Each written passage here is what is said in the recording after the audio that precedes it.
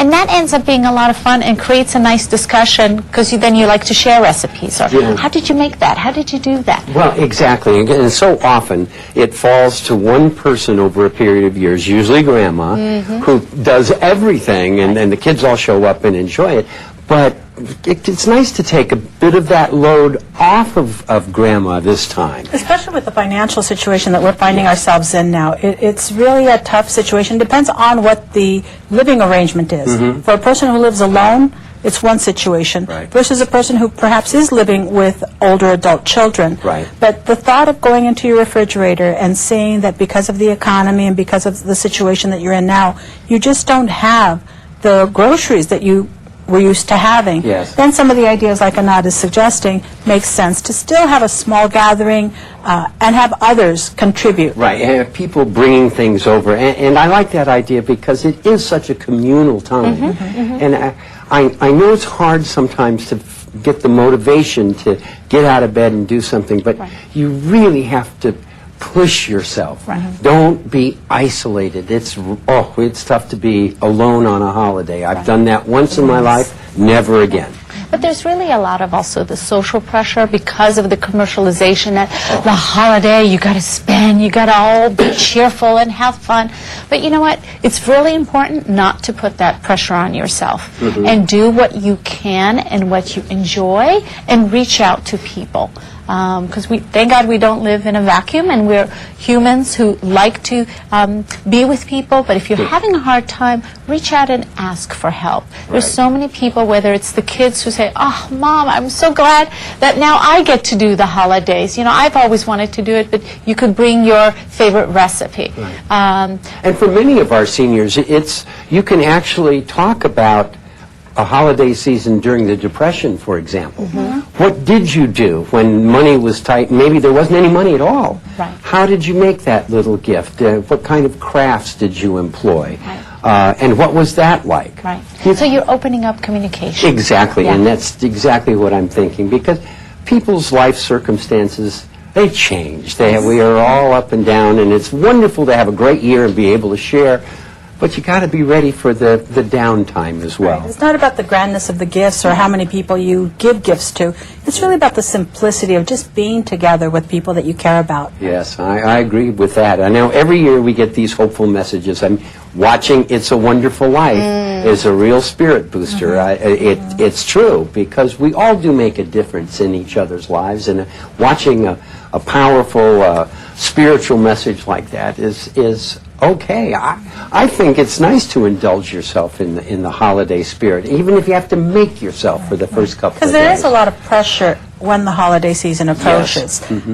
As we said, about the gift giving, not having enough money, about where the gatherings are going to be. If you have someone who has something like dementia, how to help around that. Even letting other family members know about what the situation is with that family member who has dementia, so that they know what to expect. So those things are very important. And we all need to be alert at this time of year, because the messages are so overwhelming in our media and on the radio, that we need to know that for some people this is going to be a difficult time. Now, it's time for a short break right now, and when we return, we will continue our discussion of Caregiving 101 on surviving the holidays. Please stay tuned. We'll be right back. You know, honey, I've been thinking. You're not prepared for an earthquake. Take this antique vase your mom got you. If the big one hit, it'd be a goner. Or this clay penguin you made in 3rd grade. History. By simply strapping loose furniture to the wall and putting putty under loose items, you can prevent serious injury and damage. Nothing is safe. Even poor Uncle Petey. Get the message? Be prepared.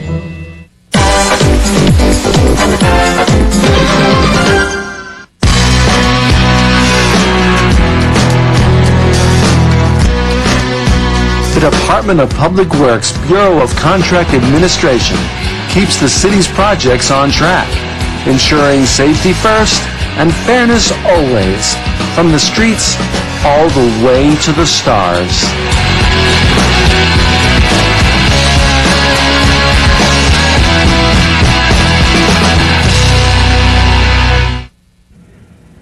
Welcome back to Aging in LA. Our topic on today's program is Caregiver 101 on surviving the holiday blues. Our guests are social workers from the Los Angeles Department of Aging, Annette Lewis and Susie Rodriguez Shapiro. Back to the holidays. It's a time when we're meant to share with one another because there's a lot of emotional content in the holidays. What are some of the tricks or devices that a caregiver or a concerned offspring might use to bring mom or dad sort of back into the present, Susie? Well, to begin with, by checking in with them. No, you don't want to force yourself on them, but you want to make it very authentic that you really would like them to participate. And if they say, well, it's either a financial reason why they can't come, find a way to do it while still allowing them to maintain their dignity. Also, if it's just a matter of, cross town, say, no, it'd be no problem. I'd love to come over and pick you up. It's really no problem. Right. So making them really feel wanted and welcome is a good thing to do. And how about anticipating the holidays? Maybe calling them and say, Mom, I found these holiday recipes, and before the crush all begins, I'd like to come over and go through them with you. That's kind of helpful, isn't it? Absolutely. So planning ahead. Yes. And this way it creates less stress because you know what to expect, you know when you need to go shopping. Other tips that we also like to share is that if you are the caregiver and you're used to doing a lot, but you don't know what to share with your kids, how they could help you, there's a few recommendations. One thing, if there's like light housekeeping or things that need to get fixed in the house, have that as a gift your kids could give you. Say, son, it would be great if you could come in one day and fix the lights or put in grab bars. Other ideas would be, are there specific days in the week or within a month that you could come and you watch over Dad and then I could go out for an hour or two? So that's a nice gift. Right, yes. We call it respite care. Exactly. Taking a break. It's so often true that we don't take that time for ourselves. Right. We have to recognize that this is a stressful time and we're putting a lot of effort into our caregiving, but it's okay to just stop for a sec. Right. And as the family caregiver also, you want to make sure that you're not setting yourself up for all of this by thinking that everything can be the way it's been every year. Not all traditions have to be, kept up. You need to make it more manageable so that everyone does have a good time, including the family caregiver who's the central one of orchestrating the whole thing. Right. And getting others to help out. Sometimes people are wanting to help but don't know where to begin without stepping on the toes of the primary caregiver. Of course.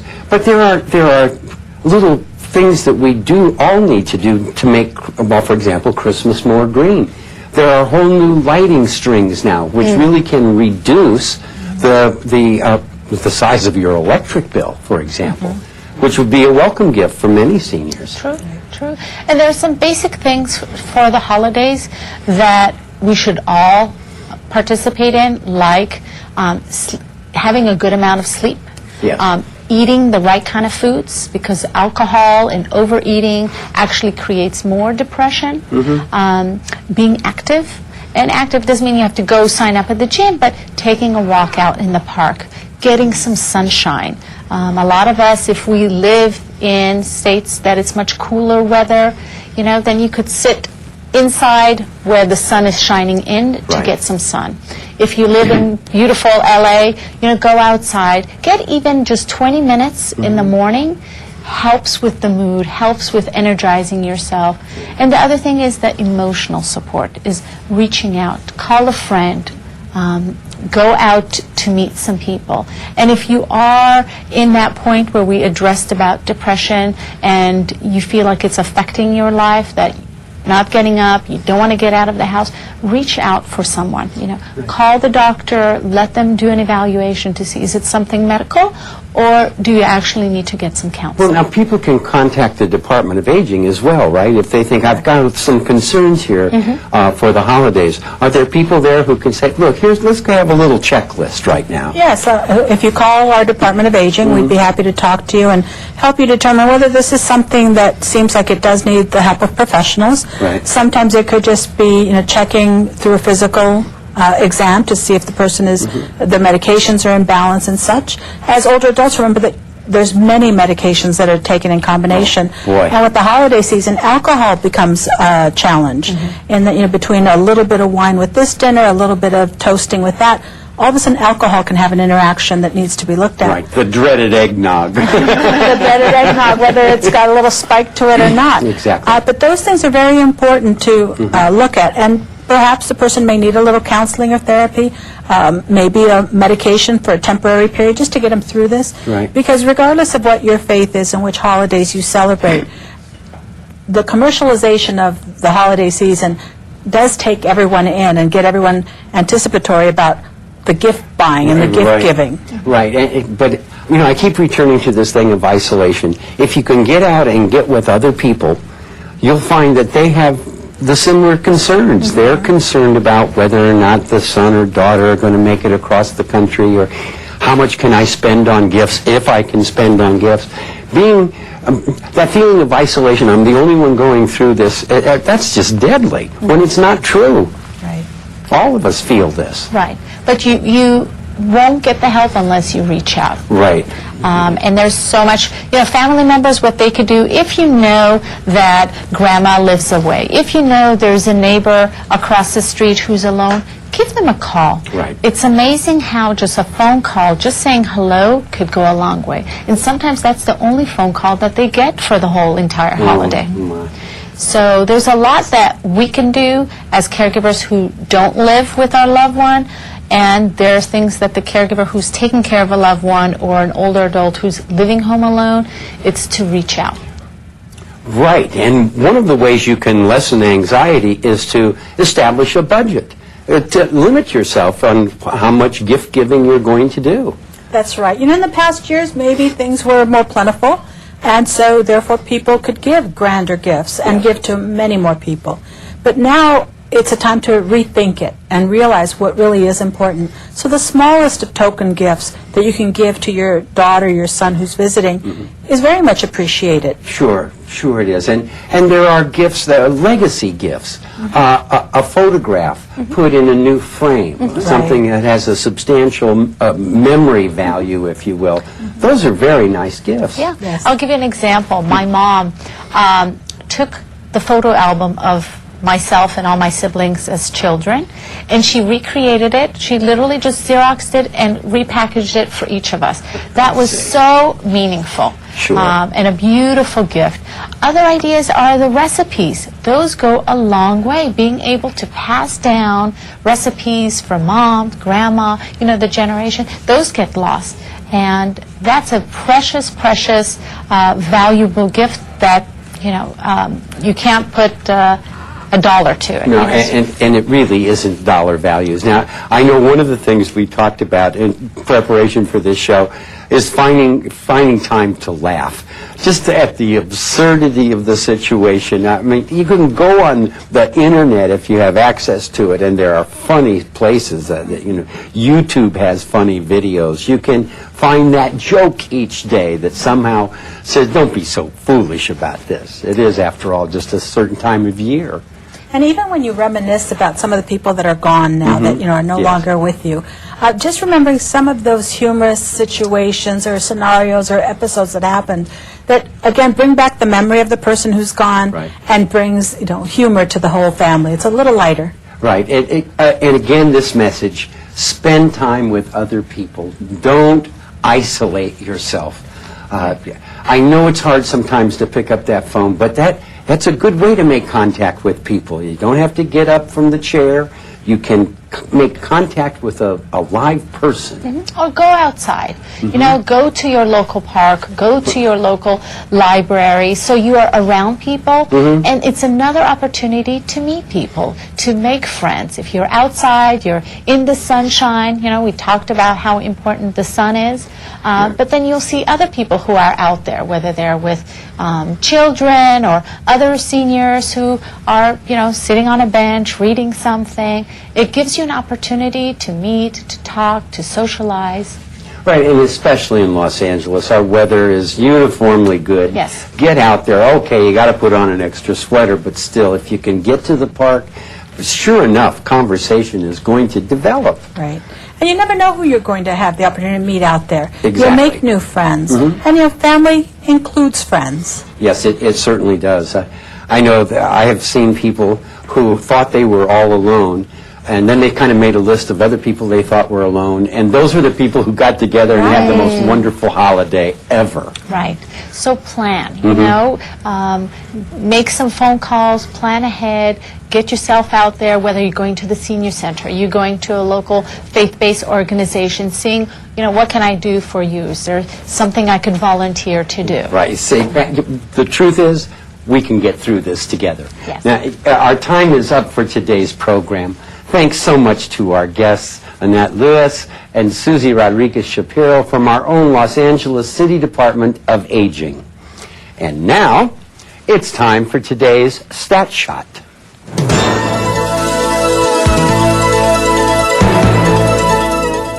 Here are some tips on how to avoid the holiday blues.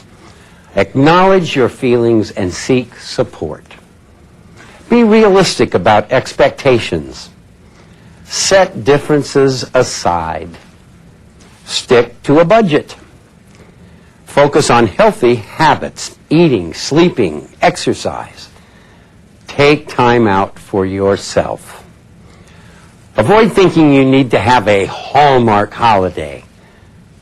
Create a positive attitude. Keep active, socialize, volunteer, and stay physically active. And find some time to laugh. And that's today's Senior Stat Shot.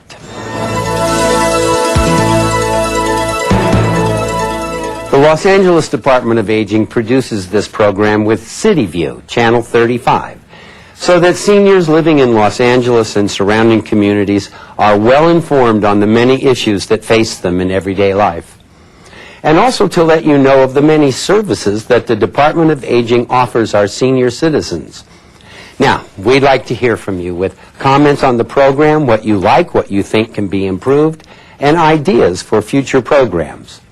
So give us a call. The number's there on your screen, area code 213-252-4088. That's 213-252-4088. Call us with your comments and ideas. We look forward to hearing from you. I'm Paul Peterson. For the Los Angeles Department of Aging, the people here at CityView Channel 35, and all of our guests on Aging in LA, thanks so much for watching. We'll see you next time.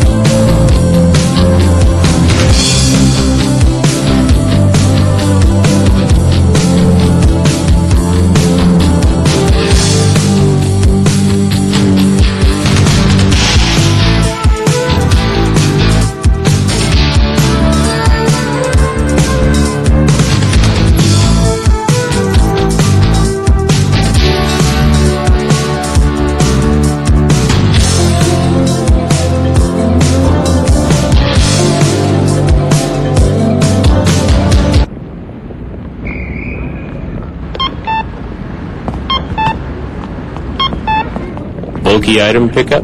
Call 311, the toll-free number for non-emergency services. 311, your one call to City Hall.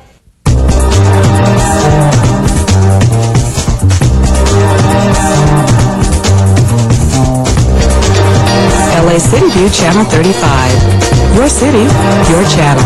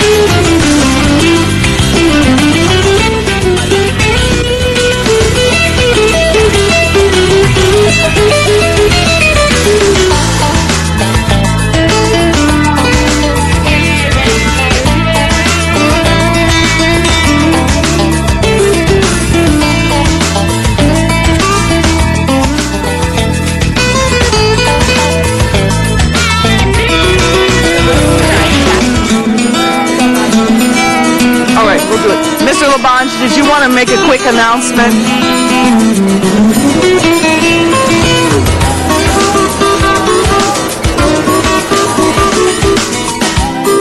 Mr. LaBonge?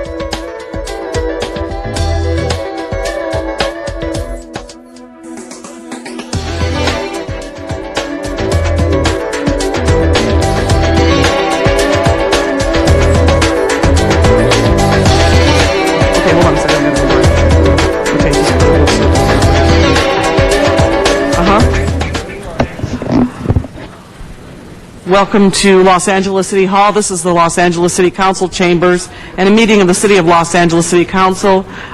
Today is August 18, 2010. Council meets 3 times per week on Tuesdays, Wednesdays, and Fridays. All meetings are open to the public. For those who cannot make it to City Hall, meetings are televised via cable on Channel 35 or can be viewed by visiting our website. Mr. Clerk, would you please call the meeting to order? Alarcon, Cardenas, Hahn, Huizar, Koretz, Krikorian, Labange, Parks, Perry, Reyes, Rosendahl, Smith, Wesson, Zine, Garcetti, 10 members present, and a quorum, Madam President. All right, first item of business. Approval of the minutes. Mr. Huizar moves, Mr. Krikorian seconds.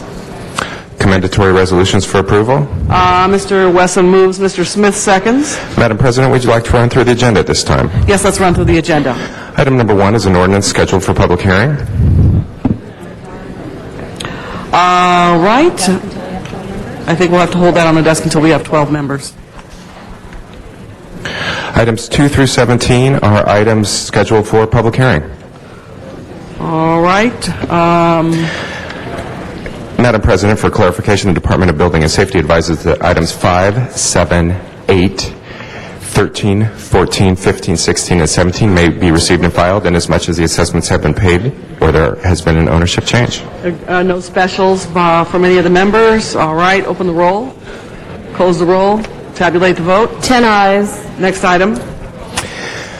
Items 18 through 34 are items for which public hearings have been held. Items 18 and 19 are commission reappointments. Would you like to hold them on the desk? Yes. 18 and 19. Also called 20 special for Mr. Garcetti, and I would also call 31 special for myself. 20 and 31. Madam President, committee reports for items 24, 25, 33, 34 have been submitted and distributed to council. All right, then. Any specials? No specials? Open the roll. Close the roll. Tabulate the vote. 10 ayes. Next item. We don't need it for that. Mr. Parks? Mr. Parks? 33, Item Okay, hold on, 34, did we move both reports? I'm sorry, I can't hear you. On 33, 34, did we move both reports? Okay. All right. Next. Items 35 through 54 are items for which public hearings have not been held. 10 votes are required for consideration. All right, specials? Cards?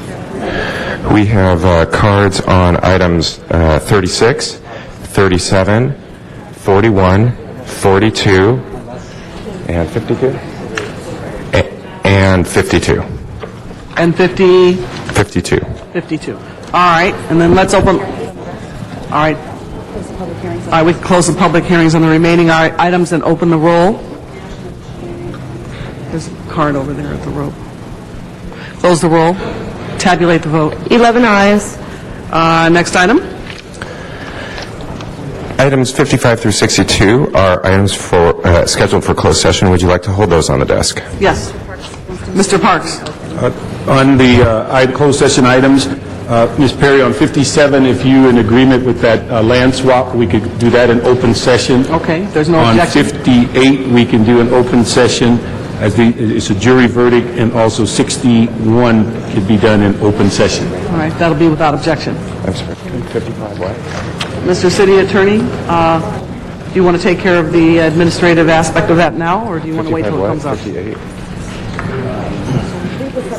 If we could wait on those, All right. we'll read the Okay. settlements later. All right, we'll take them up as in numerical order. All right, next item. Open the roll on the remaining items, please. On the remaining items. Okay. All right, we'll hold those for closed session, and then what's our next item? All right. Madam President, on the continuation agenda, items 67 and 68 are items for which a public hearing has been held. Committee reports for those items have been submitted and distributed to council. All right, we're going to hold 68 on the desk for an amending motion that I believe is in process, and then we'll take that up very quickly. Yeah, that's number 68. Then we can open the roll on the other item. Close the roll, tabulate the vote. 11 ayes. Okay, great. Madam President, item 69 is an item for which a public hearing has not been held. 10 votes are required for consideration. Is there a card on that item? No, ma'am, there's not. All right, no speakers in the queue. Open the roll on that item. Close the roll. Tabulate the vote. 11 ayes. Next item. The special meeting is held on the desk. You want to hold? Any other items? All right, great.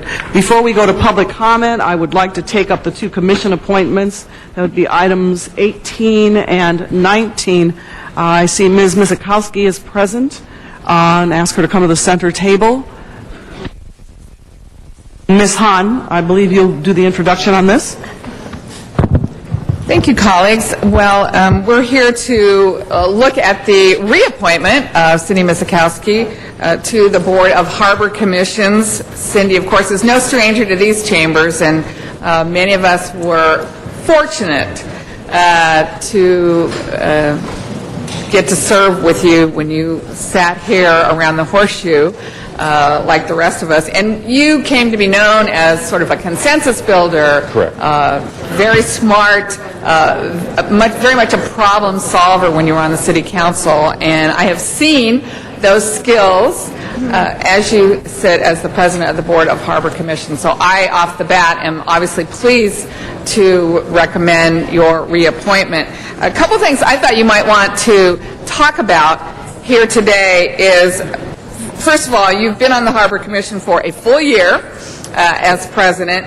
Maybe just a sense of your views on kind of where we are, what you've seen, or what you consider going forward as our major challenges and obstacles. How are we doing in terms of trying to be competitive on the West Coast? Maybe speak to us a little bit about the Clean Air Action Plan. I know we've got new goals going forward. Originally, we wanted to reduce emissions by 50%. I think we've got a new goal of 85%, how we're doing on that. Maybe speak to a little bit about how we are doing on our amping. Are we on schedule? Are we ahead of schedule? Because we know that clearly reduces emissions when those ships are in berth. And then, if you could, maybe speak to a little bit about the opportunity to bring in a shipyard in Los Angeles. It's been a very interesting, somewhat controversial issue, and just maybe your thoughts a little bit going forward on whether or not that could be a possibility in our future to bring a state-of-the-art green shipyard to Los Angeles. And they don't hold our time anymore, so that's why I'm asking you all these questions at once. But I'm glad you're writing them down. The other thing I'd love for you to talk about is our relationship with Long Beach. How are we doing? I realize we just approved in committee. We actually got one of the CUT to come to the Port of Los Angeles. But overall, how is our relationship with Long Beach?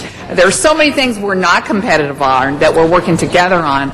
And how is our relationship? And is that important for us to continue a good working relationship with our neighbors across the bridge? So again, thank you for your service. Appreciate your willingness to serve again. It's very challenging out there. I think we've done a good job balancing jobs and clean air. I think we've done amazing in reducing the emissions. But going forward, one more thing. Love for you to speak to the waterfronts, both in Wilmington and San Pedro. There's so much going on out there. Cargo does tend to be picking up a bit. June and July were huge in terms of the volume. I know from many casuals in the area that they're picking up more work on the docks, so I think that's a good sign. But in balancing not only international trade, cargo, jobs out there, I do still think it's going to be a key revival to the economy if we can, in fact, do our waterfronts in Wilmington and San Pedro, revitalizing the Ports of Call area. How's that going? A lot of questions, but I think it's very interesting what's going on in our harbor, and I think the rest of the council would love to hear your perspective and views on these questions. Thank you very much. Thank you very much, Councilmember. that is a big agenda of questions, but let me first of all say that I have very, very much enjoyed the year that I've been down there. It's been a learning curve for me. But you are so right that what is going on down at the Port of Los Angeles is not even a microcosm. It's really sort of the macrocosm of our economy, not only nationally, but clearly in our region. And if there's one thing that I have learned down at the port this past year is that growth and being green are not in conflict. I think because of the work that was done by some of my predecessors and the commitment of the mayor and the council, that yes, we recognize that the port will grow, in fact should grow and maybe must grow, but it can grow recognizing that it's part of a community, that its growth has consequences, and those consequences need to be mitigated. By way of the Clean Air Action Plan that we did with the Port of Long Beach, so we recognize there's one San Pedro Bay, there may be 2 governmental entities or 4 governmental entities if you add the cities and the commissions. We meet together with the Port of Long Beach and do the Clean Air Action Plan and adopt the Clean Truck Program. We met with the Port of Long Beach and did something called the Water Resources Action Plan, because those waters don't know a boundary between Long Beach and LA. And so we are doing those things together where they are there's a reason to be together. And the benefit is palpable. We did, by our Clean Truck Program, cause reduction of air pollution from those mobile sources by 80% in 3 years. And when I say it's palpable, you drive it, I know you drive it every day, but you drive down to the Port of Los Angeles now, and you see not only the cranes in the sky, but you see the sky, and it's blue. And that is far different from the times that I did go down there in the past when you'd palpably see the pollution. Yeah. So it is growing. It has, through MOUs with the environmental communities, created trust funds that are accumulating as growth occurs and as container growth occurs.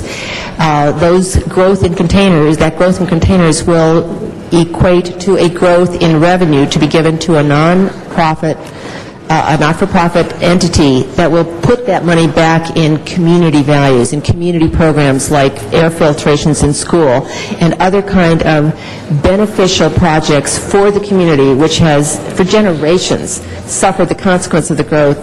And although they may have had a lot of the jobs, they also suffered some of the detriment of the growth down there. That is being reversed, and it's also being reversed by way of the adoption last year of the San Pedro Waterfront Project and Plan, which basically says this is a working port, it's a waterfront, it's got lots of jobs and causes our economy to thrive, but it also has waterfront. It's a natural, gorgeous, attractive tourist kind of feature, and there hadn't been attention paid to that.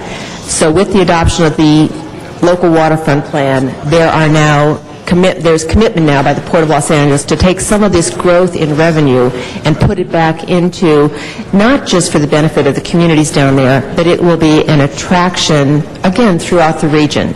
We are looking at stimulus for the commercial area down there. We are investing in local marinas, so fishermen and marina people can just come and have waterfront amenities that it's fun to watch the big ships and the cranes come in, but it's also really, really enjoyable to just enjoy a revitalized waterfront, and that's what this plan will do. The only other thing I wanted to say is in terms of the job stimulus side, I don't know that the council is aware of this, but you and I were at a groundbreaking in the spring where underway today is the largest federal stimulus project west of the Mississippi, and it's going on at Harry Bridges Boulevard today. The groundbreaking occurred. Those are real jobs, real stimulus, real economy, putting people to work today, and when they are working down at the port, whether or not you have the movement of goods throughout the region, there is every city council district benefits from jobs that are created at the port, and jobs are created in their districts as a consequence of the port. So it's all interconnected, and we need to shine a spotlight on it more often. Great. Thank you very much. Hopefully maybe another council member will talk about security issues since my time is up, because we didn't touch on that as well. But thank you very much for your service. Thank you. Thank you, Ms. Hahn. Mr. Rosendahl is our next speaker.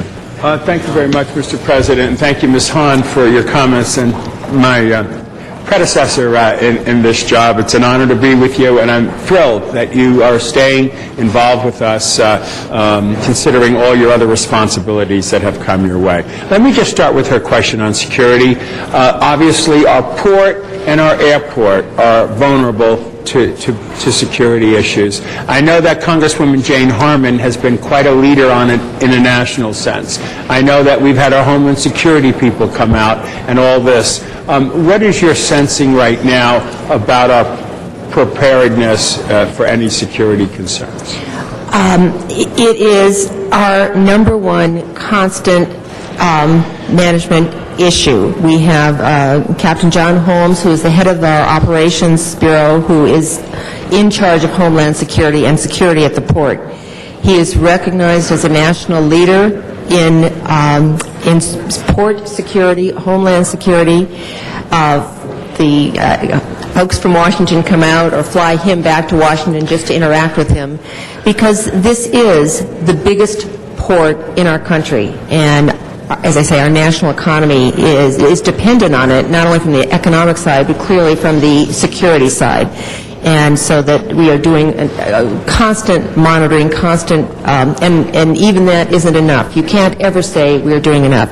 I think I mentioned in committee this morning that there is going to be a Homeland Security Port Conference that is actually coming to Los Angeles next month, and I think the council members will want to be part of that, both with some of the discussions that will take place here in downtown Los Angeles, but then also relating down to the port.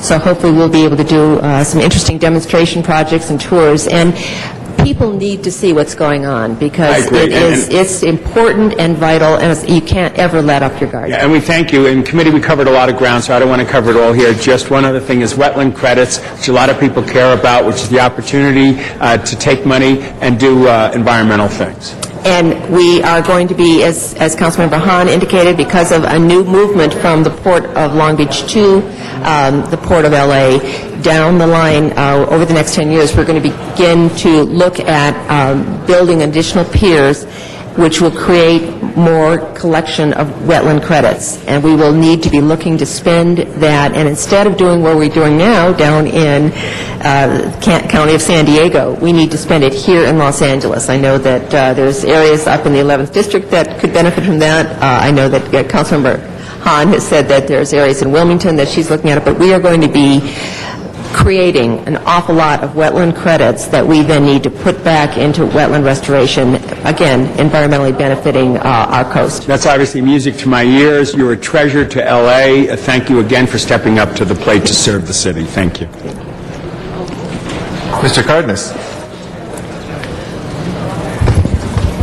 Thank you very much. I just want to remind the people of Los Angeles that Cindy Misikowski has been a very, very generous and abled individual that has been involved in civic responsibilities and duties for the city of Los Angeles for many, many years. And I've had the pleasure and honor to serve with you, Ms. Misikowski, and I do miss you very much. I've served with literally hundreds of colleagues since I've been elected over the last 14 years, and I must say you're at the top of the list of the most diligent and also the most knowledgeable and responsible individuals I've ever served with. So thank you so much for doing it voluntarily now on the Port Authority here. But one of the things I wanted to talk about, especially you pointed out appropriately the kinds of support that we're getting from the federal government, and we're actually putting into action there as well, and which relates to the economy. And when we talk about economy, really the root of it is jobs. So one of the things that I wanted to ask you is, what is the situation, or where are we at with the potential of a shipyard that apparently could bring hundreds of good paying jobs that would actually be sited at the port? What is the status of that so far? A little over a year ago, the port entered into an MOU, a Memorandum of Understanding, and an exclusivity agreement with a potential shipyard builder.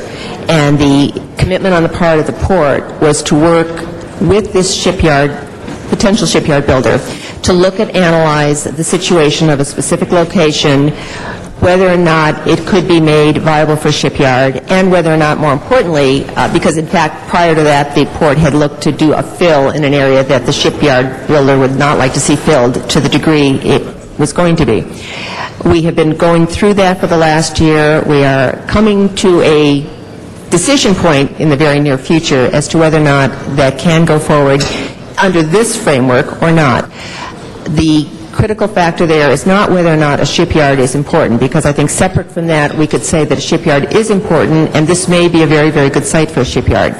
The issue in this particular case is whether or not the shipyard at this location, given the current configuration, conflicts with another major important project that's going on, which is the channel deepening project.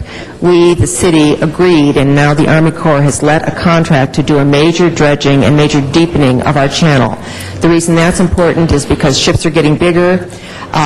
We have already understanding from, and we have development going on in the port at certain wharfs where there's a commitment that we would have the channel deepening done by a time that those big ships will come into these new areas.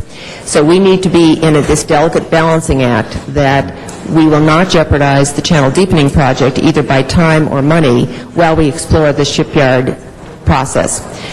As I say, we're looking at that. I know that Councilmember Hahn just on Monday had a meeting with the Army Corps of Engineers. The port staff was there, and we are looking at this. In one way, it's now potentially dependent on the City of Long Beach and the Port of Long Beach, because if they can take the fill that we are creating by this dredging, then that can be a solution that may or may not impact this. But all of this is a delicate balance. We are looking at it, reviewing it, and need to come to a decision in the near future relative to this specific operation, but that separate from that, the issue of a shipyard, the issue of potential shipyards, the issue of growth of the shipyards are all something that need to be analyzed both within the context of the current MOU and outside of it. Well, thank you. You certainly, once again, showed us that you're very diligent about your efforts and your responsibilities, whether it's paid or voluntary, in this case voluntary. Yet at the same time, I'd like to state my how I feel about it so far, and I look forward to digging deeper into this issue myself, and I would hope that you can actually do so even further, more than you have already, because for somebody to want to invest $50 million at this time, in this economy, in an asset that belongs to us, and then on top of that, to have a godsend of a situation where we have a neighboring port literally that says, oh, you're going to be dredging, bring us the material, instead of having to put it where potentially the shipyard would be. And then on top of that, to have MARAD, which is has to do with the U.S. Maritime Administration when it comes to security and things of that nature. They've actually stated, okay, 10 seconds, please. Yeah, go ahead. Finish that. Okay, thank you. They've actually stated that having shipyards in the United States is actually contributes to a better security matter for all of us in general. So there's a lot of factors. I just hope that Geraldine Nats isn't just digging her heels in the ground and over-emphatically pointing out the potential of the delay on the dredging. So, like I said, I look forward to looking into it further, and hopefully you'll do the same. I know you've looked into it a lot, but I think there's a lot more we could do here. Thank you. I'm happy to talk with you about it as we go forward. Thank you. Mr. Koretz. Well, I think I have a little bit less to say than I had planned, because I was going to ask you a question about that very same thing. I think it seems like a great opportunity to add an economic driver, and I think it's a missed opportunity not to have that shipyard there. Other than that, I'd just say, hey, we've worked together for a long time. I had my first real job in government working with Marvin Browdy's office as a field aide when Cindy was a terrific chief of staff, and you've done so much great work in LA since then, so just wanted to offer my appreciation for everything that you've done from start to finish, and your continuing good work with the harbor. So we appreciate your willingness to continue in this capacity and your terrific work there as well. Thank you. Mr. LaBonge. Thank you very much. In committee this morning, I wanted to ask a question about credits as well. As you look forward, there's areas, whether it's along the Los Angeles River, some of the creeks, they could be identified, even some canyons with old creeks in Santa Monica Mountains, Hollywood Hills, Griffith Park.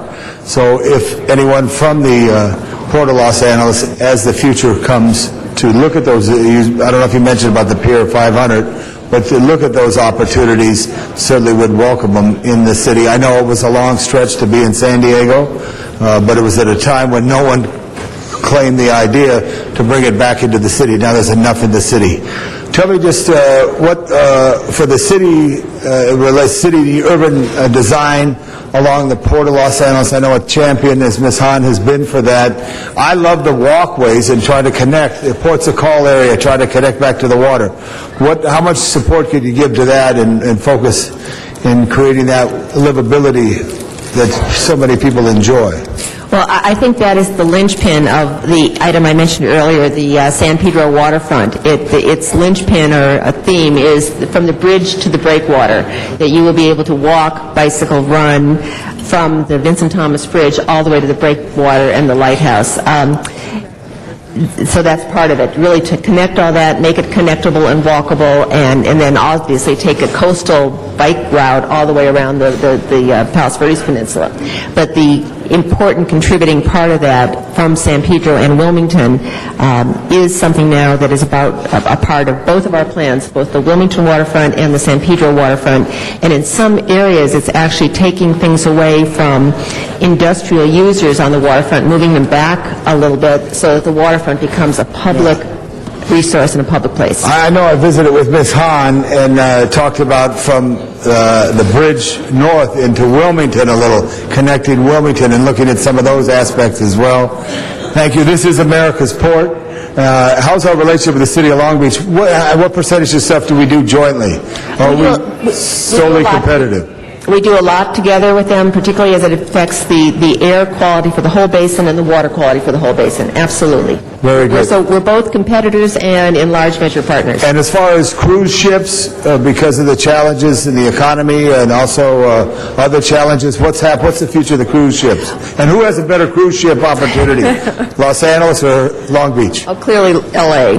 And in fact, we have seen, you'll get every once in a while, we'll have 3 cruise ships in port at one time and showing just the full capability of the operation down there. We also have done, this will be music to your ears, we just recently put solar panels on our cruise ship building, big flat roof building. We are working with DWP to just, again, do everything that we can on a green agenda of managing that. And I know when the Pier 400 was being built, the Port of Los Angeles was DWP's #1 customer there. Lastly, one sheet if you could create for all our neighborhood councils just to distribute the importance of the port and its relationships with tags so they could connect to various websites to know the importance of the Port of Los Angeles always is good. Thank you, Ms. Misikowski. Congratulations on your many years of service to the great city of Los Angeles. Thank you. Mr. Smith. I think there have been some really great questions, and I had a few. I just really want to just stand up and take this opportunity to say, I had the opportunity to work with Cindy for many years as chief deputies together. She was the chairman of the Chief Deputies Corps. We've had the opportunity to work together on the council together, and again, I just want to say I think she's one of the most talented, smartest people I've ever had the pleasure of working with in 30 years of this building, and wherever you're willing to give your talents and time, you've got my support, and anytime you need any help with the council, you pick up the phone and call me. It's been a pleasure working with you, and I'm glad you're back, and I'm glad to see you over there. Thank you very much. Thank you, Councilmember. Thank you very much. And Ms. Hahn, I don't know if you covered it, but Ms. Misikowski, we'd love to work with you on the USS Iowa project as well, which I think is a great opportunity for the city to have the last of the Iowa-class battleships perhaps permanently in harbor. So look forward to working with you on that. Sorry? Yeah, thank you. I appreciate it. And there are no other speakers on the queue, so with that, we have the nomination before us. If we can please open the roll, close the roll, and tabulate the vote. That is approved. Thank you very much. Thank you very much. Appreciate it. It's different being on that side, but thank you very much, Ms. Misikowski. If we can remove number 1, so we're just waiting for 12 members. Please open the roll, close the roll, and tabulate the vote. 12 ayes. Number 42, if we can, sorry? Oh, I'm sorry, there's a speaker's card. Let's hold it then. Let's reconsider it. We're going to go to other items first. Please open the roll in reconsideration, close the roll, and tabulate the vote. 12 ayes. We'll come back to one for those speakers. We have one other commissioner, and then we'll go to general public comment. Number 19, for the North Valley Planning Commission, Mr. Reyes is excused today. So, Mr. Weezer, maybe as the Vice Chair of Plum, if you'd like to speak to the nomination before us of Victor Sampson. If Mr. Sampson would like to come forward. Present. Is Mr. Sampson here? Mr. Sampson? All right, well, let's hold it on the table until the nominee is... Oh, is he coming? Oh, there he is. Working his way up. There he is. He's here. Come on forward. Mr. Weezer. Thank you very much, Mr. President and colleagues. We had a meeting of Plum to once again appoint Mr. Sampson to this Planning Commission. We're thrilled that he would continue his service with his background and knowledge. And Mr. Sampson, if you could just tell the council your interest and experience and having served on the commission and what you hope to accomplish. Thank you. Good morning, council members and council president. I've been on the Area Planning Commission for several years now. I am in the real estate business with Coldwell Banker Real Estate for over 20 years. I am a member of the Urban Land Institute, and I believe that proper planning is important in the development of the city.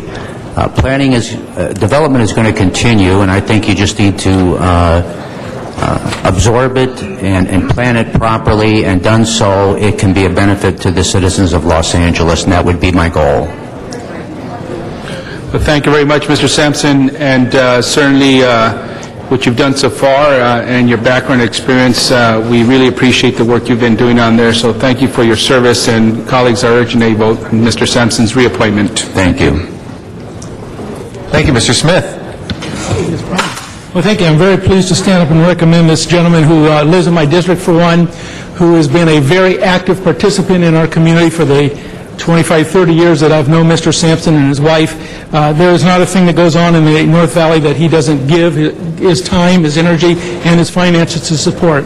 And I want to point out very clearly that the North Valley Planning Commission was, in a way, the genesis of the succession movement in the San Fernando Valley when it got on the ballot, because really came to life after his own case that went through that commission that went against the wishes of the community, that really propelled the succession movement to take a real form. And now, since he's been there, and in years to come since then, the Planning Commission is doing the right thing, is listening to the communities, working well with resolving those issues. We've had none of those contentious fights that have promoted the city into those other bigger fights, and I think he's been a very calming force on the commission.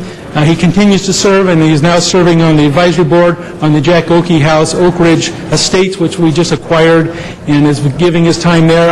I think Vic is one of those people who would rather work for the city as a volunteer than he would as a realtor, because he loves so much the things he does. So I'm very pleased to stand and support this nomination. He's just a great public servant. He cares about his communities, and that's the kind of people we want on our commission. So good luck, Vic, and thank you for all your service. Thank you, Councilman. Mr. Krikoyan.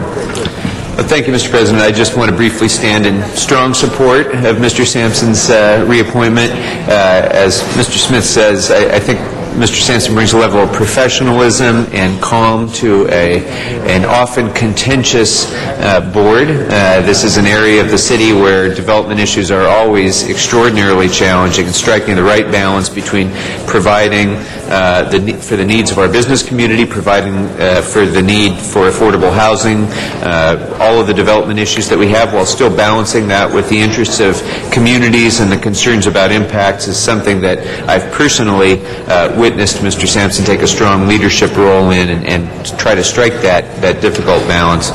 He's done an exceptional job for the city, and I stand in strong support of his renomination. Thank you, Councilman. Thank you. That is the last speaker on the queue, so we'll take the vote. Please prepare the roll and tabulate the vote. 12 ayes. Thank you. Congratulations. Thank you, Council President. That is approved. Appreciate your work for the people of Los Angeles. We'll go to general public comment. Our first speaker is John Walsh. After that will be Joe Thomas.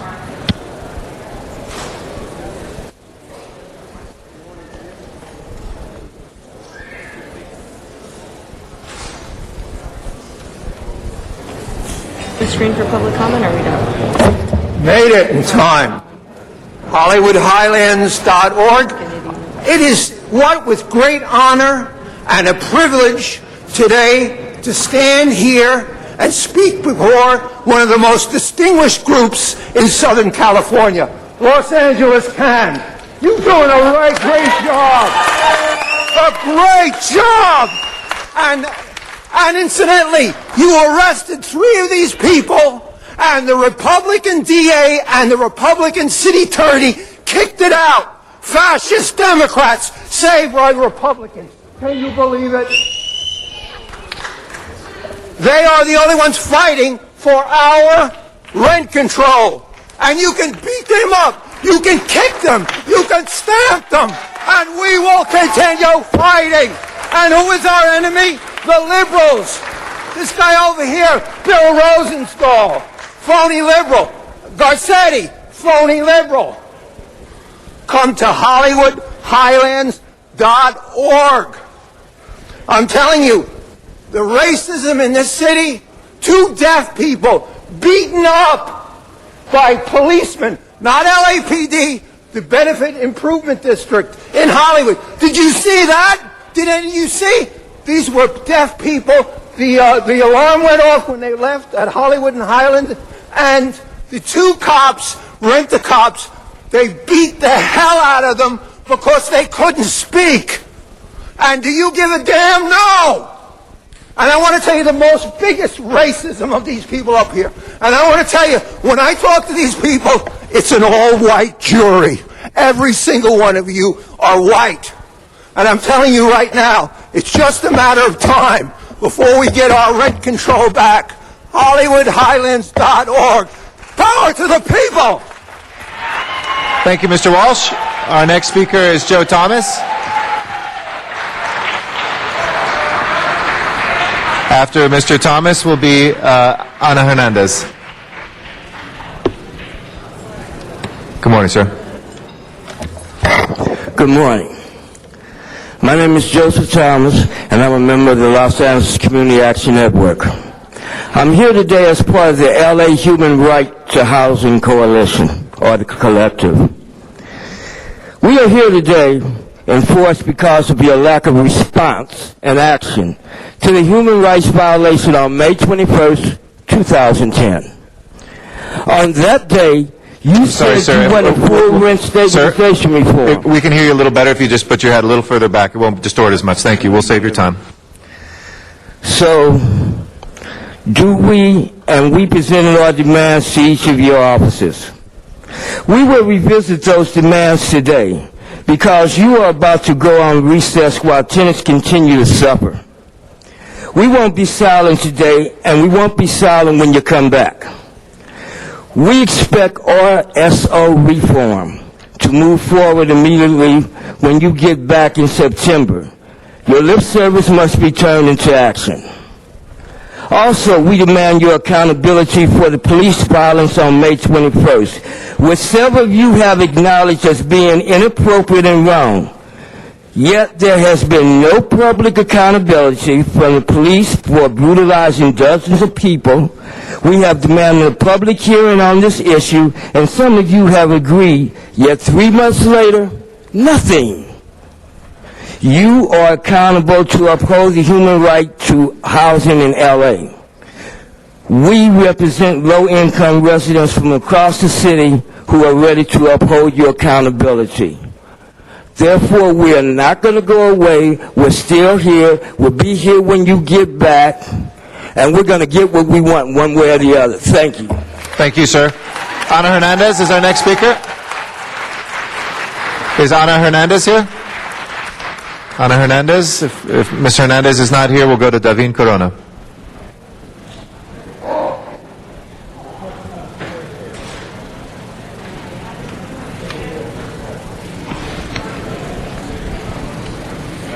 Good morning.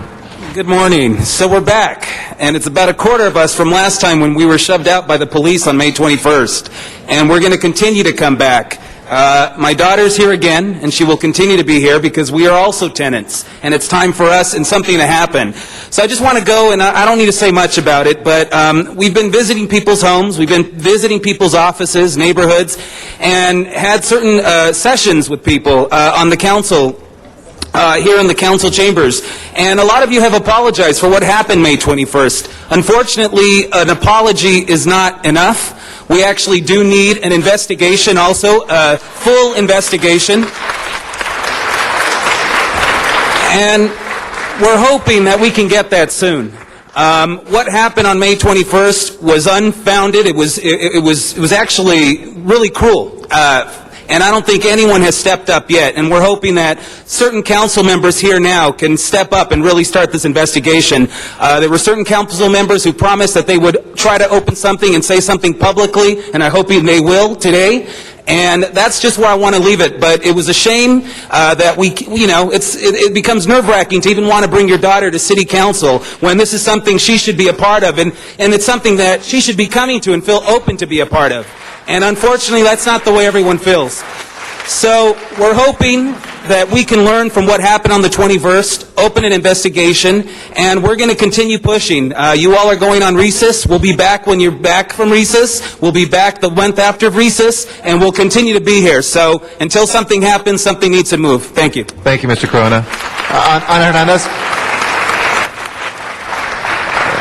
After Ms. Hernandez will be General Dogon. My name is Ana Hernandez. Good morning. Okay, good morning. And also I need translation, Okay. please. No problema. Momentito.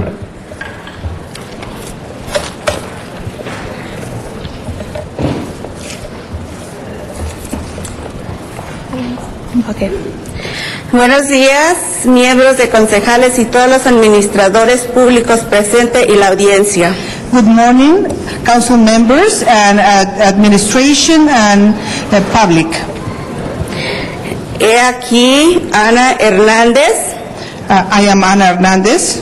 Presente para dar mi testimonio de cómo me he sentido desde la última vez que estuve en esta sala. I am here to give my statement about how I feel from the last time I was here. Diferentes organizaciones con una sola causa y la más importante por el congelamiento de rentas. Yeah. There are different organizations. We are different organizations with one cause, and the most important issue is about the rent control. Llegamos desde las 9 de la mañana, más o menos antes que las puertas se abrieran. We arrived before 9 a.m., approximately before the doors were open. La gente se iba congregando, tomando sus lugares en las bancas de la audiencia, diferentes caras, hombres, mujeres y niños. People arrived, they were taking their seats in the audience, different faces, women, men and children. Diferentes preocupaciones y desde luego la seguridad. Different concerns and of course safety. Que nadie salga de su control. The safety and that nobody gets out of control. Todos tomando sus puestos y sus posiciones. Everybody ready and taking their positions and seats. Por fin se abre la sección y la audiencia. Finally, the session is open. A la expectativa de cada uno de los puntos a tratar de la agenda del día. Expecting for the issues that we are going to see today, the different articles in the agenda. Desde luego, lo más afortunados pasan primero a recibir los conocimientos. Of course, the luckier ones come first. Trofeos, ramilletes de flores. To receive prizes, to receive flowers and recognition. Por el gran esfuerzo que han hecho para formar parte de esta sociedad. For the great work that they did in order to be part of this society. Los ganadores, un triunfo. For the winners is a triumph. Los destacados deportistas. For sportsmen. Otros como los voluntarios que ponen su esfuerzo para hacer algo en su comunidad. And for the volunteers that work hard to do something in their communities. Los pequeños negocios, por alguna razón, han integrado sus ganancias. Small businesses, for one reason or another one, they integrated their profits. Es todo lo que puedo acordarme de ese día. That's all I can remember about that day. El tiempo transcurre.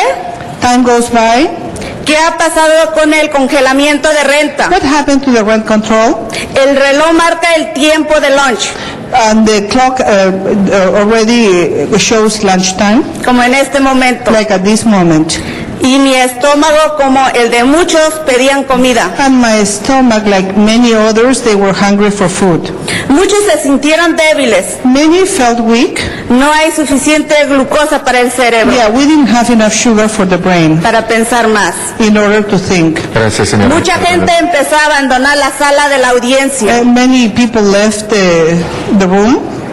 Inquietos y desesperados. They were concerned and they were desperate. Enojados. They were angry. Era el único sentimiento que compartíamos todos. That was the only feeling that we all shared. Gracias. Porque el punto del congelamiento We have to unfortunately se postergó. keep it as even. I gave a little extra time for the translation, but we need to make sure we have the next speaker. Sí. Okay, perdóname. Okay. If you'd like to give sus palabras, quiero dar sus palabras al Sí, consejo. lo que yo quiero decir es que What I want to say para is, todos los concejales, yo creo, le pedimos de verdad que pida una disculpa a toda la audiencia What I que want to estuvimos request- ese día, porque realmente no merecemos esa humillación. what I want to ask all the council members is to apologize for what happened that day because we don't deserve to be humiliated in that way. Por eso estamos Gracias. aquí y por eso Thank you. damos nuestros votos General para Dogon que is our ustedes next speaker. ocupen la posición donde están. Thank you. That's why we are here and we vote for you to be in the position that you are now. General Dogon is our next speaker. After that is Hilda Garcia.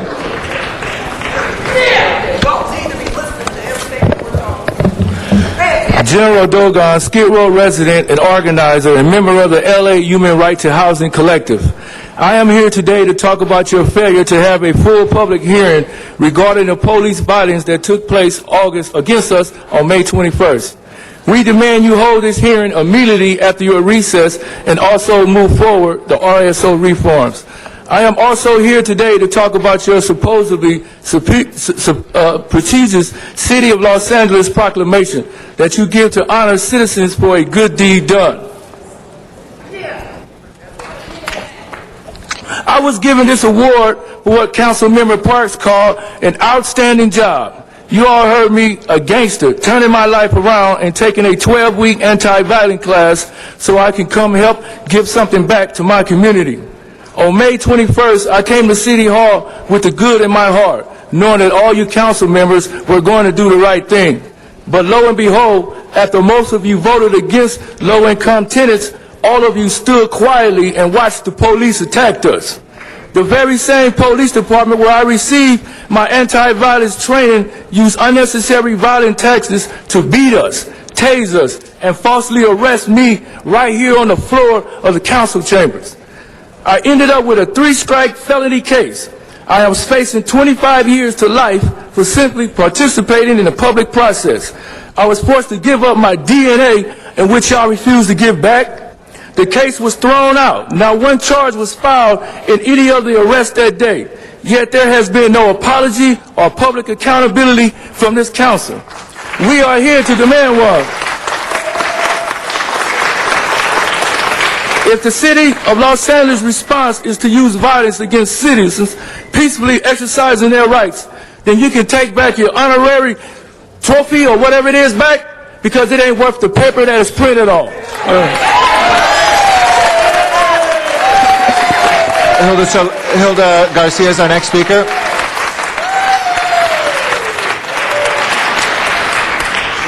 Does that come forward, Ms. Garcia? Then AJ Carriaga. Aló, buenas tardes. Yo soy la señora Hilda García.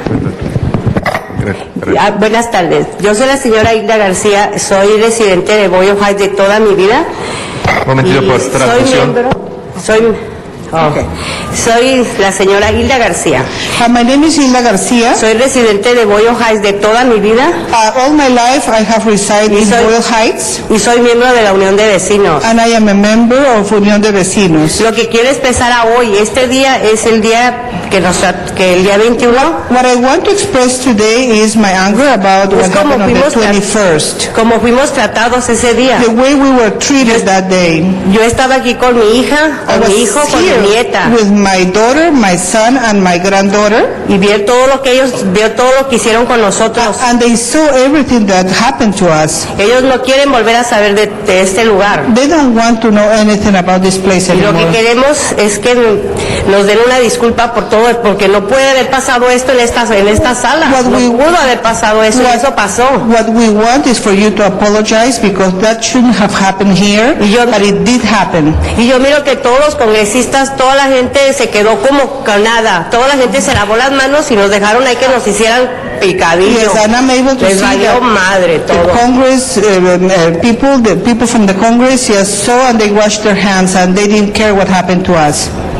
Y es lo que yo quiero, que todos ustedes sepan que si no por nosotros, que somos los latinos, porque aunque seamos la mayoría, son los más pobres somos los que nosotros los tenemos en esos lugares que ustedes están And ocupando. I want you to know that we no lo Latins, saben. even though we are the poorest, we are the ones that have placed you in the place where you are sitting now. Y lo que no me explica, me dice mi hijo, mamá, ¿por qué dejaron que nos hicieran eso? Pues ¿por qué? Porque no les importamos, porque somos los más pobres de la My de son todos aquí. asked me, why did that happen? Why did they did that to you? And I told him because they don't care about us because we are the poorest.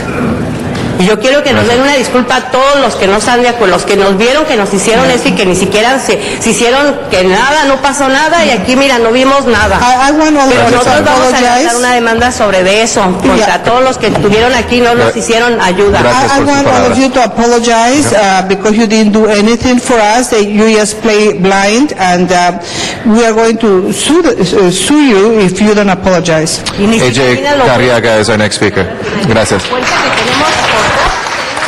Mr. Because we are poor, we Carriaga. are very strong. After that will be Brendan C. Good morning. Good morning. My name is AJ Carriaga, U.S. veteran living in Boyle Heights. It's a place I found very economical that satisfies my needs as I'm a pension veteran on limited income. I got a phone call this week, 2 phone calls from Frank Valdez at 5th floor at Weingart Center. He was concerned about what is going on with the rent freeze. Is there going to be a fair shake for us vets or not?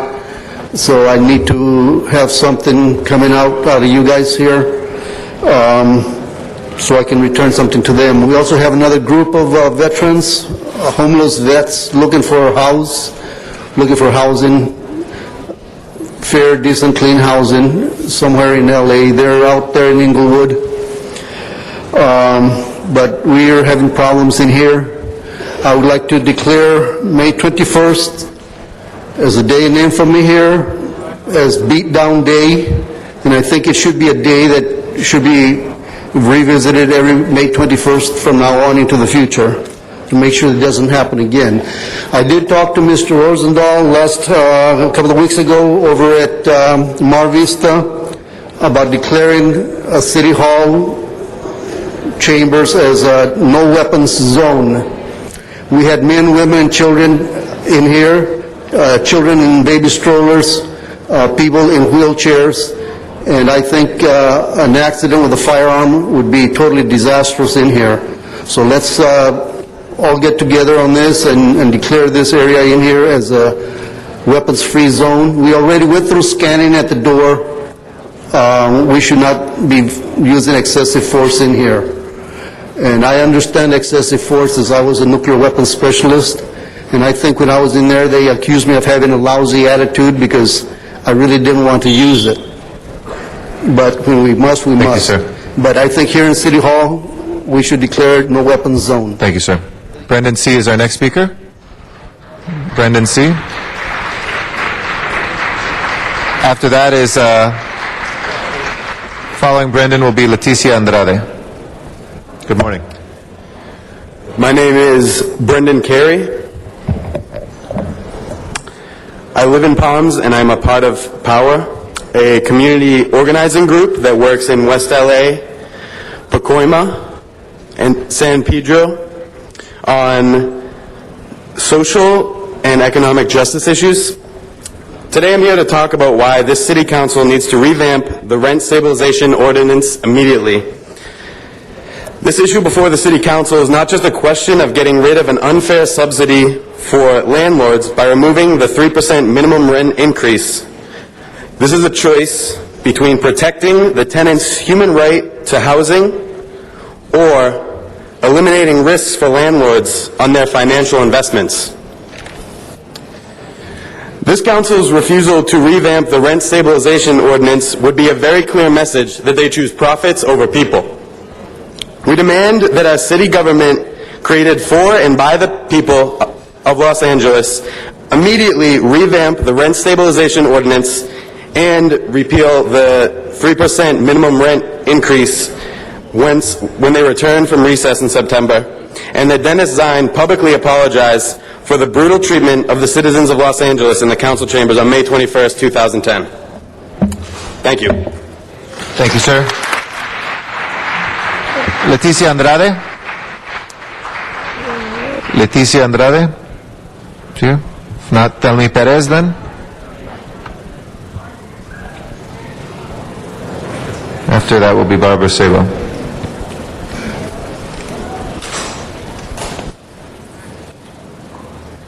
Good morning, council members. My name is Telmi Perez. I'm a member of the Los Angeles Human Right to Housing Collective. This is a colleague of mine, Maria Paz Jaén. She has been a resident of Los Angeles for decades, and she's an outstanding senior citizen. I'm here to talk about the eliminate rent control reform. I know you all are about to go on your recess, and we are here today because we want to pass this message along to you that we're going to continue coming until we get a fair rent control reform.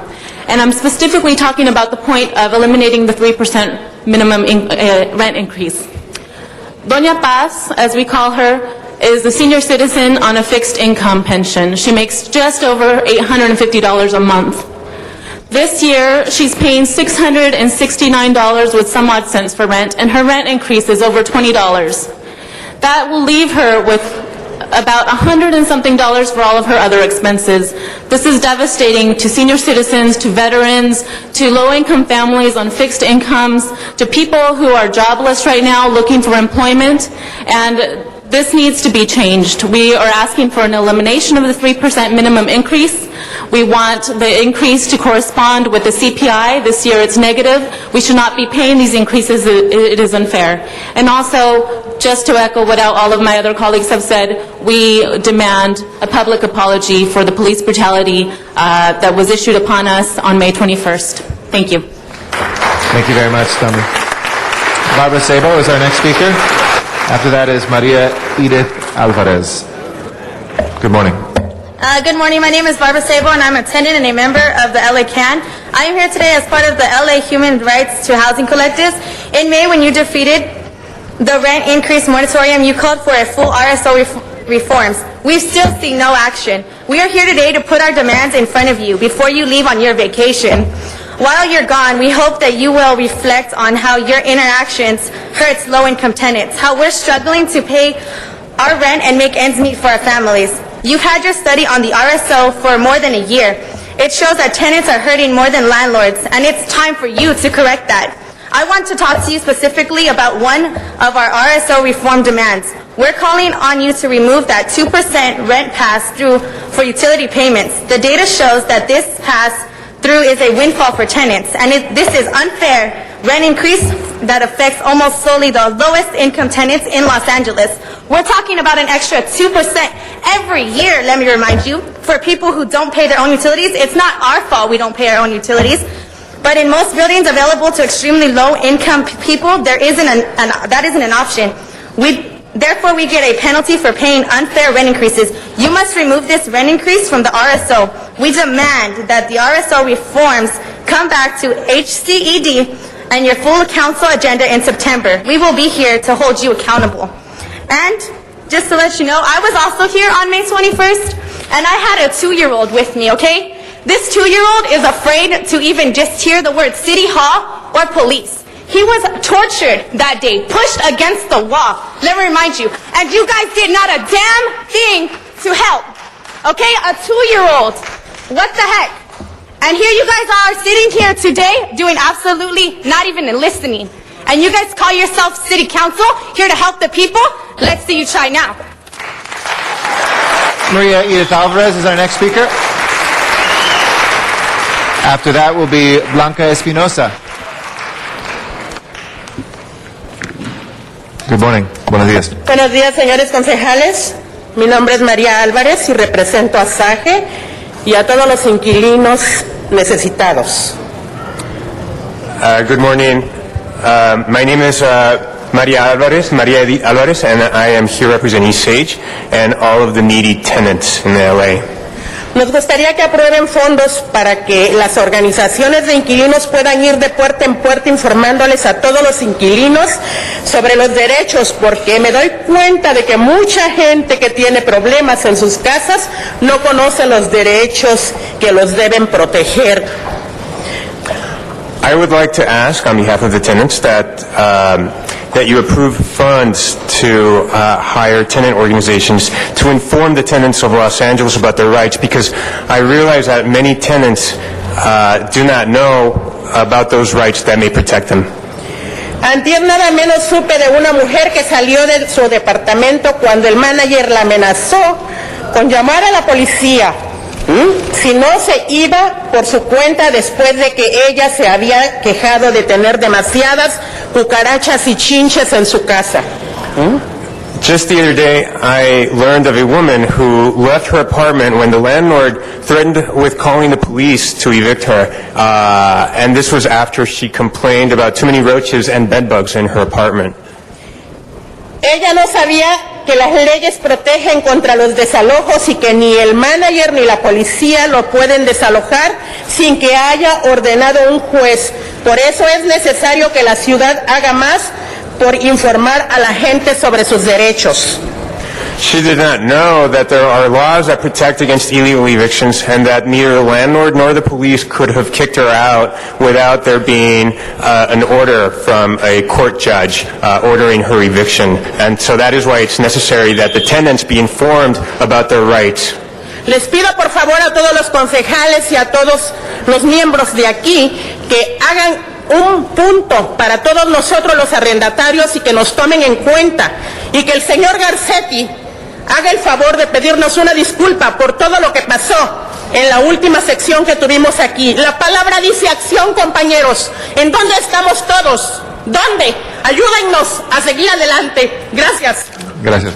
And so I would like to ask the City Council to make it a point of doing something for the tenants, for us renters, and that Mr. Garcetti also offer a public apology. Thank you very much. Blanca Espinosa is our next speaker. After that is Bilal Ali.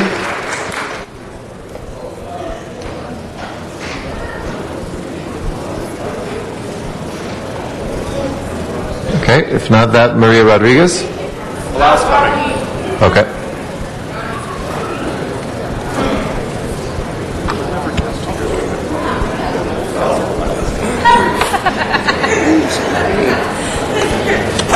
Good morning, council members. Good morning.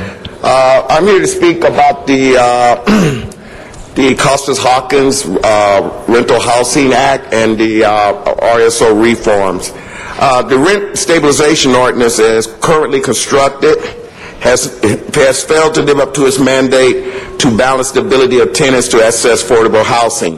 Where is this balance? Where is this balance when the interests of tenants are trumped by the interests of the landlords? Tenants throughout Los Angeles continue to feel this imbalance in the form of the swelling homeless population, in the form of overcrowding, in the form of hazardous living conditions, and economic exploitation. We are suffering this, we who make up the majority of the residents in this city. A logical and fair remedy for any real balance should begin with not only passing a resolution, but actively working to change state legislations to allow the extension of LARSO to all rental units built before 1995 in regards to the Costas-Hawkins Rental Housing Act. This draconian policy places profit over people. Lastly, I want to emphasize, we the tenants of this city are not seeking a profit or political favors. We are only seeking a means for survival. And I'd like to add to some of my colleagues' sentiment about what happened on May 21st. And I'd like to end with Dennis Bull Connor Zine. You ain't no friend of mine. On May 21st, you perpetrated a crime while your cronies on the city council said deaf, dumb, and blind. Dennis Bull Zion, you ain't no friend of mine. And Dennis Bull Zion, you can kiss us while the sun don't shine. Thank you. Our next speaker is Jorge de la Corta. Is Jorge de la Corta here? After that will be Robert Blue.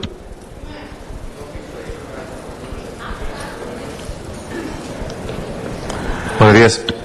Muy buenos días, señores Good morning, representantes del Consejo. council members. Estoy aquí para pedirles de que cuando lleguen inspectores a las casas de los que rentamos, I am here to request you that every time that an inspector comes to a renter's home, sepan hablar español e inglés. they should be bilingual, speak English and Spanish. Porque como ustedes saben, el español y el inglés son dos idiomas que van de la mano en el mundo. Because as you know, English and Spanish go together hand by hand in the world. Si no lo sabían.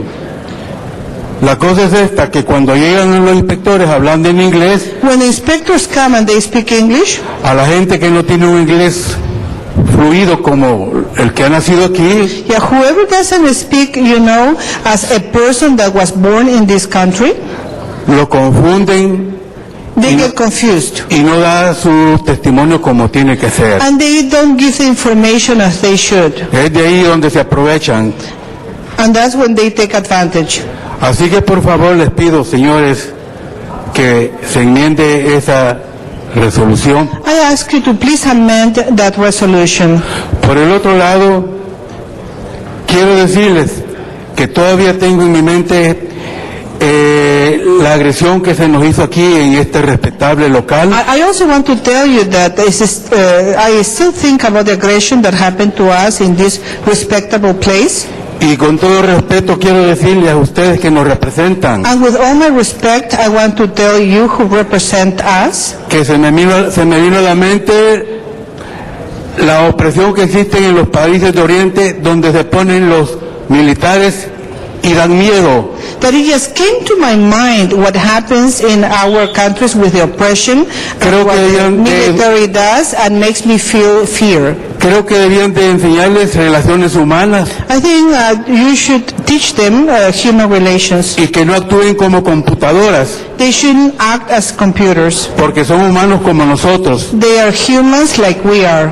Esperamos que el señor Garcetti We hope that Mr. Garcetti y todos sus compañeros de la mesa del Senado and all the Senate, retomen por el bien de todos los ciudadanos que votamos por ustedes, for the welfare of the voters, para que hayan cambios sustanciosos I hope they make a change. para el bien de toda la comunidad. For the welfare of the community. Muchas gracias. Thank you. Gracias por su tiempo.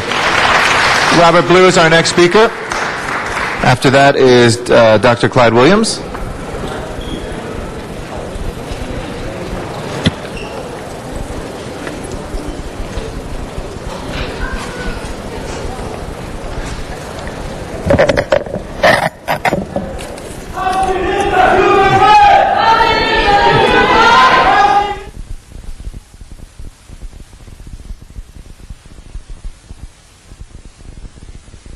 We'll wait a second for Mr. Blue, who's in public comment. If we can ask for the courtesy to him that he gave to you, please. Thank you. Mr. Blue? Good morning. Today I'd like to thank you for two items, your leadership, Mr. President, your position, strong position you've taken on a ratepayers advocate for DWP, and I know that Council Member Smith is hosting an event today to discuss that very issue in Northridge. Secondly, your position on billboards and signage has been very strong, and it's important for the public to support you on these positions because there's a lot of interest that would be against your position. Finally, I'd like to bring up something I hope you could reinvigorate again, and that's Council File 090065, and that's regarding the historical cultural ordinance, which hasn't been updated since 1962. I know a lot of forces work together, the downtown building interests and also the Conservancy, I'm a board member of Hollywood Heritage, and I really would like to see this. I know that you forwarded the motion. Wendy Gruhl had seconded it quite a while ago, I think beginning of 2009. And I know it's on the council file. It's been placed at the Plum Committee since, I believe, October. So I'm hoping whatever the issue is, that could be resolved and move forward, because 1962 has been quite a while. Thank you. Absolutely, thank you. And the Hollywood Community Plan is the last to be updated in 1988. So thank you, and we'll check with Chair Plum on the status of that. Dr. Clyde Williams is our next speaker. After that is Arnold Sachs. Morning. Dr. Clyde Williams, 4115 Barrett Road, El Sereno, Northeast LA. Today, this morning, there was a presentation regarding tourist promotion. However, don't we have enough organizations promoting Los Angeles? I don't know. We have the CRA. Isn't this something that they would be responsible for? I don't know. Seems like it's a bait and switch. Number one, it's only for the hotels. So why call it tourism? Why not just hotelry? But it's not for all of the hotelers. Those that have less than 50 rooms, probably a predominant number of individuals, were notified and nobody came to a meeting of the TMD. So what are we getting to? Well, it's number one, going to have another board, another commission, another series of appointees to do what? To promote tourism. However, they left out the Port of LA and LAX, LAWA, who have already in place organizations to promote their facilities across the world. Maybe the hotels should work with the Port of LA and the airport to come up with an organized means of advertising. However, we also have Long Beach, Santa Monica, Beverly Hills was brought up, San Fernando, all of the other communities that will either benefit directly from our expenditure in the city of LA, or maybe they will be allowed to have representation on the board again. Oh, is this something like MTA? I hope not. Thank you. Thank you, Dr. Williams. Arnold Sachs is our next speaker. After that is Michael Hubman.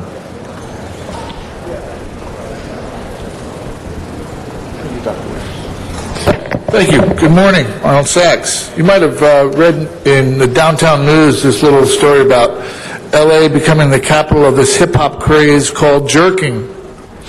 Well, if LA has become the capital of the hip-hop craze called jerking, then City Hall must be the capital of the political movement called yanking it. And let's list some of the dance steps in the yanking it craze. Budget crisis. You managed this budget crisis into a pay raise for 15,000 city employees. Laid off 100, 200, 300, 400, 500, 600, 700. Who knows? The DWP fiasco with the rate increase. You left $20 million on the table after all that was settled. The mayor's plan to sell the parking garages that was supposed to take effect in October. You're just now listening to discussions, so it won't take effect until next year. The bed tax relief for the new hotels, the Ritz-Carlton, 10 years for $246 million. You had a rent stabilization control, no word. Who's paying the difference? And let's not forget, the Grand Avenue project gets a bed tax relief, and now we hear that this new project at the Wilshire, Korea, wants bed tax relief also. So when the arts councils come to the council and say we need money because part of that bed tax goes to fund arts projects, what are you going to tell them? Sorry, we needed to give those people the relief because otherwise they'd be building in Irwindale. Fat chance of that happening. PUC rules for the public utilities? That doesn't make sense. You want a ratepayer advocate for the DWP? That doesn't make sense. It's a public utility. The state of California already has a ratepayer advocate for its private utilities. So why would the city need one? Doesn't make sense. Keep on yanking it. Thank you. Michael Hubman is next. Just as a side note, that ratepayer advocate for this state doesn't have jurisdiction over the public ones. Thank you. Good morning. My name is Michael Hubman. I'm a human rights, homeless rights, and right to share food activist. I was going to repeat my Scarlet Letter speech. I had planned to make that speech on May 21st, and although I didn't participate in the Orange Uprising, they are friends of mine. But I'd like to talk to you about the empty row of seats. By closing off the front row of seats, you have pushed the people that you represent one row back, and I think that you should give it back to the people. And there's been 7,920 missed meals since government has shut down the Town Avenue food line. And lastly, I'd like everybody in earshot, plus all you progressives and Democrats on the Los Angeles City Council, to lobby the executive branch to nominate Elizabeth Warren as head of the new Financial Consumer Protection Agency. And good morning to you. Thank you very much. Good morning to you too, Mr. Hubman. Thank you for your patience. Walter Bechtel is our next speaker, and Wayne Spindler will follow. And just as a side note, as Mr. Bechtel comes forward, we had that row for staff to sit there instead of clogging up the aisles, and we appreciate the suggestion, but we can see very closely that the intent is not to push the public any further away, but just to clear up these aisles, which are getting too busy to hear what the public was saying. Mr. Bechtel. Good morning. Yeah. I was going to say something similar to what most of the people came in here to say today about rent stabilization ordinance, but I was going to try to reemphasize, because I don't think you heard what I said or listened to me, or maybe you think I'm the only person to think there's something wrong. The rent stabilization ordinance is a guarantee that the city has provided to the people, so there wouldn't be a doubling or tripling of rent that sometimes occurs because of some of these landlords who feel like they can charge anything they want to. It's a guarantee provided. And for some reason, you people decided, because you supposedly have some financial problems, that you can somehow circumvent your own rent stabilization ordinance.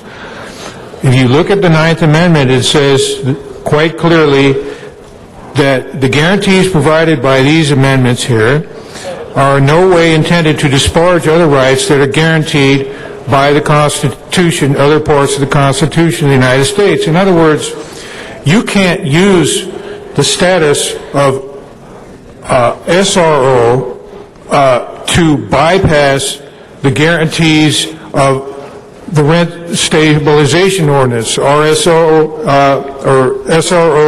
is a nonprofit, and so they don't have to comply. They've repeatedly said they don't have to comply with the rent stabilization ordinance. But if you use them with the intention of bypassing the rent stabilization ordinance, it is a violation.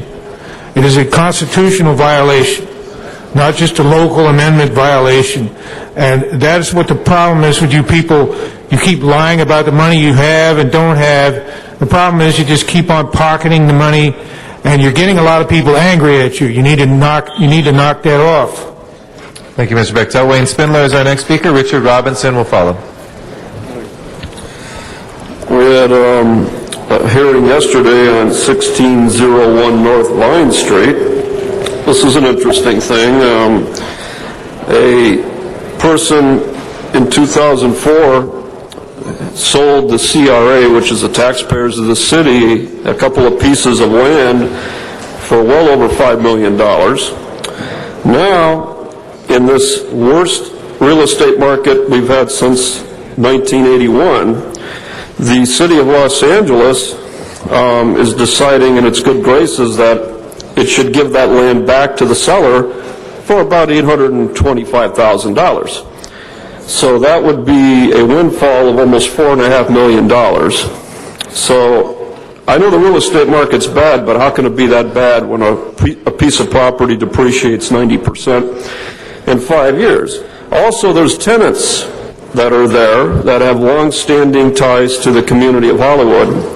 They came here before with their lawyers, which they had to pay out of their own pocket, and they're going to be offered $120,000 to relocate. That $120,000 is going to come from the CRA. The developer is not going to have to pay that $120,000. So in reality, like these renters that came here today and were beaten down by the police department, the police authority is going to be used by this council to eject this tenant and give a multi-million-dollar piece of property virtually away.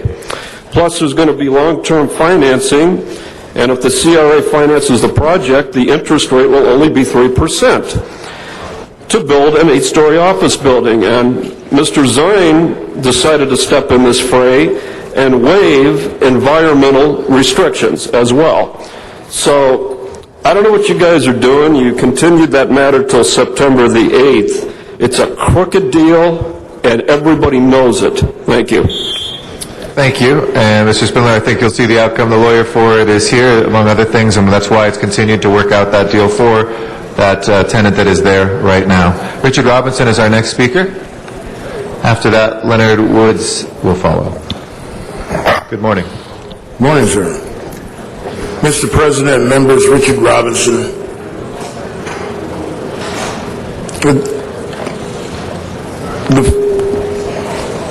Pardon me, I shouldn't be extemporaneous, but I'm doing it, and it's showing it. So, I arrived into Los Angeles. I was sent by my university in '71. It's a long story. My dad used to drive a taxi cab.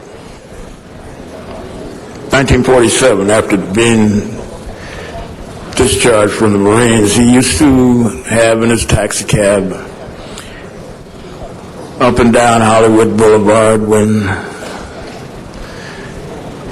during the golden era when Humphrey Bogart, he would talk about Errol Flynn in his taxi cab after he'd left the Marine Corps. Even a young Marilyn Monroe, a teenager. So, here I am today after moving to Hollywood because I wanted to see what my dad was. He thought he was going to be a movie star. But, sir, in your district, through the chair, Madam Pro Tem, in Mr. Garcetti's district, there's a growing, protracting crime problem, drugs, prostitution. It's 1730 North La Brea, the 7-star motel across the street from the Christian Science Church in Mr. Labange's district, right there at Hollywood and La Brea. We need some policemen there, badly. Leonard Wood.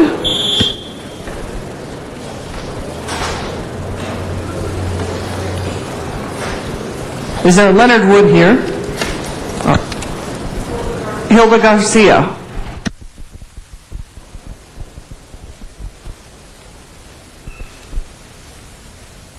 Hilda Garcia.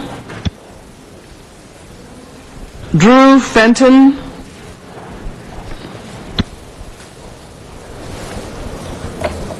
Yes. Hello.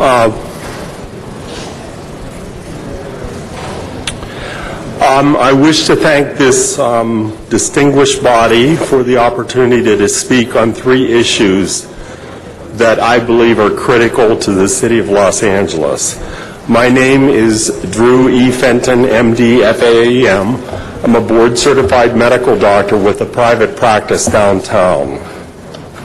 The issues that I wish the council to consider are as follows. After 8 years of a catastrophic Bush administration, we find ourselves in a position where this country has an oil addiction. And I ask the city council to do their part, as have I, to end this oil addiction which places us in danger from foreign countries. Despite being a medical doctor, I do not own a car and I do not drive. I take public transportation. When that's not available, I take a cab, I ride share, or I walk. I challenge the city council members to do their part to see what the average citizen of Los Angeles goes through on a daily basis who do not make your salaries, which my understanding from the internet is approximately $180,000 a year.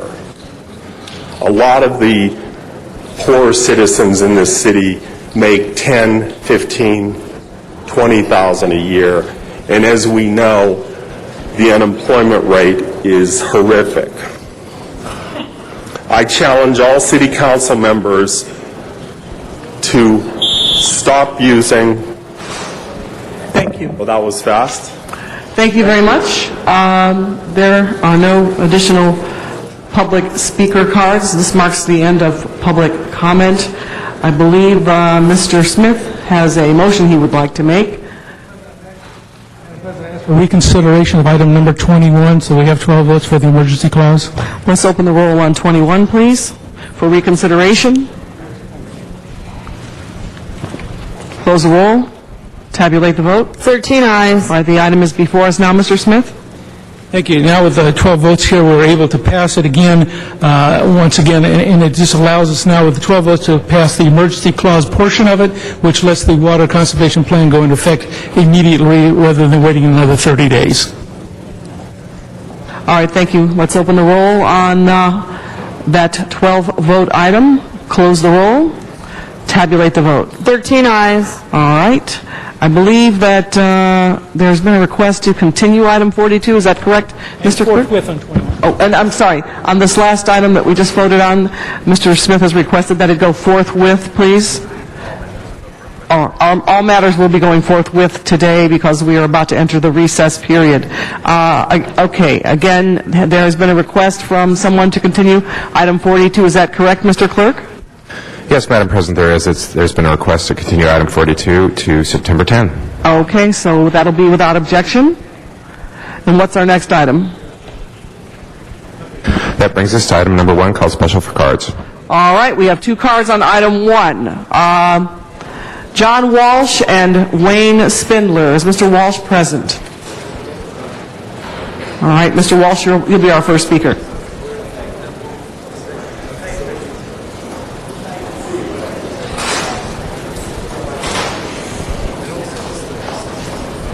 John Walsh, blogging at Hollywood Highlands, HIGHLANDS.org, emailing at HollywoodDems, DEMS, @gmail.com.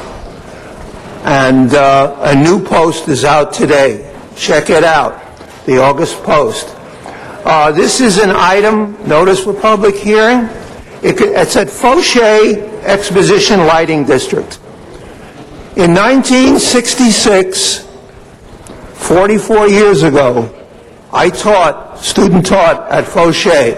The lighting in that area was bad, and it's still bad. I've been coming to City Hall speaking under public comment since 1988, 22 years. I'm not a Johnny-come-lately. 3 morons that used to come here don't come here anymore. They got their money. We need more lighting. HollywoodHighlands.org. Thank you. Mr. Spindler.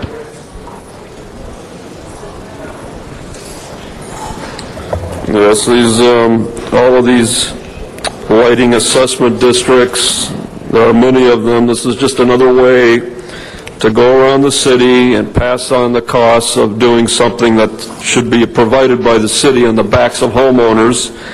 And what they do with these is that they take a map out, arbitrarily draw it, and then they draw a point where if you're inside the box, you're going to be given a ballot, and the other property owners are going to be given a ballot.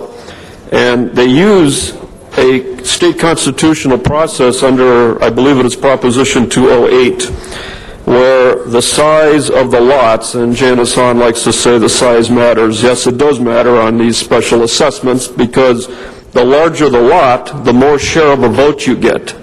So what they do, a lot of these crooked developments in the city, is they will make a subdivision development with a large parcel and then add the other little parcels, so that if the developer votes, it takes unanimity on the rest of the parcel owners to defeat it, or it passes. Also, a tie vote where nobody votes is a win for the city. And then the city takes and assesses a monetary amount, which is usually arbitrary, and it gets put onto your property tax bill. So this is not on your DWP bill, this is on the property tax bill, and it stays there forever. And what happens is they don't maintain the lights, and then what happens is they have to take and upgrade or retrofit the lights to digital, and then they come back again for more money. They should eliminate this. The DWP gets enough money from us and put it into the fund and fix it and maintain it into the DWP, and not on the backs of homeowners and property owners. That's the way it should be. Thank you. Thank you very much. There's no speakers in the queue. Please open the roll on this item. Close the roll. Tabulate the vote. 13 ayes. Next item.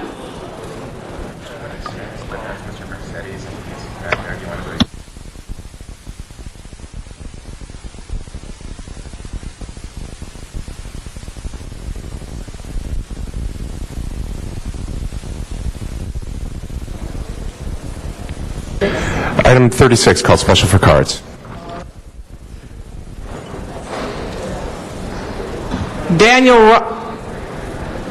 Okay, hold on a second.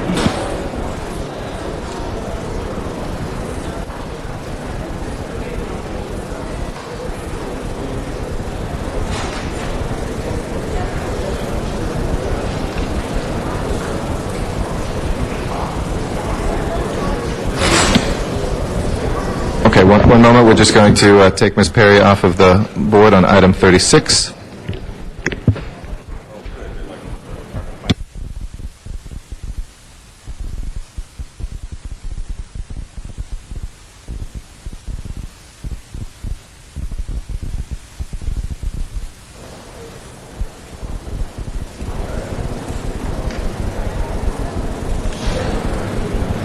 We are moving to receive and file this motion. We have 3 speaker cards on this as well. And as part of item 53, which is related, is to rescind the prior issues based on the target, the applicant agreeing to redo their EIR. So with that, we'll be happy to hear comments on 36 that will be received and filed. Daniel Wright is the first speaker. After that is John Walsh. And after that is Robert Blue. He's our best friend, Alan.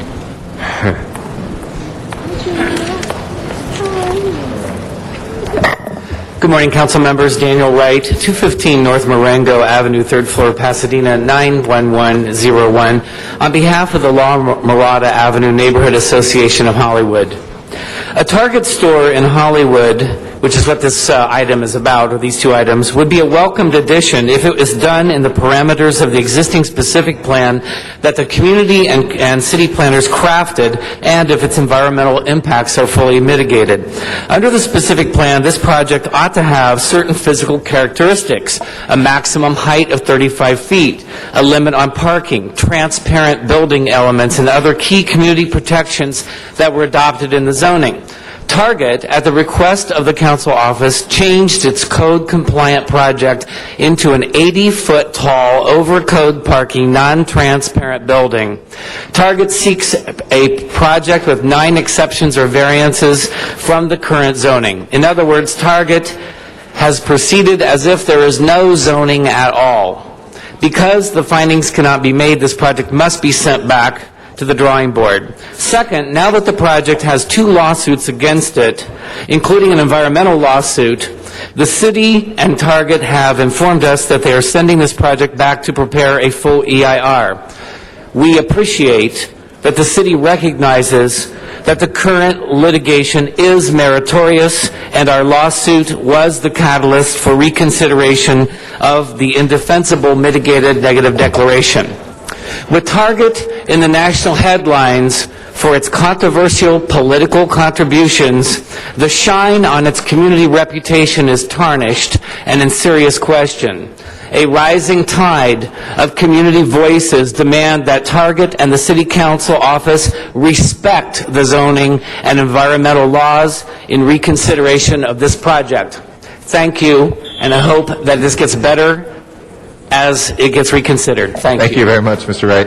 John Walsh is our next speaker, then Robert Blue. After that will be Ziggy Cruz. John Walsh, blogging at HollywoodHighlands.org. Because of your outrageous behavior concerning the Target store, we have called for a national boycott of Target. The Long Beach Press-Telegram has it as a headline. I hope you see it there. Walsh threatens boycott. That's in the Long Beach Press-Telegram. You can check it out. It's on page B1. When it comes to land use in Hollywood, we are like brown on chocolate pudding when it comes to you folks. I hope you didn't think that the story about Katursky came from God to the LA Times. It came from Ron Kay, and before that it came from the Hollywood Project Era Committee, and it came from the resistance, the underground in Hollywood Boulevard. If you want to know what's happening, if you want to know why the mayor really crashed his bike, don't go to the LA Times. HollywoodHighlands.org. By October, 1 million. 1 million visitors by October. 1 minute. Thank you, and congratulations on that. Robert Blue is our next speaker, and Ziggy Cruz will be our next speaker after that. After Ms. Cruz will be Doug Haynes.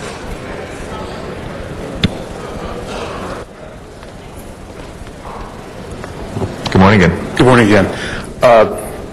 I'm not opposed to Target. My objections are not against Target, and it would be foolish to imply that I am opposed to Target at Sunset and Western. The core of my objections are focused on land use and planning. Ironically, the position I've taken is to stick up for the very planning guidelines that the Plum Committee and Council approved. The Vermont Station Neighborhood Area Plan, the SNAP plan, some of the core elements that the developer cherry-picked out of that are great ideas to encourage pedestrian development is delivery access. That way seniors or anyone of any age could walk into the store and choose their goods and not have to drive a car to haul them back. And that's from the old school, and it's a great idea to bring back. Secondly, the general design, and I sat through 2 design review committees. I don't believe anyone in design review committee, they asked Target to come back and they were disappointed on the design. And that was in the records. They felt there were no changes. The height allowance is for residential use, and I know one of the things that at the Plum Committee, I believe the planning director said is that this is mixed-use retail. I don't think there's anything, that's a made-up word, there is no mixed-use retail. I just hope everyone would just be straight talking about it and say you wanted to blow the height limit or something. I don't know what was going on there. The height allowance is for if you have mixed use with residential. Finally, one of the things, other statements made that was not true at the Plum Committee, the person from planning was describing the area and saying across the street is a parking lot. Actually, across the street it's developed. There's an Osh store across the street. I don't believe there's a financial issue for Target because the Home Depot across the street is one of the highest grossing Home Depots in the country, so it's very attractive to develop there. Thank you. Thank you, Mr. Blue. Appreciate it. Ziggy Cruz is our next speaker, then Doug Haynes. After Doug Haynes will be Bill Delvac. Good morning, council members. I'm glad you found the cards in there. My name is Ziggy Cruz, and I'm one of the founding members of the Hollywood City District Neighborhood Council. The HSDNC voted almost unanimously back in May 2009 at a board meeting in opposition of the Target Hollywood store. Our board voted against the Target project because its unprecedented height of approximately 80 feet would permanently destroy the Vermont Western Transit-Oriented Specific Plan, which was created for our communities through the lengthy public review process in partnership with former Councilwoman Goldberg. Our neighborhood council offered to fly representatives to Minnesota to meet with Target and help them design a project that everyone could agree on and support. However, Target completely ignored that offer. Instead, from the start, Target acted as if their project already was a done deal. Like, we're here, we're going to do this, that's it, refusing to make any significant changes to their plans. Council District 13's Planning Deputy Kelly Bernard also completely ignored efforts by our neighborhood council to have any input in the Target project, refusing to return phone calls from the chair of our planning committee and also to meet with us. Lastly, Target has been a terrible neighbor in this community, allowing an illegal recycling center to operate from their side for almost a year while the Department of Building and Safety and the city attorney worked to shut it down. Target's representative repeatedly lied about this illegal recycling center at the public hearings and collected rent from the operator while the city was spending thousands of dollars to take the operator to court. Shame on Target and shame on the Council District 13 for ignoring our community. Thank you. Thank you, Ziggy. We have next Doug Haynes. After that, Bill Delvac.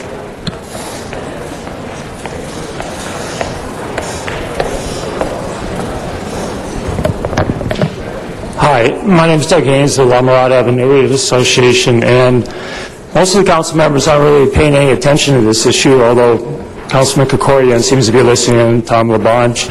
So I'll just be really brief.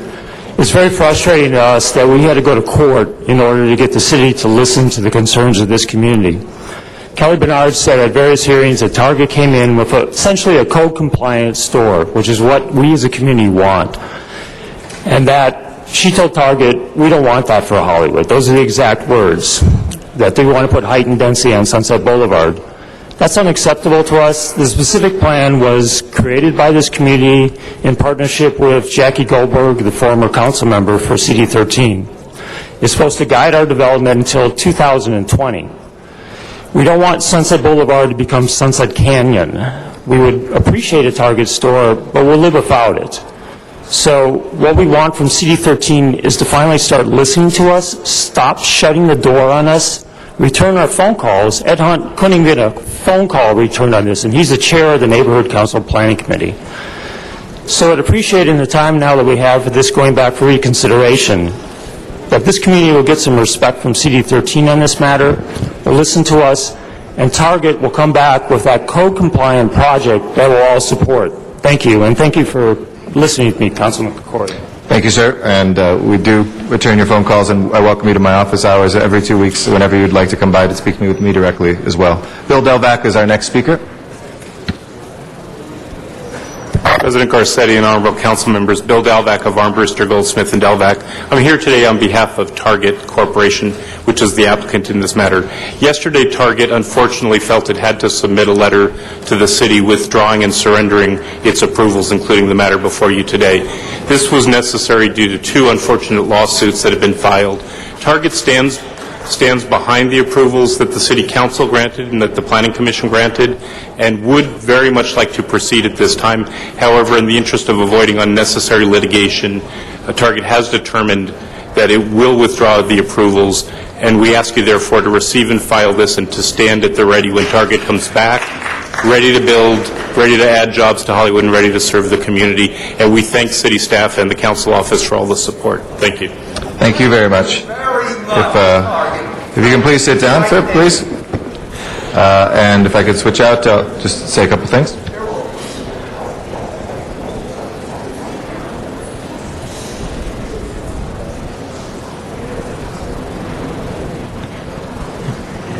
Mr. Garcetti, you have the floor.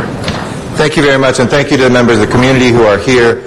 Again, you know, one of the nice things at a moment when there is, in the building trade, certainly about a 40 to 50% unemployment rate, when for working people right now in Los Angeles, there's a true unemployment rate of 25%.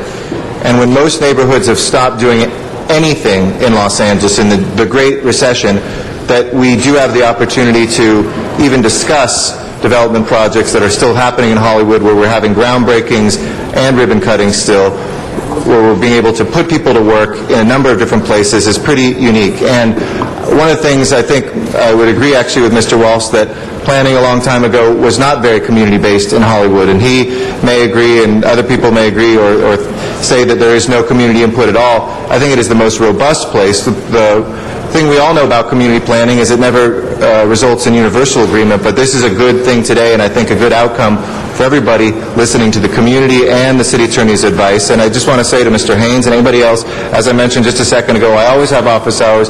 You can come to those directly. I know when we've said that in the past, I've asked and looked at call logs. We do return calls. We can't always. Mr. Hunt, who I love, emails probably about 10 times a day, and we try to get back as often as we can to him.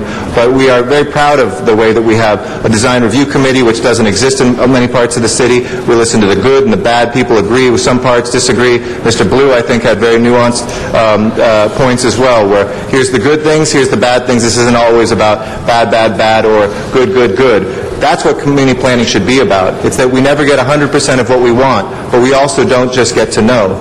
And Target, I agree with the comments that were made about where Target needs to shift on some of its political giving. That's certainly been something that disappointed us, I think, nationally. But the opportunity to put people to work and to have something that is community serving, I think that sort of outcome here will be positive. And we're going to, it was mentioned earlier, the project on Vine Street. We're going to be returning to Sunset Boulevard in a moment. We've had the opposite of a canyon, which has been we've had empty lots throughout Hollywood. And if you talk to a woman walking late at night, or you talk to children coming home from school, as I have for 9 years, and other folks, this has been traditionally some of the least safe parts of our community because we don't have anything there at the streetscape. What we're moving forward is a place where students, businesses, residents can coexist, and Hollywood can be proud of itself again. And I think the proof has been in the pudding. Has it been perfect every single project and every step of the way? No, never. But has it been positive? Absolutely. Whether it's homeless housing or the first affordable housing for gay seniors in this country right next to a farmer's market, down the street from a revitalized ArcLight Cinema when people aren't going to the movies anymore, but they actually do attend movies, whether it's the over 20,000 students who now attend schools in the area, becoming the next generation of television and movie and music producers and creators. This is a place on the move. The small restaurants owned by community people like George Abood, who's worked in the area to open, I think, 5 or 6 different places. This is the sort of creativity that we want. Moving forward today, we didn't have to do the 53 thing, but I think we wanted to make sure that in an abundance of caution that we not only note and file, but that we put forward so that the community and all of us together have that the entitlements are actually now taken away. I certainly had my opinions of certain things I'd like to see changed on certain elements of what we have, but I also do believe that we can't let the perfect be the enemy of the good, and that we do have people who are suffering, we do have people who are not working, we do have a community that needs the sort of assets that we can have, just as we were able to do Caddy Corner. And if I was able to redesign the area, and I'm sure the community would agree with this, we wouldn't have had just big boxes set back from the landscape, that we would actually have a vibrant streetscape. Home Depot was a good economic catalyst, but it sure looks ugly on Sunset Boulevard, and it's set back from the street.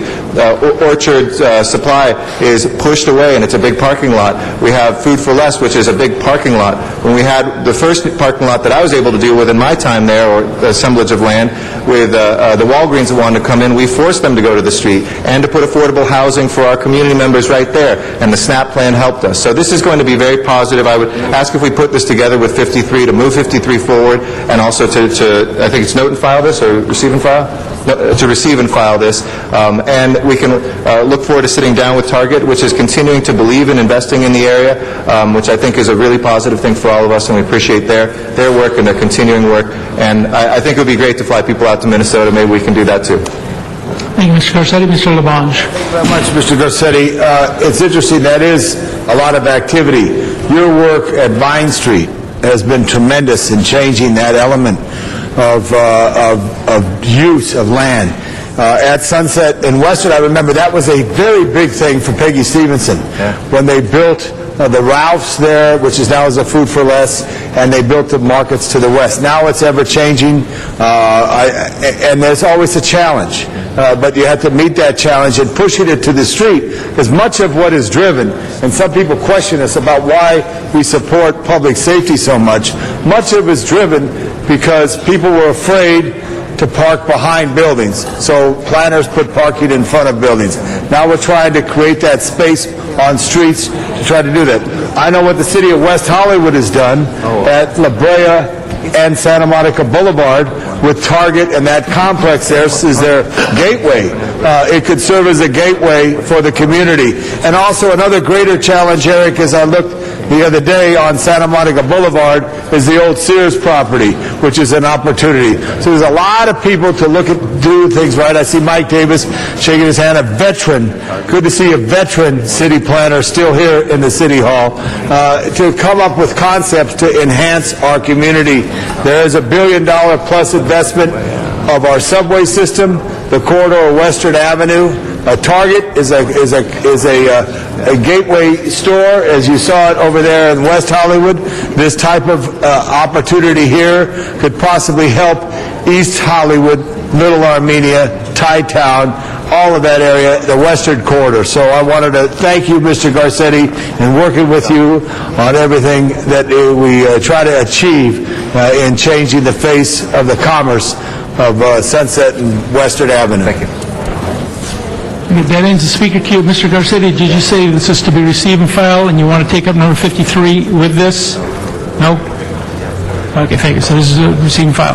So please open the roll, close the roll, and tabulate the vote. 12 ayes. That passes. Next item. That brings us to item number 20, called Special for Cards. This was one that was continued a week, and I've still been talking to folks that are in the audience about this, but this is the Emerson project, which is on Sunset Boulevard, just down the street. So while we're on this, let's talk about it. I do want to state a number of things for the record, but I do think we should have public comment, hear the opposition, the reasons why. I think that's very important to establish on the record, but I also think that I will be able to address that and to also hold some accountability points forward. So let's go ahead and hear the public comment, and I'll gather my comments together as well for this right now. Thank you. And we'll take public comment cards. Robert Silverstein. Mr. Silverstein.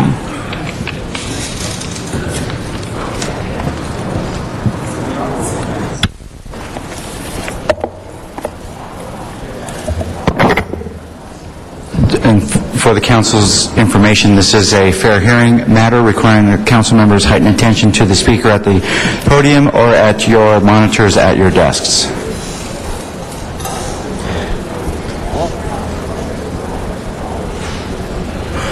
Thank you. Robert Silverstein, appearing on behalf of East West Studios.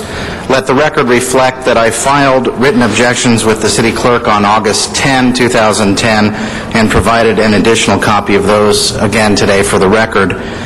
Through the leadership of Council President Garcetti, East West and Emerson are discussing mitigation measures to lessen the damages which the Emerson project will cause. However, if any of the mitigation measures that are before you today in a revised ordinance, which we've only seen in the last few minutes, if any of those are contingent on undefined offers made by Emerson, then those are inadequate because undefined offers do not amount to proper conditions of approval and do not constitute enforceable mitigation measures. That premise runs afoul of CEQA's prohibition on deferred mitigation. I would also mention for the record that the EIR's lack of adequate alternatives analysis, the project's lack of conformity with the general plan framework, and the resulting inadequate consideration in terms of the statement of overriding considerations have also not been adequately addressed or resolved. With the involvement of Council President Garcetti, Kelly Bernard, and other CD13 staff members, East West will continue to work with Emerson.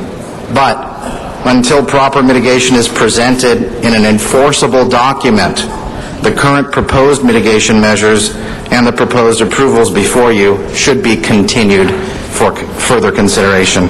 Thank you. Thank you. Next speaker, Daniel Wright.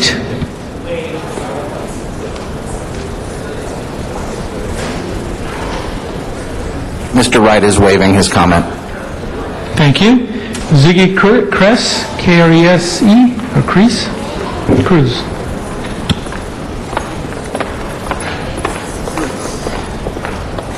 Yes, good morning. It's Ziggy Cruz. You got it right. I'm here today to ask your utmost and absolute attention as well as maximum support to protect East West. East West is an icon in Hollywood and to Hollywood, and this recording studio is to America what Abbey Road is to England. In the recent years, too many historic buildings have been destroyed in order to make room and way for new arrivals.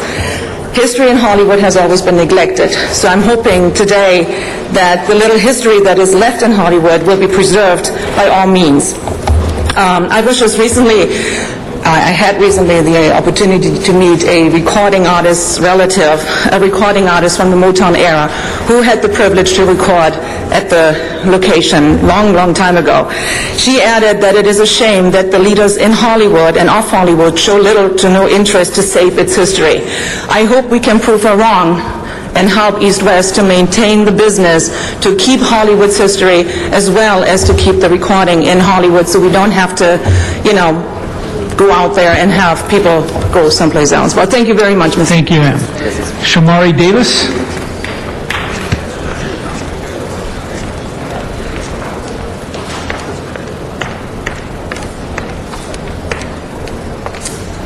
Good morning, City Council.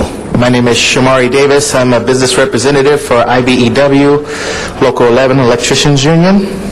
We have about 8,000 members in LA County. We are here in support of the Emerson College project. It's an incredibly beautiful structure that's going to be right in the heart of Hollywood, designed by a world-renowned architect. We definitely feel that the college has been a very responsible project. They have answered all of the issues concerning the project. They've decided to do it with a project labor agreement, which will have local hire, so that's going to recycle dollars right back into the city of LA. So they've been very responsible in addressed all the issues of this project.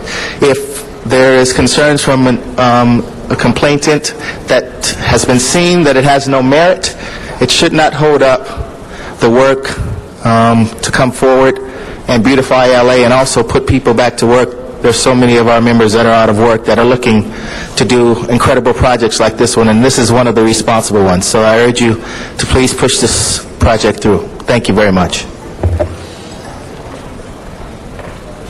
Kevin Bass.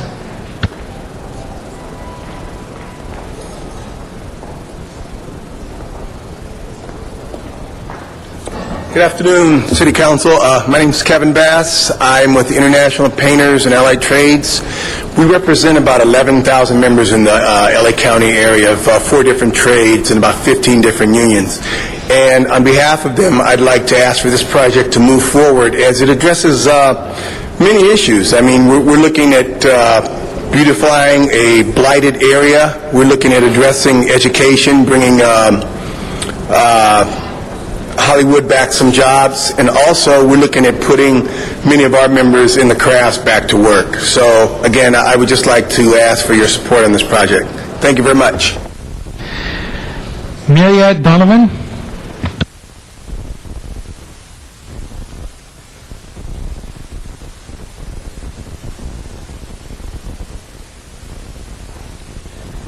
Good afternoon. My name is Mary Pat Donovan. I'm the president of the Hollywood Studio District Neighborhood Council. I'm here for a couple reasons. One, to say that our Plum Committee and our board both enthusiastically supported this project. I wanted to say that Emerson College has been a member of our community in many ways. Most importantly, I feel they have donated a full 4-year scholarship to one student from Helen Bernstein High School. Emerson College is a very expensive private university, and the opportunity for a student from Helen Bernstein High School to attend this college is a spectacular gift to our neighborhood. I also wanted to say that when I first started as the president of the Neighborhood Council, Eric Garcetti asked me to come and meet with the people from Emerson College to talk with them about the concerns of our community. And from the very beginning, they have met with us perhaps 7 or 8 times between the Plum Committee and the Neighborhood Council, asking us what we needed, what we wanted, and they listened to us. We complained about parking. They overparked. They added more parking than they needed to their structure. They've come back with a beautiful, beautiful project, beautiful design. They've been a good community member and partner with our community, and I wanted to thank this time publicly Eric Garcetti for involving me in this project. This is my last official act as the president of our neighborhood council, and I'm really proud that it is speaking on behalf of Emerson College and this project. We're very, very lucky. As a matter of fact, I consider this a gift to our community, and Eric, I thank you very, very much. Thank you. Thank you, ma'am. And Peggy Ings?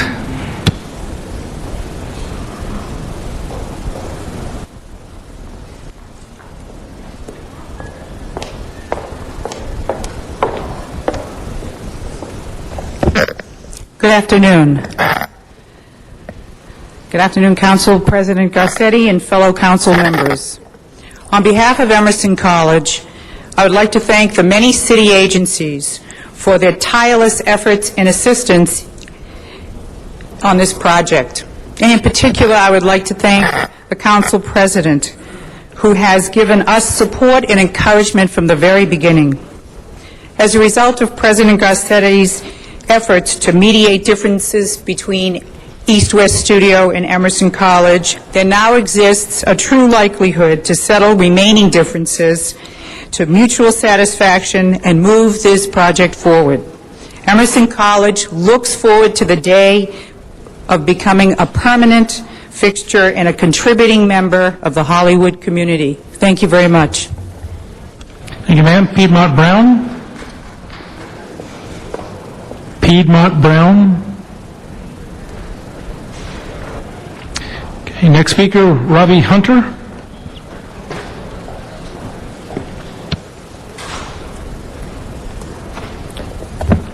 Good morning, Robbie Hunter. I'm here as a representative of the LA Orange County Building Trades.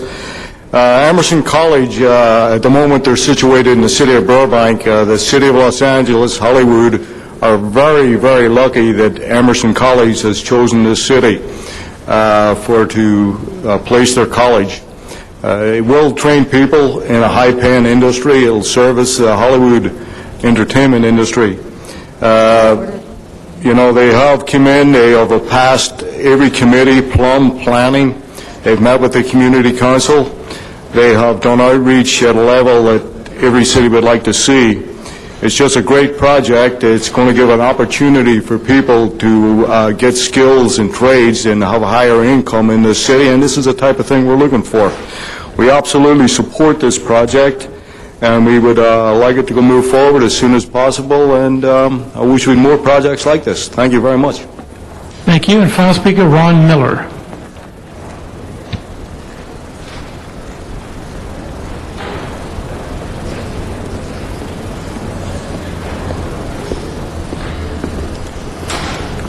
Good afternoon, Council. I'm Ron Miller. I'm with Plumbers Local 78. I represent a couple thousand plumbers in the city of Los Angeles, about 10% of them that work in the movie studios, in the movie industry. And we want you to vote yes for this project. This is going to help alleviate my 40% unemployment in my local. And also the building trades, help put our guys back to work and become a beautiful building in the city of Hollywood. That they need that. They need it. They need it. Mr. Garcetti's done a fine job promoting this building, and it's going to be a great addition. And also another business in the city, and we all know we need that. So let's support it and get it going. Put some guys to work. Thank you. That concludes the public hearing. Mr. Garcetti. Thank you very much, Mr. President. And let me start, colleagues, I think I gave a brief overview of this last week. We continued it 1 week. And let me just say that I think I speak for everybody who spoke to say that we're very excited to have Emerson College have a permanent campus here in Los Angeles. As was mentioned, Emerson College, which churns out some of the most creative students in this country, based out of Boston, has really always had a second home here where many alums live. Some of the best-known working artists and aspiring artists here in television and movie industries and theater and music. They made the decision to come to the LA area a few years ago. Not an easy thing for a not-for-profit educational entity to do in an era like this, in this sort of economy.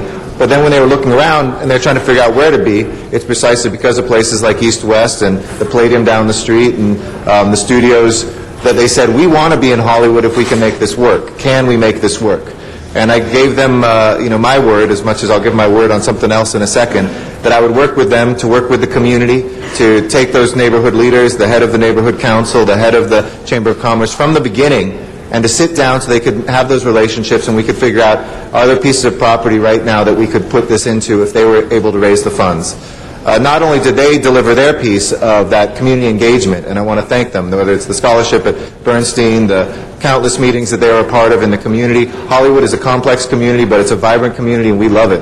And it's one that is excited, I think, to see those folks that will continue to usher in this second golden age of Hollywood through. We remember a time when Sunset Boulevard was the center of that sort of production.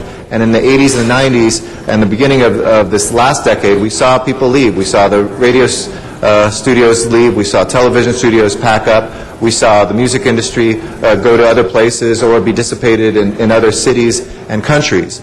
But we, I think, collectively as a community said, we can do better than this. We can figure out, and I know, Ziggy, you mentioned about, that we hope we have leaders, and by that I don't just mean me, I mean you, that can preserve Hollywood's history. I don't think that's a future aspiration. I think you look at the last 10 years, it's something we've done, whether it is the Capitol Records building, which was going to be converted into something else, and we stopped that. Whether it was the Masonic building down Hollywood Boulevard, where we brought live production back, and Jimmy Kimmel's there every single night, and it's one of the best things that Hollywood Boulevard has seen in decades. Whether it is the Henry Fonda Theater, and working closely to get that to be a vibrant place of live music, even though it is surrounded still by parking lots, that people go there, and the smaller entities, places like Hotel Cafe, where the newest artists come up. When we look at the Crest Coffee Shop building and the infusion of money there, Jane's House, the Hillview Apartments, which almost came down in 3 different ways, between a fire and between the tunneling of the subway and between an earthquake.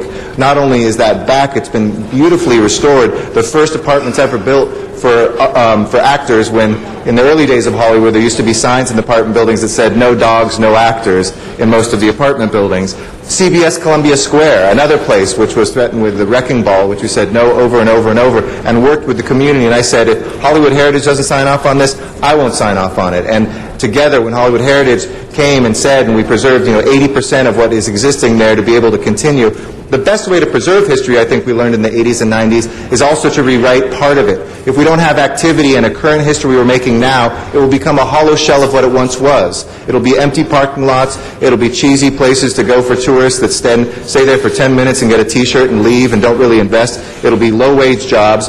But if we do something different, where we have students who are there for 4 years, like the 20,000 students I mentioned, where we have residents who choose not to drive through the community to go someplace else, but stay right there or even walk or bike there because there's great restaurants and places to live, or whether it's businesses that come back to a place like on Vine Street that we're trying to build on Selma, which would be a great place for new media clients to come to, or the revitalized office building that's down where the House of Blues building was. We're seeing companies headquarter in Hollywood, we're seeing great institutions come to Hollywood, and this is part of something that the community collectively has done together.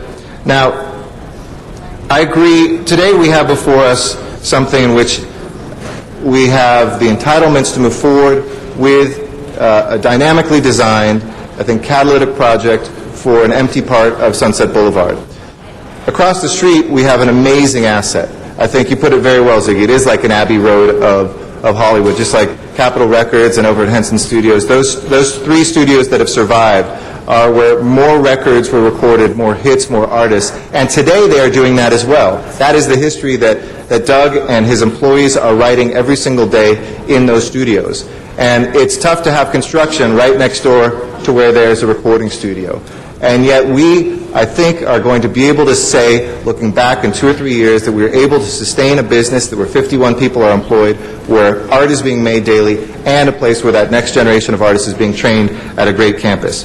But I want to detail what my commitment to Doug and East West Studios is, and what representatives of Emerson I heard commit to as well, and what I will hold them to. And approval of this today, as we know, isn't the last step. There are building permits that need to be issued. If anybody were to go back on their words, I have that power, and I give my word that that won't move forward, that this construction won't move forward if we don't hit those benchmarks. But I trust them, and I'm asking folks to trust me and to trust them in this today. But I do want to state them publicly. Emerson and East West Studios are in the process of hiring sound engineers to run a test to establish a baseline of noise and vibration, so when construction moves forward, we'll know that. A testing protocol will be agreed to by by the experts, and East West Studios will allow the requisite access to their facility to be able to baseline that, and hopefully we'll be able to do that next week. 2, Emerson will hire a business appraiser to work with East West Studios because they will lose business. And I want to thank Doug because, you know, for somebody whose life will be changed and his employee's life will be changed in the morning time when there's louder construction, they simply can't record. And that is a loss of business. It's a change of the hours of their life, and that is a sacrifice which I recognize and which is their contribution to something good coming in. And I thank you for that publicly. They will work with East West Studios appraiser Donna Desmond. Business appraisers bound by the confidential agreement will have access to necessary financial agreements to look at what that loss will be and to compensate that loss on the nose. Third, problem with using an iPad, everything disappeared. Here we go. Third, we will make sure that there will be a ramp-up period because there's going to be a loss of business that doesn't come back once the construction ends, doesn't just come back right away, of 3 months. Construction hours, which is part of this agreement, will be from 6 a.m. to 4 p.m. And for the community, we have a motion here today, and for East West Studios, which changes the haul route from Gordon, because I don't think, if I lived on Gordon, I'd want trucks coming down that street. Instead, we'll stage on the middle lane there in Sunset which will help the community, but also deal with any of the noise issues. Noisy construction will cease at noon. The council office will work with Department of Transportation to modify the haul route, as I mentioned. Entry to the construction site will be from Sunset Boulevard, not Gordon Avenue, and we'll work to synchronize the light there so that people who drive through also will be minimally affected. 6, Emerson's mechanical engineer will work with East West Studios engineer to ensure that their HVAC system is not impacted by dust on very expensive recording equipment. 7, Emerson will reimburse East West Studios for reasonable current costs incurred.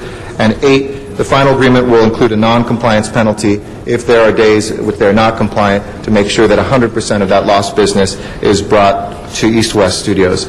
I give you my word and my testament that we will get that. I understand that it was a desire maybe in the ideal world, delay it another 3-4 weeks, but I think we need folks to be working in the city. We need to move this forward. You hold me accountable as the representative of the community, of East West Studios, and of our new Emerson College. Folks, ask for your support. This is something, oh, by the way, the architect, and this may make it controversial for some folks, but I love it, is the same guy who did the Caltrans building across the street, Tom Main, has a really dynamic, we just lost Janice Hahn's vote now, very dynamic, and Mr. Krikoyan. We'll bring Mr. Main about, but I think it's going to be a gorgeous and important addition, and most importantly, as I said, it'll be the kind of thing where maybe one day, when all this gets through, East West Studio will have an internship program and get great folks that are from Emerson. The community will have scholarships that come from and are engaged with Emerson. We'll have hundreds of people back to work from the building trades who need it so badly every single day, and we'll have something that revitalizes this second age, the second golden age of Hollywood. Thank you very much. Thank you, Mr. Garcetti. That concludes the speaker queue, so we'll proceed to open the roll.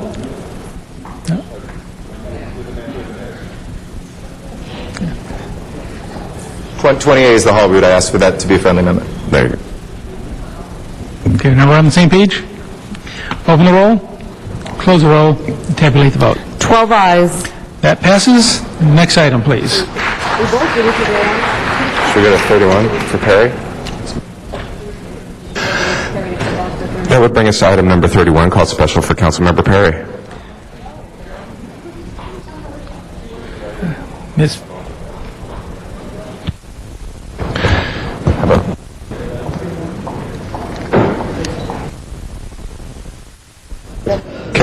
Mr. President, that would bring us to item 37.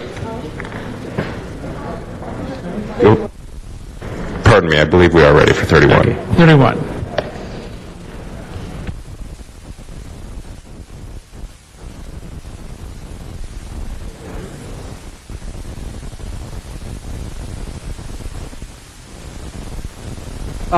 Mr. Smith. I introduced this motion after being made aware of the National Transportation Safety Board concerns that were raised regarding the elevated track and the emergency access and egress on either side of the track. And since I had been working for the city since the inception of the rehabilitation of Angels Flight, I knew that in the past there had been some debate about whether this was necessary. Then we had the accident and then the subsequent issues that resulted there too. And because of the history of Angels Flight, I think it's extremely important that we set in motion those actions that would cause us to be in complete and absolute compliance with what the National Transportation Safety Board would require of the Angels Flight project, foundation, the redevelopment agency, to make sure that we have every safety precaution in place that we possibly can. And so I ask for your support on Transportation Committee report. I appreciate their review of this item and like to move forward on it. Okay, thank you, Ms. Perry. There are no other speakers on the queue, so we'll proceed to open the roll, close the roll, tabulate the votes. 12 ayes. Passes. Next item. That brings us to item 37, called Special for Cards. Item 37, Mr. John Walsh.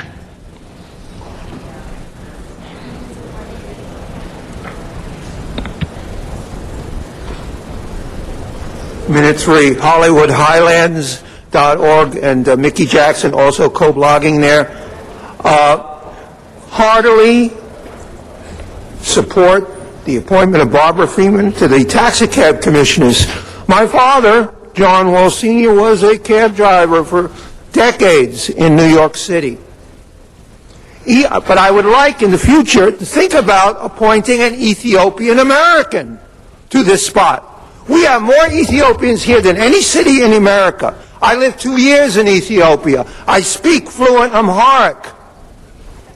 And I want us, and incidentally, at some point I'm going to give a full speech here in Amharic, and you're going to have to hire someone to translate it to make sure that I didn't use an obscenity. And that's the rules.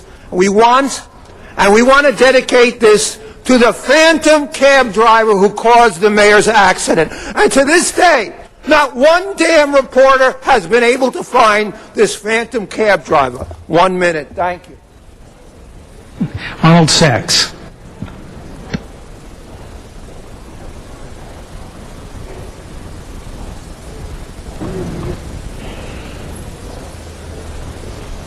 Thank you. Good morning, Arnold Sachs. Since she's withdrawn her name as consideration for this commission spot, it would behoove the city council maybe to consider somebody, or the mayor to consider somebody who would address the standing of the cab drivers as employees of the company or contract workers, because that leaves the public up in the air as to who actually insures the vehicles. And the fact of the ownership of the medallions. There was a story regarding the food vendors, the trucks, considering a program as medallions like the city has for the taxi cab. But who owns those medallions if a cab loses its license? How come there was a story regarding the cost being anywhere from $30,000 to $60,000?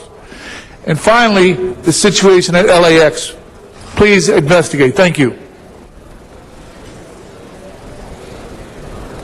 Thank you very much. Anything else in front of us, Mr. Clerk, on this?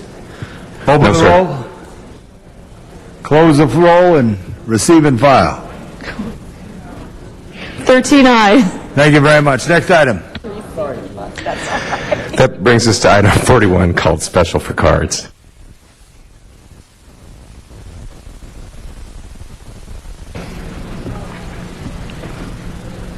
John Walsh.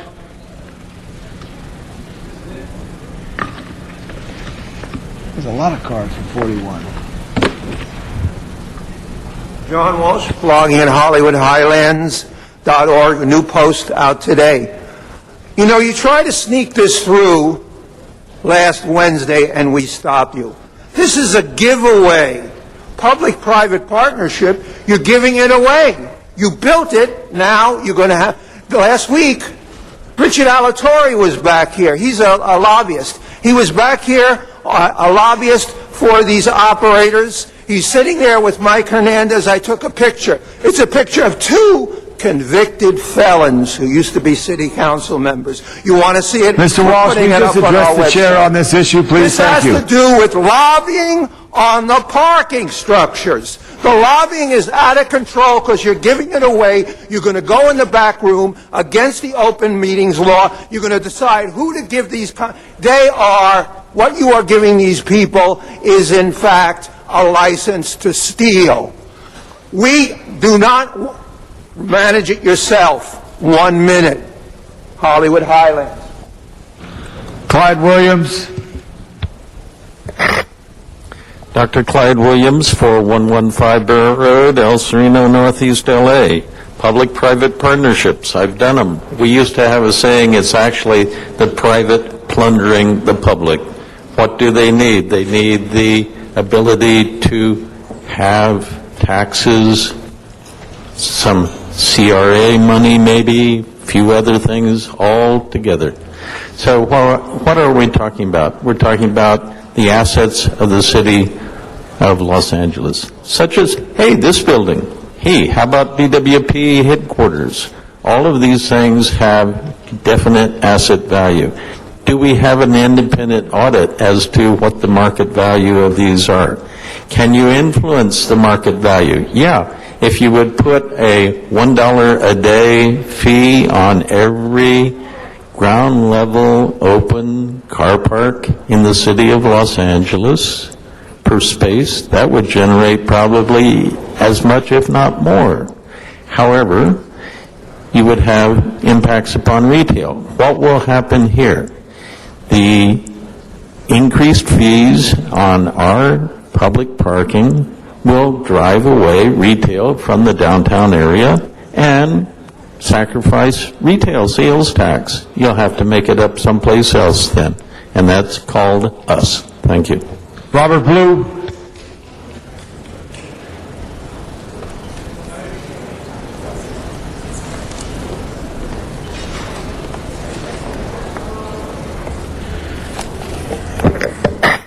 The city of LA has a long history of building good public assets such as DWP, the harbor, the airport department. This is something that spanned over a very long period of time. The idea of selling off these assets for a one-time use is very short-sighted. Instead of that, why not either with in-house personnel understand the best use of the assets and improve the revenue streams? It's much like a bond. It'll be keep paying on forever. So for several generations instead of just a one-time shot. Secondly, very much object to the idea that it is undesirable if you were going to sell something or enter into an agreement to come out with a competitive bid. That's the best way to get the best value.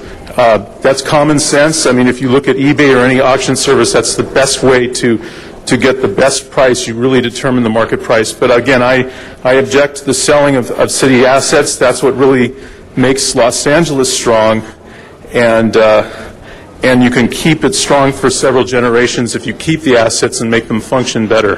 Thank you. Amen. Arnold Sachs.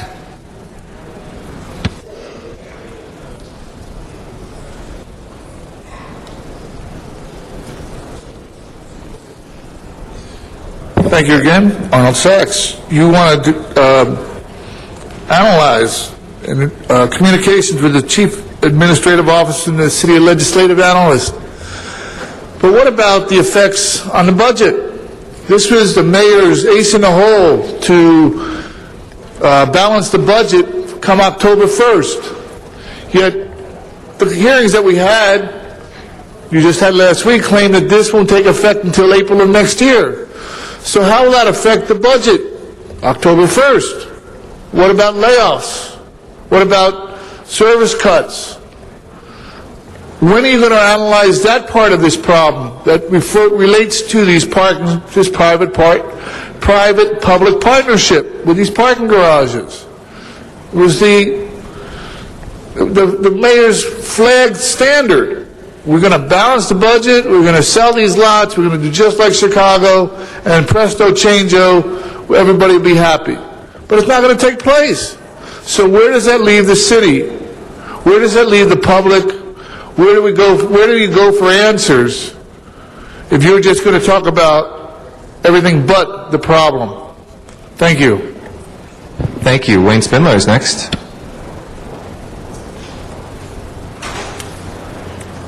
Yeah, this item is actually a prepackaged deal already.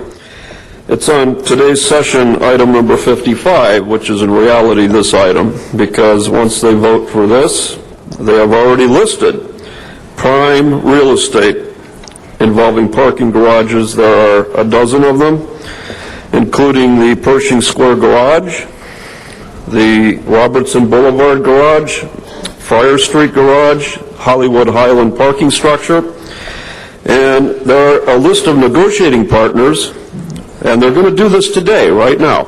As soon as they're done with this meeting, they have already lined up the bidders, and they have already lined up the prizes. And today is Christmas. Today is Christmas because there's going to be a recess coming, and just before that recess, they are going to give away tens of millions of dollars of these properties, which in the course of 50 years could be worth $500 million worth of revenue to the city.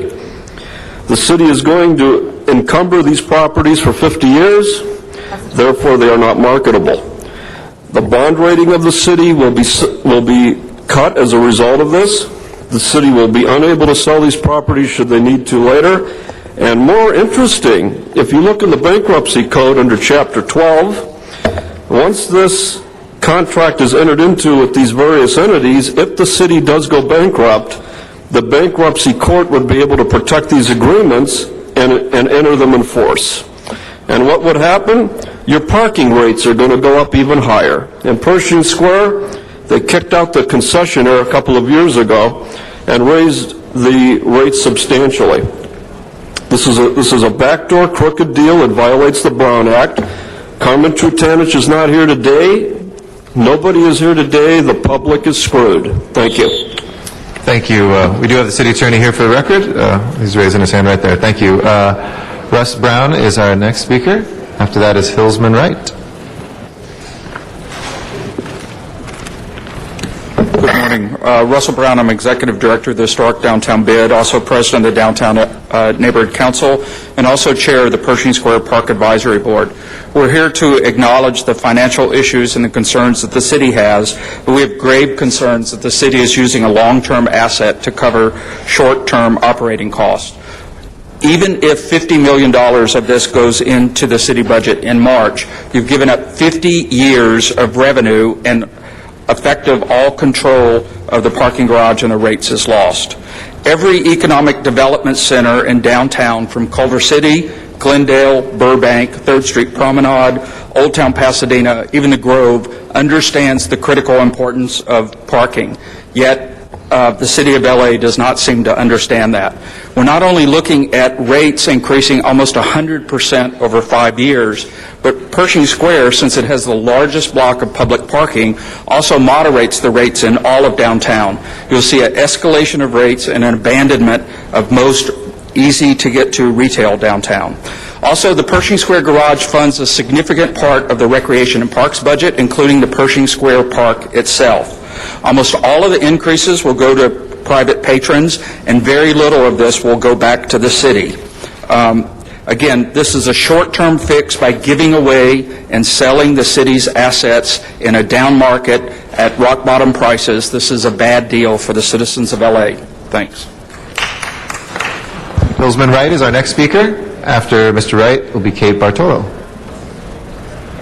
Good morning again. Hello, as you may have heard, my name is Hillsman Wright. I'm Executive Director of the Los Angeles Historic Theater Foundation and also a member of the Board of Directors of Hollywood Heritage.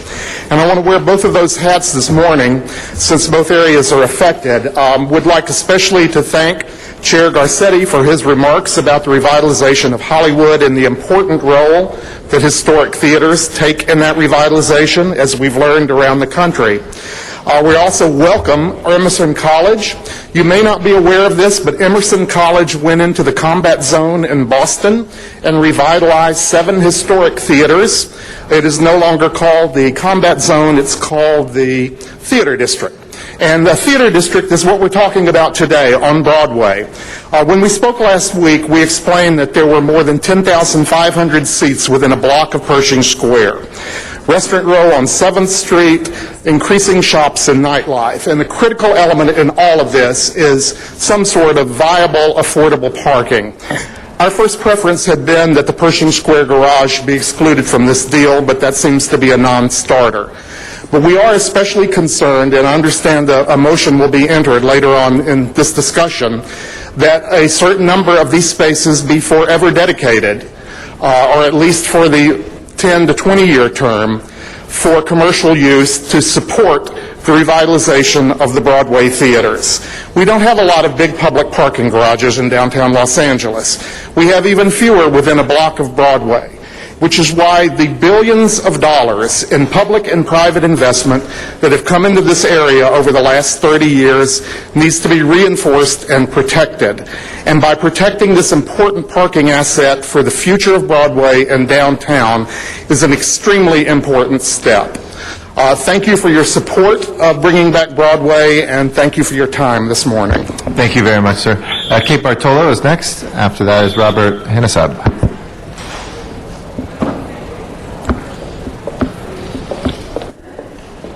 Good afternoon. Hello. Kate Bartolo, representing existing jewelry building industry property owners, the hospitality owners, and I'm also the volunteer president of the Historic Downtown Business Improvement District.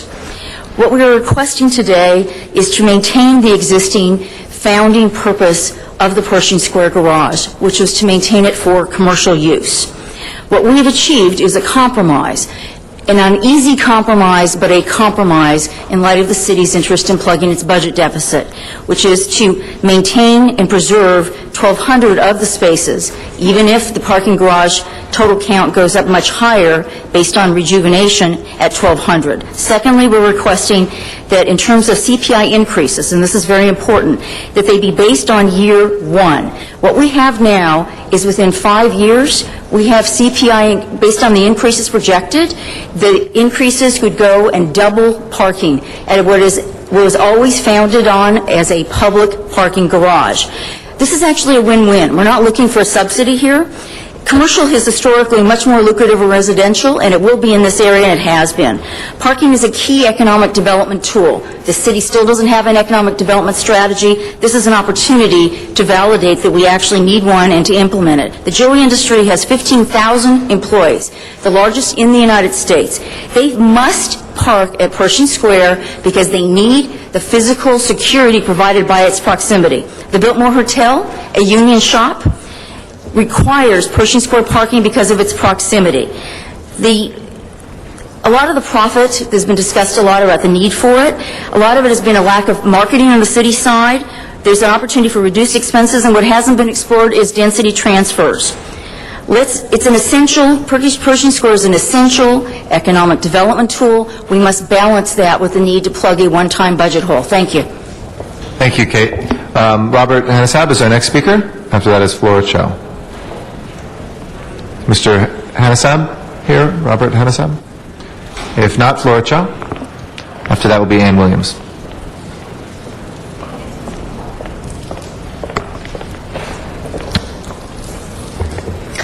Good afternoon. My name is Flora Chu. I'm the preservation advocate for the Los Angeles Conservancy, which has over 6,000 members dedicated to the protection and revitalization of our historic resources. Pershing Square Garage was constructed in 1952 to serve patrons of downtown theaters, among other constituents, because city leaders recognized the need to provide adequate parking as a catalyst for financial growth. For the Broadway theaters to succeed today, audiences need access to convenient, safe parking, which Pershing Square provides. It is current city policy to allocate 1,200 spaces in the Pershing Square parking garage for nighttime use. That policy was adopted because the City Council understood the strong relationship between available and affordable parking, and the revitalization of the Broadway theaters. Los Angeles has the largest historic theater district in the United States and has the potential to bring thousands of people to downtown on a regular basis. The proposal for 1,200 spaces dedicated to commercial use will continue to support the revitalization of the theaters, and we urge you to support this amendment. Thank you. Thank you, Ms. Chu. Ann Williams. Good afternoon. Good afternoon. I'm Ann Williams with the Central City Association and the Downtown Center Business Improvement District. There's a well-established link between economic development and the availability of ample, reasonably priced, reliable parking. The Pershing Square Garage forms the foundation of several of downtown's economic engines, the Jewelry District and the Biltmore Hotel, as well as growing dining and nighttime entertainment options, just to name a few. With these uses in mind, it's critical that any concessionaire be required to maintain at least 1,200 of the parking spaces for commercial, hospitality, and other transient uses 24 hours a day. We underscore the importance of this point because 50 years is a very long time. If the city is going to relinquish local control, it loses the ability to promote its policies, such as strategic economic development.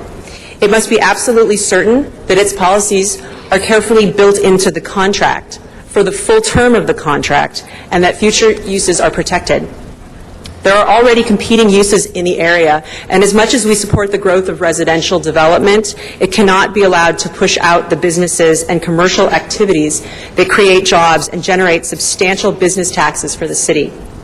Second, it's critical that the RFP establish maximum annual increases that are both modest and gradual. Specifically, we ask that the rates not increase more than the Consumer Price Index in any year. If you look at the current Schedule 6 maximum parking rates in the RFP, it proposes, for example, a 33% increase in rates for nighttime parking in 1 year, between years 2 and 3, and a 25% increase in the rates for the same parking between years 4 and 5. The effect of this is an almost doubling of the nighttime parking rates between years 1 and 5. So finally, as the RFP, we also want the increase to start with today's rates, not at year 5. Thank you. Thank you. Ms. Perry. Thank you very much, Mr. President, and I'd like to ask Mr. Santana to come to the middle table, and I'm going to speak now, and then I'm going to press my button again because I'm waiting for a draft of a motion to come forward. Before I ask Mr. Santana the question that I want to, and Mr. Miller too, that would be great. Now, the current RFP has Pershing Square Garage in it, and I represent the area that includes Pershing Square. I am concerned because Pershing Square Garage has no debt on it, and I mean, from a layperson's perspective, it's basically a good, healthy asset that is pulling all the other assets along like a sturdy tugboat. The fact is that nobody knows what downtown is going to look like over the next 50 years, how big cars will be, what the average parking space will be, whether we'll even be driving cars as we presently know them to be, and what the demand will be for residential versus commercial parking. Nobody knows that. All of these questions have answers that I don't think we can even project, and that's why it's important to preserve maximum flexibility. The more flexibility we give to respondents to the RFP, the higher activity of bid response we're likely to receive. The Chief Legislative Analyst and the Chief Administrative Office have given the Council the opportunity to see how this will affect the value of the garages by requiring bidders to provide 4 responses to the RFP, which take into account responses that include Pershing Square Garage provisions and responses that exclude Pershing Square Garage provisions. That is a very innovative approach because it will give us the opportunity to compare and contrast and make very well-informed choices. I do believe that we need to focus on maintaining uses for the Pershing Square Garage that promote uses in the area surrounding Pershing Square, because we have some extremely viable small businesses in the area. Some of them are in Mr. Huizar's district, some of them are in mine. My motion is going to ask that parking rates remain consistent with the practices provided for with respect to the uses, as we will discuss, jewelry district and other interests that are in the immediate radius of Pershing Square. But the one question that I do have, and I'll press my button again for both CLA and CAO, is what happens if we take Pershing Square out, and what happens if we leave it in? Putting it bluntly, if we were to take Pershing Square out, I would recommend that we not pursue this as a strategy. Pershing Square is really the centerpiece of what we're doing. It's a critical component in the overall value that we expect to receive, and without it, it simply doesn't make sense to move forward at this point. I would agree completely. I can only add that one of the reasons why it's perhaps the principal property in this is that it is currently very, very much underused. And I think that's going to go to the discussion I know we're going to have about rates. But the fact of the matter is that the usage of that garage is much, much lower than it could be, and that's why it adds such substantial value to the transaction, and I agree. I would not recommend proceeding without it. Ms. Perry, would you like to continue? There's no one on the queue. I'm going to have to, would you mind, they're working, CLA is putting together the motion for me right now. Okay, there's other people who pressed their buttons while you spoke, so don't worry. I think they're waiting. Mr. Parks and Mr. Weezer. Mr. Parks. Thank you, Mr. President. One of the things I was going to ask, because this is maybe tied to 55, and that's a maybe closed session to talk about the particulars, is whether we could make this the last item. Does anybody want to go into closed session on 55? That was an option. Because I thought 55 was us giving actual details of what the RFP would include, which were negotiating points that we didn't want to speak out in public. That's what I thought 55 was. It was for the ability to... Because otherwise, we won't know what the negotiating points are, and I don't think we want to discuss them in public because all of the bidders might be here to understand what our strong and weak points are. Mr. City Attorney?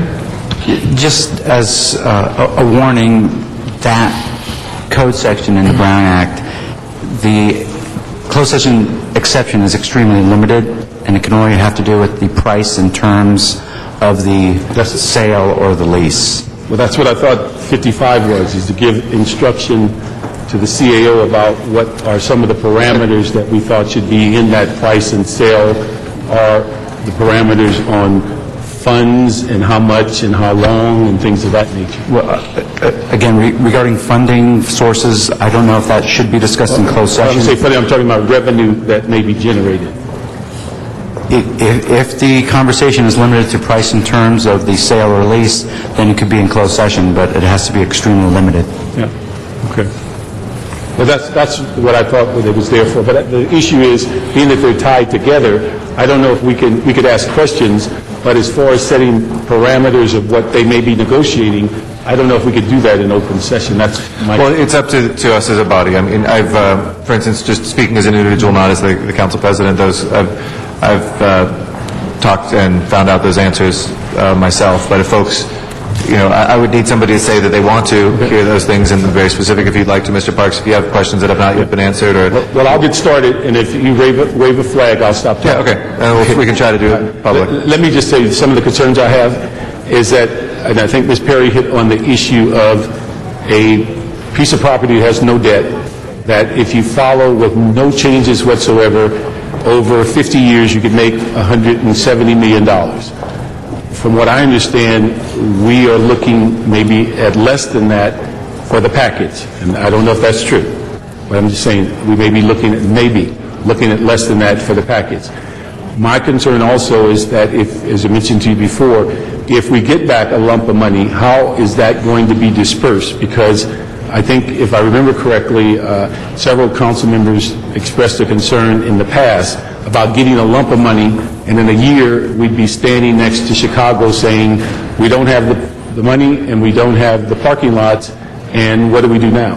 And so whether that money can be moved over a 3 to 5 year period so that you're getting income on a routine basis if you're going to go in that direction. And that's one issue. Is that possible that you can create a multi-year payback as opposed to a one lump sum? In regards to your first question on the value, I would recommend that any discussion around the value of the Pershing Square or any of the assets, that be held in closed session, because obviously we don't want people to bid at a particular number given the discussion that takes place. For those that may be bidding, that was a guesstimate. I was just throwing a very it out. low estimate. Yeah, just throwing out to see your eyes crossed. As it relates to your second question, we really looked at the concern raised, and in some ways, another way of looking at it is, there's concern that if we receive a lump of a very sizable sum of dollars, that we would use it in a way that avoids the restructuring that we've engaged in.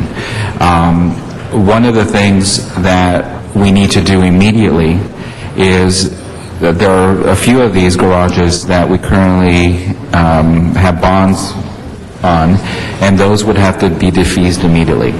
So in order to do that, the lump sum is necessary as part of that strategy. Well, let me stop you right there. There's two lump sums I'm concerned.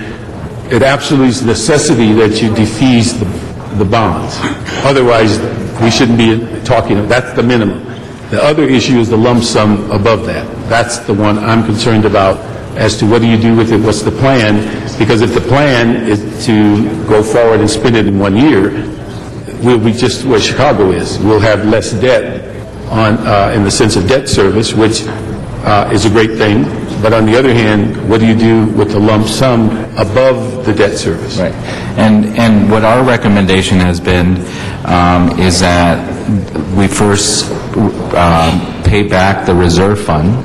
As you know, to end the year in the black last fiscal year, we had a dip into the reserve fund. It was a point of which resulted in the downgrades that we received. It was certainly a concern when we went out for the TRAN and when we met with investors and the bond rating agencies. The fact that we had a dip into our reserve fund was raised as a significant issue. So the recommendation would be from my office, and I believe the CLA agrees, is that we would pay the reserve fund. And obviously, in addition to that, there's $53 million in this year's budget that needs to be closed. Those are all issues that we control. It's like someone giving you $1,000, and you're ultimately responsible how you spend those $1,000. Anyone who engages in this partnership won't want to be in the business of telling us how that money could be spent. But that's our job. Right. Thank you, Mr. Clark. One follow-up question. Go ahead. Let me just ask, the issue is, when you mentioned earlier on the 53 in the budget, that's like a 9-month issue of paying, because if the way the budget is written, starting October, you could end up with a layoff starting. 53 would make the layoff start July 1st of the next year. So it's a one-time cost that we can't recover the following year. It's essentially bridge money to help us through this fiscal year as we begin to restructure. As you know, we're facing a $320 million deficit next year. We need to identify other ways to curtail what I'm envisioning, that in the same way we did this year, that we get started on that deficit early on and not wait for the budget, do it within the context of the mid-year FSR, so we could have the policy discussion about what to cut and actually adopt some of those reductions earlier so we could count on a full year savings. But being able to mitigate the $53 million problem gives us the time and the ability to do so. There has been about a 3-month delay due to our own internal issues. This is incredibly complicated from a legal standpoint. We've had to negotiate with the city attorney on a number of different fronts. So we will have to come back in October with a strategy to help mitigate that delay. But in addition to that, obviously, we have the larger number of $53 million that we have to contend with. Well, the only thing I'm going to add to that, obviously, all of these decisions are up to you, but there are two pieces to this. One is the $53 million. The mayor proposed it. The council did leave it in the budget. Some of the frustrations you hear from department heads on managed hiring is, well, they're living within their budget. Well, as we sit here today, no, they're not, because until we see that $53 million, we don't know what their budget is. The second piece of this is to be able to preserve the ability to do the securitization of the meters. That's not selling them. That's borrowing against that revenue. Now, that, as you recall in budget discussions, was one of the things that you're looking at to help bridge the gap on the $350 million problem next year. You cannot do the securitization of the meters unless you do this, because unless we can get rid of the tax-exempt bonds, there is not sufficient revenue to securitize. So what you're doing here is covering this year's gap, and you're preserving a tool that, again, you'll all have to decide on whether or not you pull the trigger on that tool, but you're preserving a tool to help bridge the gap for next year. Thank you. Mr. Weezer. Thank you, Mr. President. The issue of the CPI has come up, and as to whether we could have any future rate increases only go up as far as the CPI for the previous year and no more than 3%. That has been proposed. Right now, we have a schedule that goes up for 5 years. The question number one is, what did you use to go year to year for that increase? And secondly, what happens after year 5? The first 5 years was based on a study that was done by an outside consultant. And the numbers that were cited are not what the actual increases will be. They're the maximum that the actual operator can actually increase the parking fees. After the 5th year, the CPI is the driver and becomes the cap in terms of how much more it can increase beyond that first 5 years. And the only thing I would add to that is so the CPI does become the cap after the first 5 years. After the first 5 years. I want to make it clear that there was some suggestion that these were proposed rates. They're not. As Mr. Santana indicated, these are maximum rates. What is going to drive the rates is, in fact, the market. And it's important in this context to recognize that, and again, this is a policy decision, but what is occurring today is that the city is subsidizing parking in these garages, and really at the expense of other city services. So the question is it in the city's interest to continue to subsidize these, or to allow the rates to go to market so that we can get from the bidders the substantial upfront payment we need to balance the budget? That is the policy conflict here. Okay. Secondly, last week when we were here, some observers who had just left Pershing Square told us that the actual rates that we were given in our report were incorrect. They had just left Pershing Square. The numbers were different. Do we have an answer to why that happened, or if that is accurate or not? I believe we appreciate you bringing that to our attention. Now we think we addressed it in what's before you now. What occurred previously is, in essence, when they put the schedule together, they just picked up the wrong column. The calculations were correct, but it was presented incorrectly. Passed out to you today is the corrected schedule. So there's a new schedule that was passed out today that we will use in the Yes, that's correct. RFP. That is correct. That is correct. Okay. Any other oversights? They wouldn't be oversights, so we knew about them, right?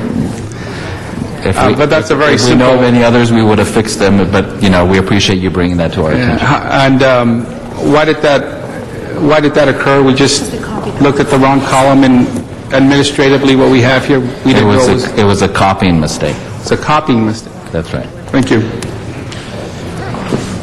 Mr. Koretz.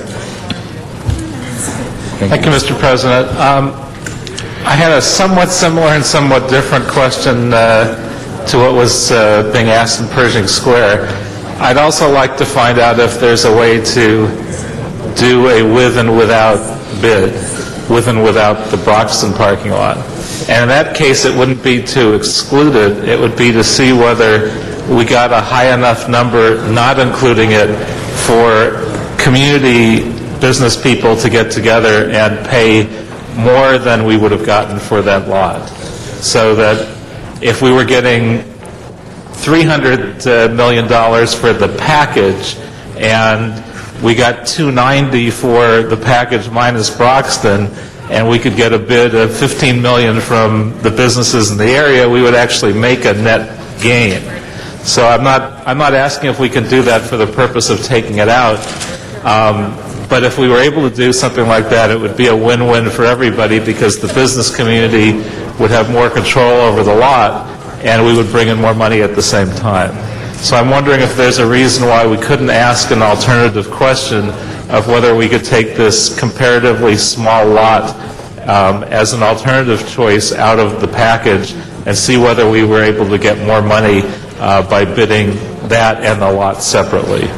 I guess the answer, I would ask the question, is are the local businesses, do they have the capacity to pay us up front? Because that's essentially what we're asking for everybody else, is that there be a payment of the value of that asset, not just extended, but upfront for the entire 50 years. And so if the analysis that was done was based on all of the lots, and we've looked at the question as, does it make sense to break them up or does it make sense to do it all together?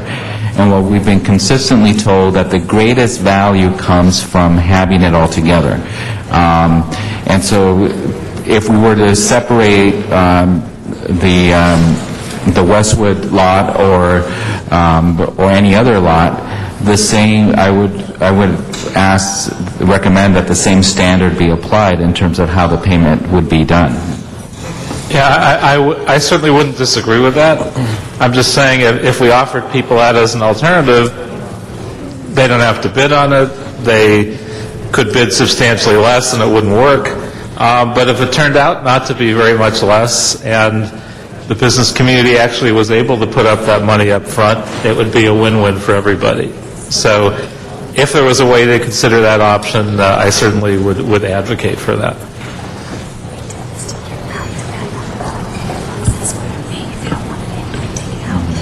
Well, okay. Again, it's up to the council to consider whatever options it wants. I would recommend against it.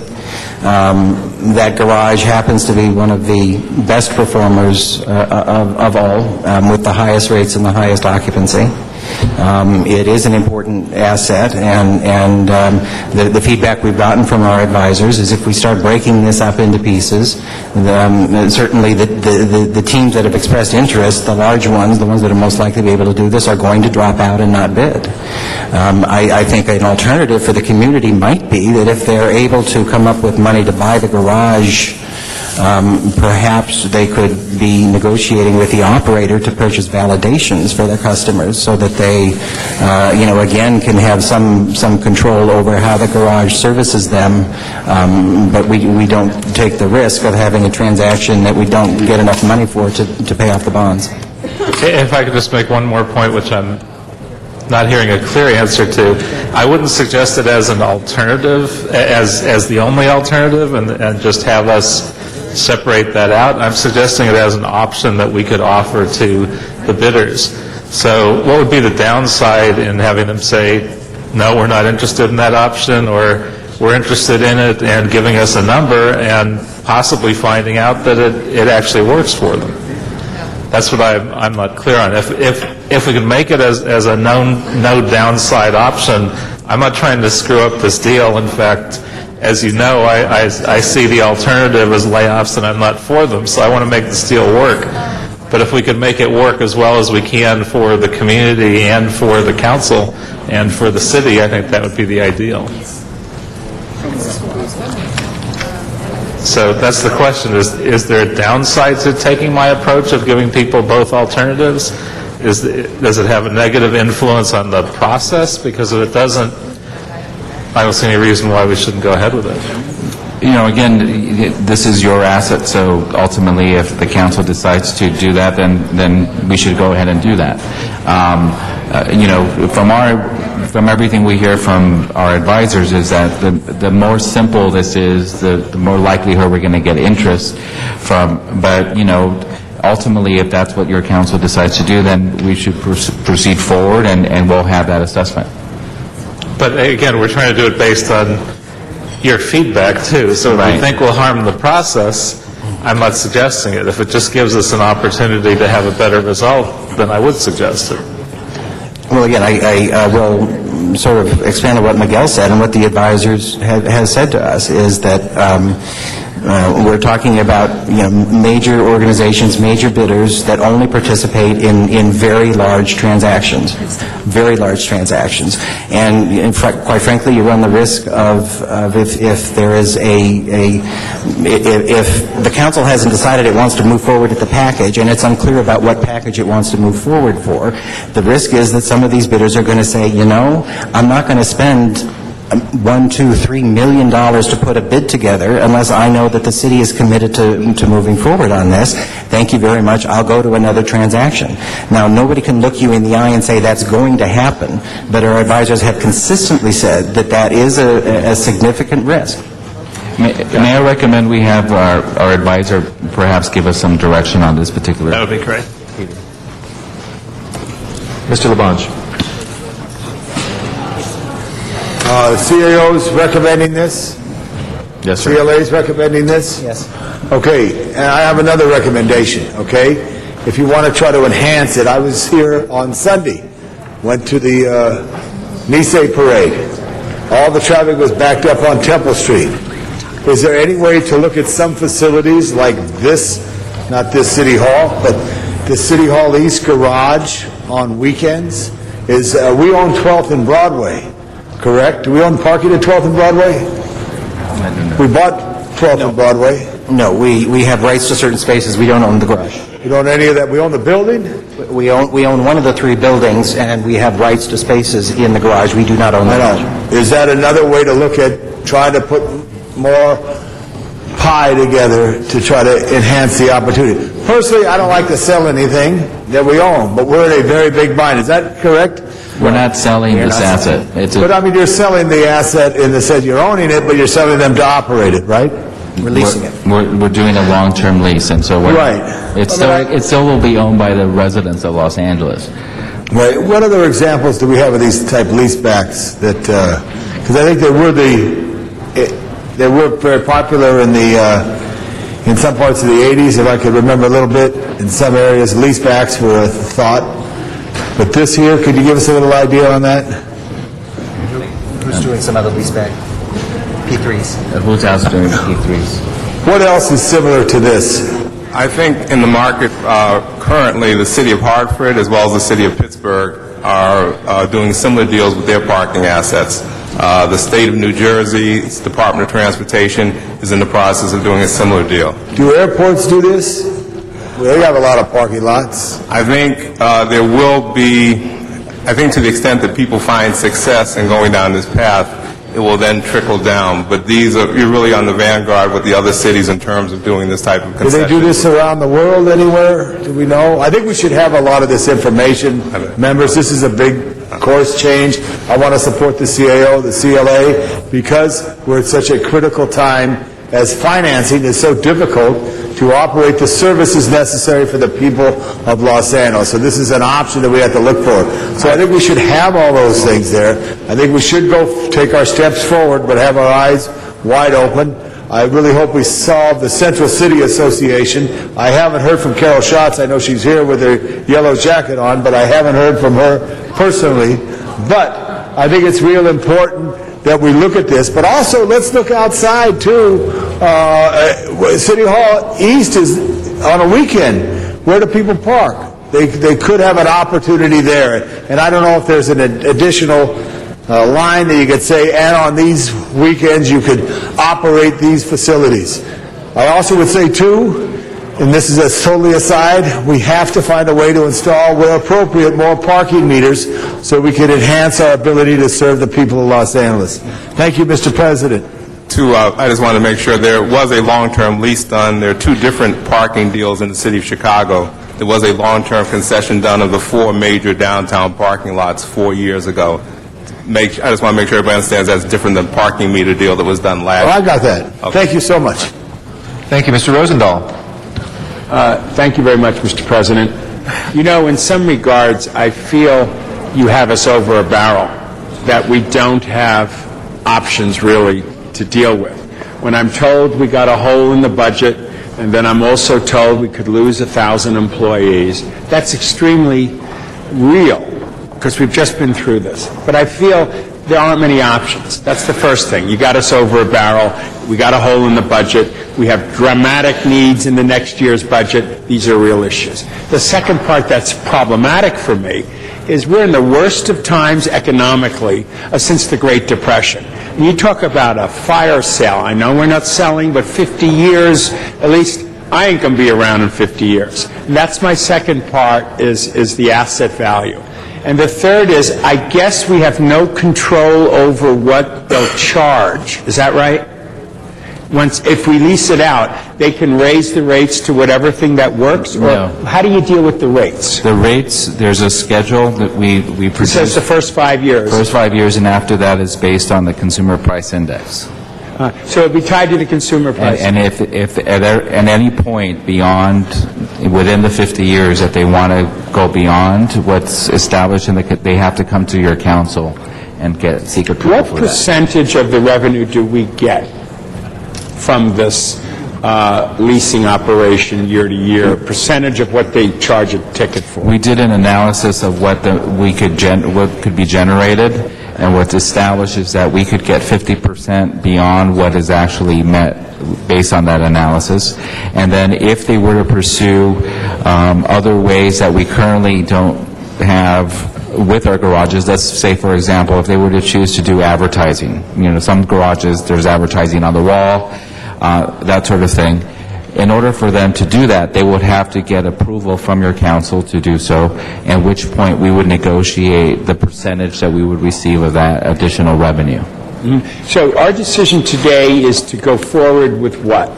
Our decision, what we're asking you to consider is to issue an RFP. We have 15, we did an RFQ and received 15 bids, or not bids, but 15 parties that were interested, and then 13 now. Now what we want to do is narrow that down, and we have a concession agreement that we're recommending you move forward on, and test the market to see, of those 13, which ones of those are interested in moving forward to the next step. What they will do is, they'll, like anything else, they'll come and visit our garages. They'll look at, how the quality of our garages, where they're located, what other garages exist in that area, and then they'll submit a bid. They'll say, I think the value is X. And so once we know what that value is, then we can make an assessment of who provides us the best dollar amount for this long-term lease. And then based on that, we would engage in an additional round of negotiations and then come to you with a final concession agreement where we'll be able to answer the question exactly how much we're generating and any other issues that pertain to that particular arrangement.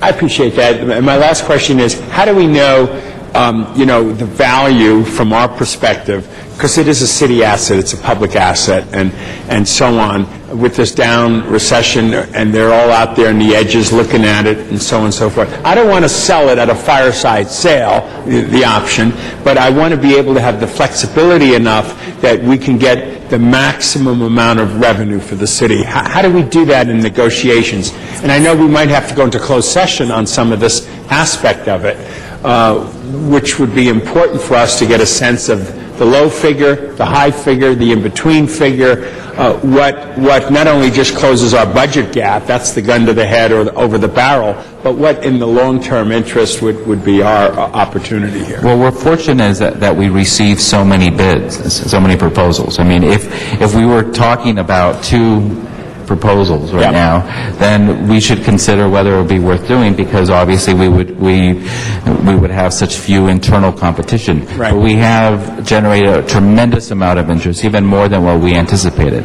That helps us as the owner of these assets. And so that competition will result in a higher value for us at the end of this process. So it's not a fire sale. And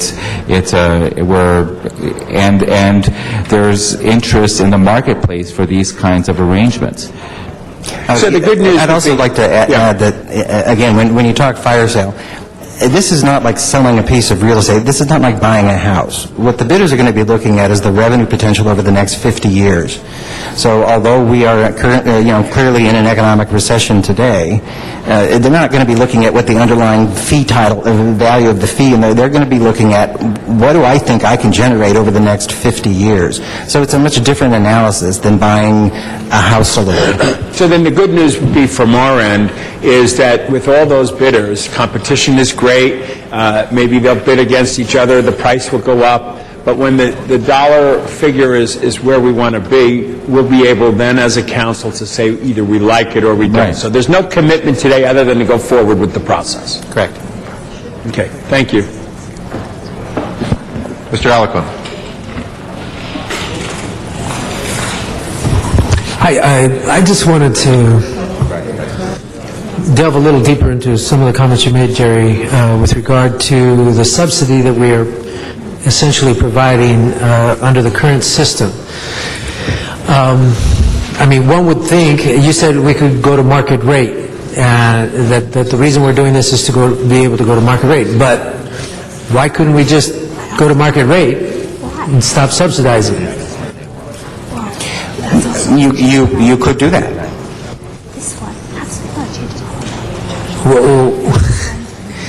What would we gain and what would we lose if we just went to market rate? Well, you would not. Miguel, I think I might need you to weigh in on this question also. But the question is, if we could just go to market rate ourselves, why are we giving up the lease agreement, doing all this complicated stuff, when we could just raise the rates? Well, I think there's several reasons. First of all, you would not be able to get the upfront payment. So you would need to find a $53 million solution. So it's not just to go to market rate? No, that goes to the value. Maybe you should explain it. I was concerned, one of the public commenters specifically targeted this notion that we're trying to skirt the issue of going to market rate.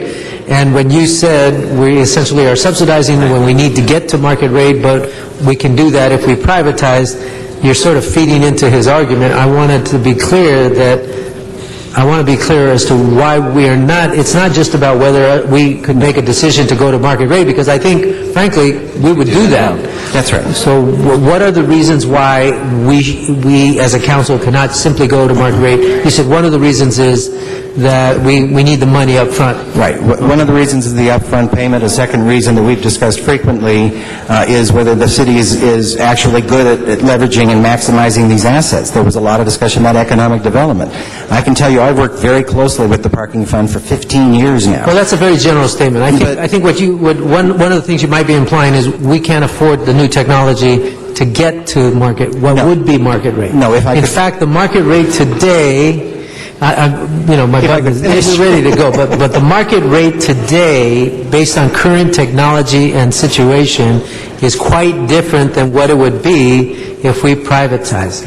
Is that not true? That is. But again, one of the benefits of privatizing and getting rid of the bonds is to be able to use those lots for economic development, to be able to operate them to better serve businesses, to be able to use them to provide co-parking, to be able to do all of those things that we cannot do today. Okay, I got 2 seconds. I just want to ensure a couple of things. We are not going to allow any companies that currently are in debt to the city and we have collections matters before them. They are not going to be allowed to compete in this for this RFP. Is that correct? That is correct. Okay, and can you explain what will occur with regard to current employees? Current employees are, there's the first thing that becomes effective is their labor agreement, and most of these employees fall under the coalition agreement, which states very clearly that no employee shall be displaced as a result of contracting, and so or not displaced, laid off. So no employees will be laid off who fall under that agreement today. However, we also have a worker retention ordinance that gives these employees the option, if they choose, it's up to them, to have first right of refusal with the new operator. And so if they choose to have that opportunity and transition into that new arrangement, then they will be given the opportunity to do so. Okay, thank you. Mr. Parks. Let me ask Miguel, we can't talk numbers, but in the 50-year period, what do we think they recover a timeline? When do they recover their money? At 10 years, 12 years? And then is it profit the remaining 30 years, or just, how does that break down? Because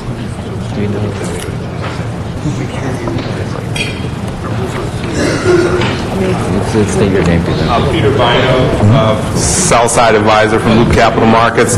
I think that the answer to that, Councilman, will be very different for the 13 different bidders. you've dealt with it. I'm just trying to get an idea. Right. Is it the first 10 years they recover their investment and the next 40 they're in profit, or? It depends upon their cost of capital, how they finance the deal. If they finance it with equity, they finance it with a combination of equity and debt. Depending upon the money they put, the amount they put in, and how it's structured will dictate the return. And I think it would be speculative for me to say it's going to be 10 years, I want you to 20 speculate, years. though. I want to get an idea. No one's going in this to get their money in the 49th year. Oh, not. Okay. I would not. All right. So the issue is there's got to be some break-even point. Break-even point as deals that you've dealt with. Is it the 15th year? Is it 10th year? I mean, we're not talking about this deal, but just give me an idea. Is it something in which people that do this for a living, of capturing these depressed properties and then turning them into, I would hope, profit for themselves? What are we looking at as a criteria? I think it would be fair to say that the market that is looking at these properties is not looking at them as depressed properties, but looking at them properties that do have upside potential with the addition of capital investment and technology. Most of the people who are bidding on these type of properties are getting their money from pension funds, long-term investors, insurance companies who have a 30 to 50-year window in terms of return. So they're financing theirs at 30 to 50 years? No, these are long-term investors looking for long-term investments. And that's this whole idea of P3 and infrastructure funds was built around providing an opportunity of 8 to 10% returns for people who were in the market for 30 to 50-year periods. I think it would be fair to say, as you defined it, nobody's going to want to wait until the 50th year to get their return. I think the idea of these funds and these kind of investments is to get an 8 to 10% return each year over the term of the contract or the concession. But at what point would they, and again, speculative, what point at what year or approximate year would they hit their return? I mean, are they They're looking to get a return on their investment every year. Every year. But when would they be, I mean, the original investment, just throw a figure out. When do they recover that? Is that in the first 5 years? I'd say if people are looking to get an 8 to 10% return, then it basically would take 20 years for them. It would take 10 to 20 years for them to get full return on their So about a little less than half in the time. terms of initial capital. You figure that they get their capital, and then the remaining 50% of the time is basically profit. I don't think it's that simple, Councilman, because I think what will happen after 20 years, there will be additional capital investment, depending on how they structure it, refinancing costs, whatever. But the whole idea in their mind, what their objective is an 8 to 10% return per year. And when I said depressed asset, I wasn't using it in a negative term, but I think you answered my question in the fact that if it were at the top of the line, they would be maybe not as interested because their value and their profit wouldn't be as great. Right. No, they're looking for properties that have upside potential. That's right. So the thing is, they're not looking at it as that it's basically a fire sale. They're looking at it, they can put money into it and create more profit for themselves. Yeah. No, and I think the fire sale description is, I understand how people see what's happening in the economy we're in the middle of right now in the recession. But what you have are these major infrastructure funds who have raised these funds, and they have to put this money to work. So beyond the fact that we have a robust competition between 13 different bidders, and I think the reality is some of them will fall out because once we go forward, if you decide to go forward today, people will then have to start spending real money on due diligence. heretofore, the people who are looking at these assets have not had to invest a lot of money other than the proposals they put in. But now they're going to have to hire attorneys, advisors, they're going to have to spend a lot of money, and between now and the time we would come back to you, you'd see a prospective bidder spending $3 to $5 million to be a competitor here. So these are serious people with, large funds that they have to put to work. And I think that's really the basis for the robustness of the competition, and that's why we don't feel a fire sale is a correct description of what's That's why I happening. just used depressed. I didn't use fire sale. Let me ask you, Miguel, did we get two shots at this? We vote today to go forward, and when you bring back the deal, then we have an up and down vote on that also? Is that the game plan? That is correct. This is a significant step in that we're indicating to the market that, yes, we are interested in getting their proposals, as was indicated. People will spend millions of dollars to prepare these proposals. I would recommend that if we take this step, we do it in earnest, and we are doing so with the indication that should we receive the right bid at the right price, that this is something we would move forward on. The step is, one way of looking at it is that we're really making the policy decision that we're not going to be in the garage business, and that we've acknowledged that that is not a strength that we have as a city. We haven't figured out how to maximize that asset, and as a result, we are interested in soliciting proposals to see how we could maximize that asset given the fiscal crisis we're in today. Now, a few months from now, we'll know exactly what that means. We'll know how much people are willing to provide us as a lump sum for that asset, and at the end of the day, if it doesn't meet our objectives, it doesn't take care of the hole in the deficit, it doesn't replenish our reserve, it doesn't provide us the revenue that we're looking for to defease our bonds, and the revenue that we want to see to help transition this for next year, then we'll be the first ones recommending that we now move forward on it. So but it is a significant step, and you will have another opportunity. Okay, but Mr. Parks, your time is almost expired. I just have one more burning question. Go, you got it. I'm giving you grace. But let me just ask the other thing. So there's no guarantee if the winner comes through and spent millions of dollars that if the council doesn't vote for it, there's no guarantee that there'll be an ultimate deal. That's correct. All right, thank you. Thank you, Mr. Parks. Mr. Garcetti, Ms. Perry, please. Thank you. So thank you for the facts on this one. This is a complicated deal and not one that, this is one that bridges a difficult year, and I think eyes wide open, nothing more. So folks that think that we suddenly next year have $53 million better economy and we don't have to do anything, let's be clear about what we're doing here. I wanted to add one thing. You've made very clear here this is not a sale. We control the rates. We still own the assets. The public still uses these garages. And I know there's been a lot of attention on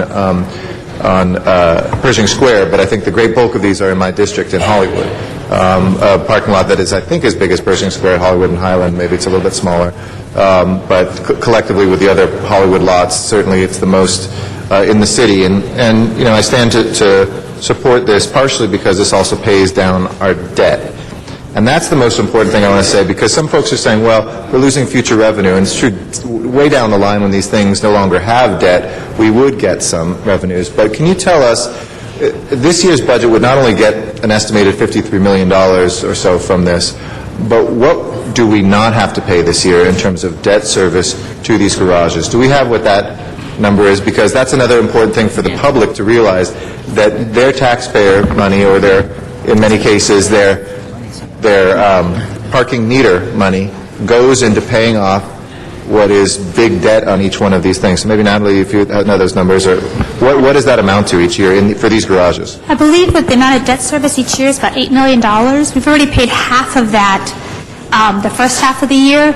So depending on when this closes and how fast we can defease the bonds, we're expecting to pay the debt service again. I believe sometime in March. I don't remember when the second payment is, but it's sometime at the end, towards the end of the fiscal year. So maybe about $4 million we'd save on top of what we gained We from the might, sale. if we defease fast enough. But it'll be in yes. the millions if we close it this year. So next year, we wouldn't budget that $8 million. What is it? But essentially, it's $8 million we get next budget year that we otherwise would, for things like parks, for transportation, for whatever we want to put it in, that we essentially would have had to use for debt service. Correct.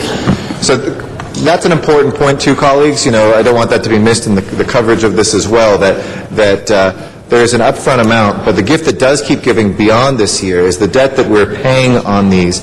To be able to do that all at once, still retain the lots, still have them open to the public, and control the rates. And, a lot of people talked about Chicago. Chicago messed up because they never raised the rates. We hadn't raised rates in a long time here, and that precedes this. We don't have to do that now. That was already something that was done by the mayor and the council in the previous year budget. It was then Chicago having to meet its requirements that made that a bad deal. This is one which I think has that upside of making sure we don't have to pay that debt every single year, so I just wanted to put that on the record, too. Thanks. Thank you, Mr. Garcetti. Ms. Perry. Okay. All right. Thank you, Mr. Chair. My motion is out now. It is 41B, and I just want to make sure that it properly reflects a correction that was handwritten in the end of the first paragraph in the I move. The last sentence should read, be amended to require that the RFP and concession agreement include the following provisions with regard to Pershing Square. This motion would only apply to Pershing Square. Now, there is a point that Mr. Huizar and I do agree, and that's point number 1. 1,200 commercial/transient parkers be accommodated at all times. And Mr. Huizar, I just want to confirm that we're in agreement on that based on what I saw from your motion. Okay. Where we diverge is on points 2 and 3 of my motion, where I ask that the parking rates should be allowed to increase no more than the increase in the consumer price index in any 1 year, starting from a baseline year, and that's from, not form, but from a baseline year, one, using current rates. That is my effort to keep some flexibility in this calculation. And to restate on number 3, parking that is in a manner that is consistent with the ongoing efforts to provide retail, dining, and entertainment uses in the area. Therefore, we accommodate the activities that take place on the side of the 14th Council District with the theaters that Mr. Huizar is attempting to revive. We still address the concerns of the jewelry district and the retail uses that are on that side and respond to the office uses and the hotel uses on the 9th District side. And again, it's to keep maximum flexibility. There is a reason that Pershing Square is the crown jewel, because of where it is sited and the uniqueness of the various communities which it serves. So I like to preserve that as much as possible. So mine is 41B, and I hope that I'll get an aye vote on that, a unanimous vote. Mr. Huizar. Thank you, and my motion 41A is incorporated into Ms. Perry's motion 41B, and the reason this was of concern expressed at the last meeting, which is that currently as written, the RFP says that we will reserve 1,200 spaces for commercial uses, but how much would you be willing to pay should we take out that restriction? I think if we let that out the gate like that, it automatically puts a negative connotation on the preservation of 1,200 commercial spaces for the area, and that is not necessarily the case. So what my motion does is simply state that the RFP will include the requirement that 1,200 transient commercial parkers be accommodated at all times at the Pershing Square parking garage, and that any language requesting multiple bids pertaining both to the inclusion and exclusion of this policy be removed from the RFP. And as was mentioned earlier, there is a lot occurring in downtown. There is a need for more commercial spaces. A lot of the places are being revitalized. Underway in the city, we currently have an adaptive reuse ordinance for commercial office, which we do not have currently, that will allow us to rehabilitate a number of vacant buildings around that area. So the demand for commercial parking will definitely increase, in addition to supporting the local jewelry district, the theater district, and other local shopping areas. So I think this is a good thing. It's a positive thing. At the end of the day, when the proposers look at this, look at the demand for commercial development and the coming demand for commercial development, I don't think it'll negatively affect it at all. Thanks. Thank you, Mr. Weezer. Mr. Garcetti. Thank you, and thank you to my two colleagues from downtown area and the folks from downtown who are here. I just want, and colleagues, this is for all of us, and I just have read these amendments, and I just want to hear from our CLA and CAO, because I think it's important on this, what the recommendations is and whether this language should be tweaked any further. In terms of, I think that the 1,200, I think people are supportive of that. Whether it's at all times or not, I'd be curious. I've heard some advice that maybe that should just be an evening thing rather than evening and daytime. And the reason I can kind of speak with some experience in terms of Hollywood, I think we don't have a different dynamic. We have a revitalizing area. We have housing that we want to protect. We want to make sure that the businesses are protected as well. Finally, having built parking after years of not really having enough and people bypassing the area. The second part, Ms. Perry, maybe you can answer it as well, Ms. Perry, or we can have the CLA, that it should increase no more than the CPI in any 1 year, starting from a baseline year. What's the logic behind that? Only because I know that parking, sometimes it goes down, sometimes it goes up. If we're in a situation where the market is actually driving, including the commercial areas that it go up 10% 1 year, but we have a CPI of 1%. One of the things we experienced in Hollywood was we had the development at an uneven pace with what inflation was. So some years we'd be developing much more rapidly than what inflation was. Sometimes we'd want to be incentivizing people to get there in other ways. Other times we wanted to drive it down. Would this mean when the CPI goes down that we'd have to reduce rates? And if we do this here, should we do this everywhere, or should we do it nowhere? What's the difference between downtown Hollywood and other parking places? So I'd love to hear from the maker, and then maybe the CLA-CO could give us our analysis. I'll just give my own response, Sure. and then Absolutely. obviously they should back it up. I think each one of us has parking structure that is uniquely situated. Yours is another example. Cinerama Dome, extremely unique situation, as is Hollywood and Vine. Hollywood, too. Yeah, Hollywood Highland, I'm sorry. And you know the difficulties that structure faced for years becoming profitable. It's again my effort to try to maintain some flexibility so that the garage can fluctuate with whatever way the market fluctuates over the long haul, and whatever shifts take place within the radius of the market. It's to give recognition to what is there and is well established. The jewelry district, again, Mr. Huizar's efforts to bring the theaters back, the hotel. The only thing that may change is there may be some shift in demographics for residential should the market recover over the next 5 to 10 years. Right. But the businesses have always been there and will remain there, and they're largely independently owned and operated businesses. So there is precedent for my requesting this. I believe Cinerama Dome and Hollywood Highland have their own unique set of restrictions to address the changes in those respective... I agreed with that part. The CPI thing was part of what I want to know your logic and get their analysis on. Just because, let's say it's $2 in the commercial lots that are competing with Pershing Square, just like in Hollywood we have commercial lots that are close to Hollywood and Highland. And those go up to $3 1 year. That's the market rate there. But so Pershing Square could only go from $2 to $2.06 or something. So keeping that ceiling there, that's what I was wondering about. Yeah, I understand what you're saying. But again, I think, Hollywood and Highland is the hot center of tourism on the Red Line, caters to a different demographic, and, the ability to float over there may be very different than what we need to float downtown. And so, again, a ceiling may be able to moderate that or regulate that within reason. Maybe we need a range. I don't know.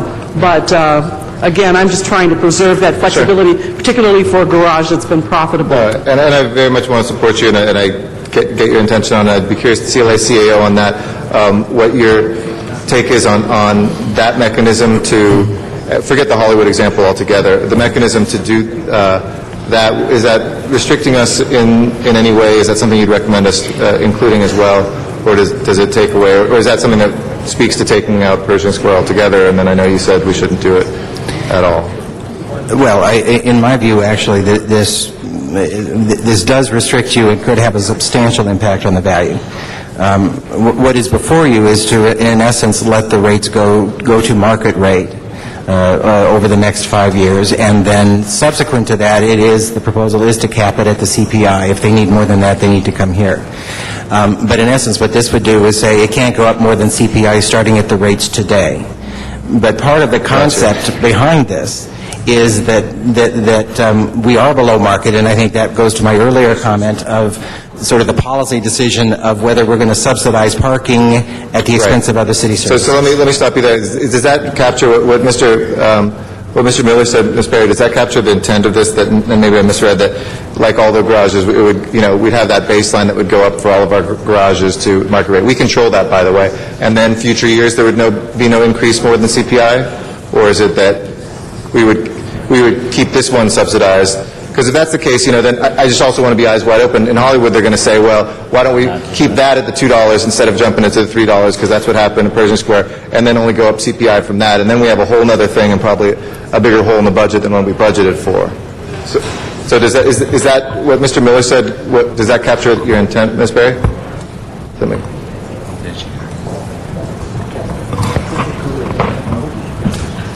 All right, Mr. Garcetti, are you waiting for an answer?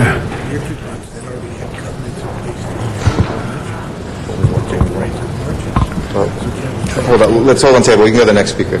Oh, Ms. Perry, on your own time. Very good. You're always okay. Mr. Parks.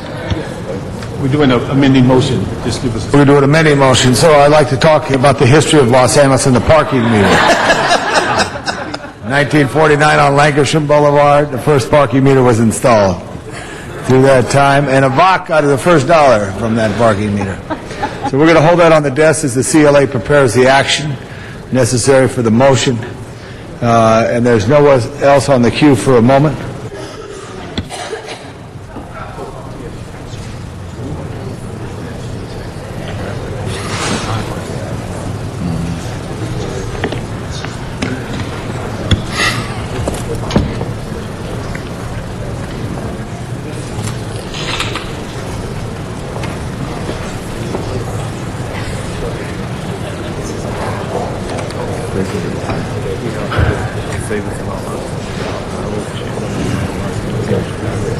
As we have these discussions, continue with those discussions on that. Mr. Clerk, on the items that are left on the agenda, if you could just inform me, the chair, how many of them are closed session items and how many are not?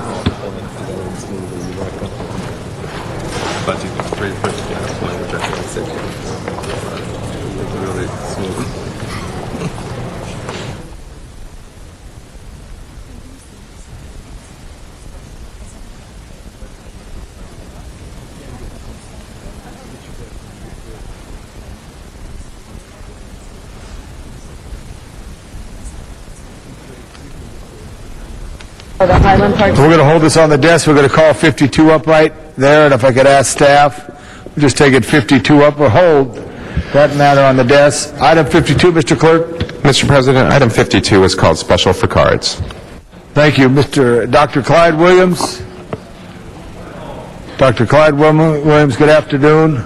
Arnold Sachs. Mr. Walsh.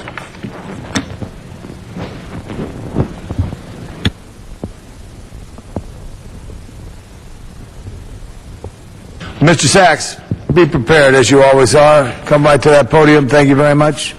Thank you. Good afternoon again, Arnold Sachs. I'm just concerned about this item. I held this because you're matching funds from the Department of Water Power in the amount of $62,500. So does that mean that, just for clarification, that the DWP has available for each one of the districts $62,500 that they can use for the streetscape improvement projects within each district? Or are they just holding that money? Why are other districts using DWP funding with $62,500 for streetscape improvements within their district, or maybe even transferring it to a district and receiving funds back in another manner. That's quite a bit of money to just sit around in the hands of DWP. Thank you. Thank you, Mr. Sachs. Mr. Walsh, please. Fast enough for you? I'd like to thank Mr. Alarcon and realize that Hollywood 100% supports you. Everybody in Hollywood supports you. On the Highland Park streetscape, in fact, we produce HollywoodHighlands.org out of a Highland Park address. The streetscape is terrible now. It is run down.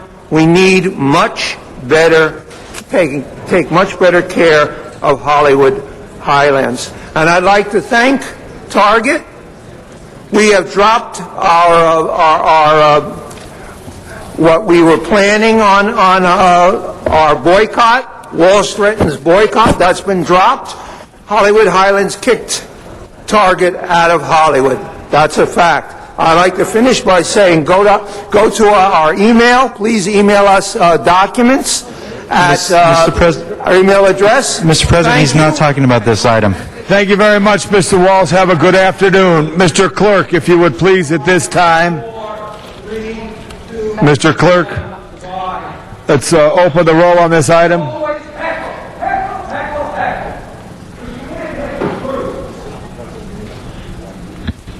Mr. Walsh, please refrain from that loud outburst. Mr. Clerk, would you please open the roll on this item?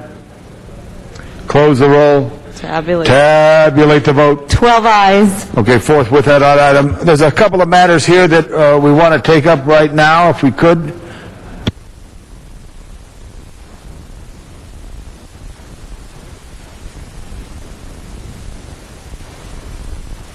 Mr. Clerk, we have some closed item sessions that we want to speak to. These are items that we can in open session. Items number 57, 58, and 61, City Attorney, if you want to address that, we can do any of that in open session. 57. Yes. I think if we go back on 41, what I just want to make clear, and Ms. Perry said this was her intention, which I think is absolutely fine and great and gets to the heart of what she and Mr. Weezer are doing. On number 2, it's that she wants to make sure we have a bid that includes what this amount would be. It's not that we wouldn't also get bids with what it would be without the CPI thing, but that way we can actually see from bidders what that difference is. If it's only a few $1 million and it's something that helps the economic revitalization, we make that policy decision, great. If it's so big that whatever your fears are, that it kind of says, well, this doesn't close the budget deficit, either way we'll have those numbers. So I just want to make clear, and she said that, I think Natalie understood that to be that bidders would also bid on it without that, then we can move it forward. Okay, that's That sounds okay. Yeah, I accept it as a friendly amendment. A friendly amendment accepted by Ms. Perry. I'm not sure that I'm clear on what you're saying is not... Mr. Clerk, could you repeat that for the body? I'll repeat it. It was that the part 2 on here, Ms. Perry is saying she just wanted to be able to have the 2 columns. One that said what the bidders would say, this is what I would give if it weren't fixed to, where the rates are now with CPI, and one in which it would go to market and then CPI, what the difference of those 2 are. So then, just like the rest of the ones, we can see what that value is. And there may be a good public policy desire to go with the one where we don't jump it to market and we say it's only CPI based on now, but we'd have those numbers. We'll get it from the real world. In other words, it's not closing out any of our options. Thank you, Mr. Garcetti. Next on the queue, Mr. Weezer. Thank you. And again, I think that's it's going to give us options there. And what we're doing in my motion is that right now it's currently written. It is starting off the gate with a negative repercussion on the commercial uses. So if we were to go out with just the language as proposed on my motion that says that 1,200 are going to be reserved for commercial parkers, what do you think the impact of that is, Mr. Santana? Well, that's one of the options that we've laid out. We limit it to evening hours only, and I don't have your motion. Yours says all day, or I know Ms. Perry says all day. Yeah, it's the same. Okay.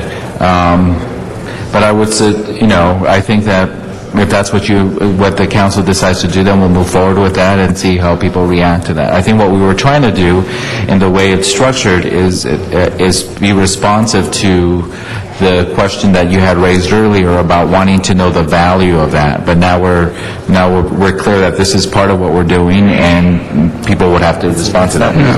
And the reason I think I'm coming back with this, as Ms. Perry has, is because when this item first came to council, one of my concerns at the time was that we had not incorporated the concerns of the stakeholders in this process. We had not consulted with them, we hadn't heard from them, and now we're hearing very loud and clear that the stakeholders who are involved in that area do want to preserve commercial. They see the area needing those spaces, and so now that we've heard from them, and the city, by expressing this, I think is telling bidders, look, the city is going in this direction, the local neighborhood is going in this direction, and we're expressing our efforts to preserve and support the commercial areas in there. Mr. Miller, what do you think the impact would be one way or the other? Well, it's hard to say. In essence, to be clear, what your motion is doing is two things. What's before you has the 1,200 restriction from, I believe it's 5 p.m. to 2:30 a.m. Yeah. So what this would do would be to expand the requirement that they provide accommodate 1,200 cars at all times. But what you're also doing is taking out the instruction to get evaluation from that on the bidders, and I wouldn't recommend that. I wouldn't recommend both expanding the requirement and not getting a value. I think it's important for the council to know what the value of that is before you make the final decision. It may or may not be significant. As we've discussed, there is no residential demand today. I don't think, it's hard to imagine there'll be a residential demand 10 years from now. They may not see this as particularly important, but we won't know unless we ask the question. Okay. We're expressing that there will be very little, so great, thank you. Mr. Paul Koretz to the 5th District. Thank you, Mr. Chair. I would just point out, as I've mentioned many times before, Westwood is an area that's struggling to come back, and if we're looking at limiting the increases to the CPI in the downtown lot at Pershing Square, I'd also like to have that lot included in the same recommendation. There, I think it's even more dramatic right now. That lot was built to provide free parking. It now provides free parking. Not having a control over those increases, I think, will have an even more dramatic negative result. So if we're looking at holding a line on some of these lots, I would certainly ask that it be included. All right, Mr. Koretz, did you get a motion on that, Mr. Koretz? Yes, I'd like to make that motion. And you want a friendly amendment to that? If it would be a friendly amendment, yes. Okay, we got a friend from Mr. Koretz right now. I'm sorry, I'm not quite understanding the impact of that. Mr. Miller has a question. Currently, what will be before the bidders are two scenarios. In fact, there will be free validation at Broxton, phased out over three-year period. So I don't quite understand how the CPI bid would apply to that. There would be no charge for 2 hours of free validation at Broxton. It would be at the point after the first amount was placed in. Obviously, it wouldn't be a CPI increase from zero, because that couldn't happen. But then after that first 5-year period, the CPI is already in there. I was talking about, it's only the first 2 years that it's at zero, so correct. From that first amount. From years 3, 4, and 5, I see. Mr. Parks. President, colleagues, we have 41 seats circulating, and it's something that we've discussed since we've been having this item before us for the last couple of years. But what I'd like to do is just put into the, what we call it, the concession agreement, the option to have the proposers respond to an option that it gives the city a review of what this deal will basically bring us if the lump sum payment for defeasing the bonds was accepted, but the remaining funds were paid over a 4 to 5 year period. So we'd ask that to be an option in their response. That's 41C. Yes. There's no other speakers on the queue. Members of council, are we ready to vote on this? Yes. Mr. Weezer. Thank you. One moment, Mr. Weezer. I just got this amendment, so I wanted to Mr. Weezer. read it and be amended to require responses to the RFP and consent agreement to provide for lump sum payment only for the amount needed to defease all outstanding bonds on the city's parking structures, with the remainder of the bid amount. Any reaction from CAO and CLA? I just got this right now, so I want to... Well, I'm going to turn it over to the sell-side advisor, but that was one of the issues that we addressed in the question and answers that we distributed, and the advice we're given is that they simply will walk away. They do not finance deals this way. If that's part of the deal, they'll just walk away. And on that, Mr. Weezer, I mean, what I'd suggest maybe, Mr. Parks, it's really about our discipline, not theirs. Like, if we want to decide when we get it, we spend it out over 4 or 5 years, that's something we need to look at. If it's above that, amount, that's different than saying they pay it in. It's our discipline.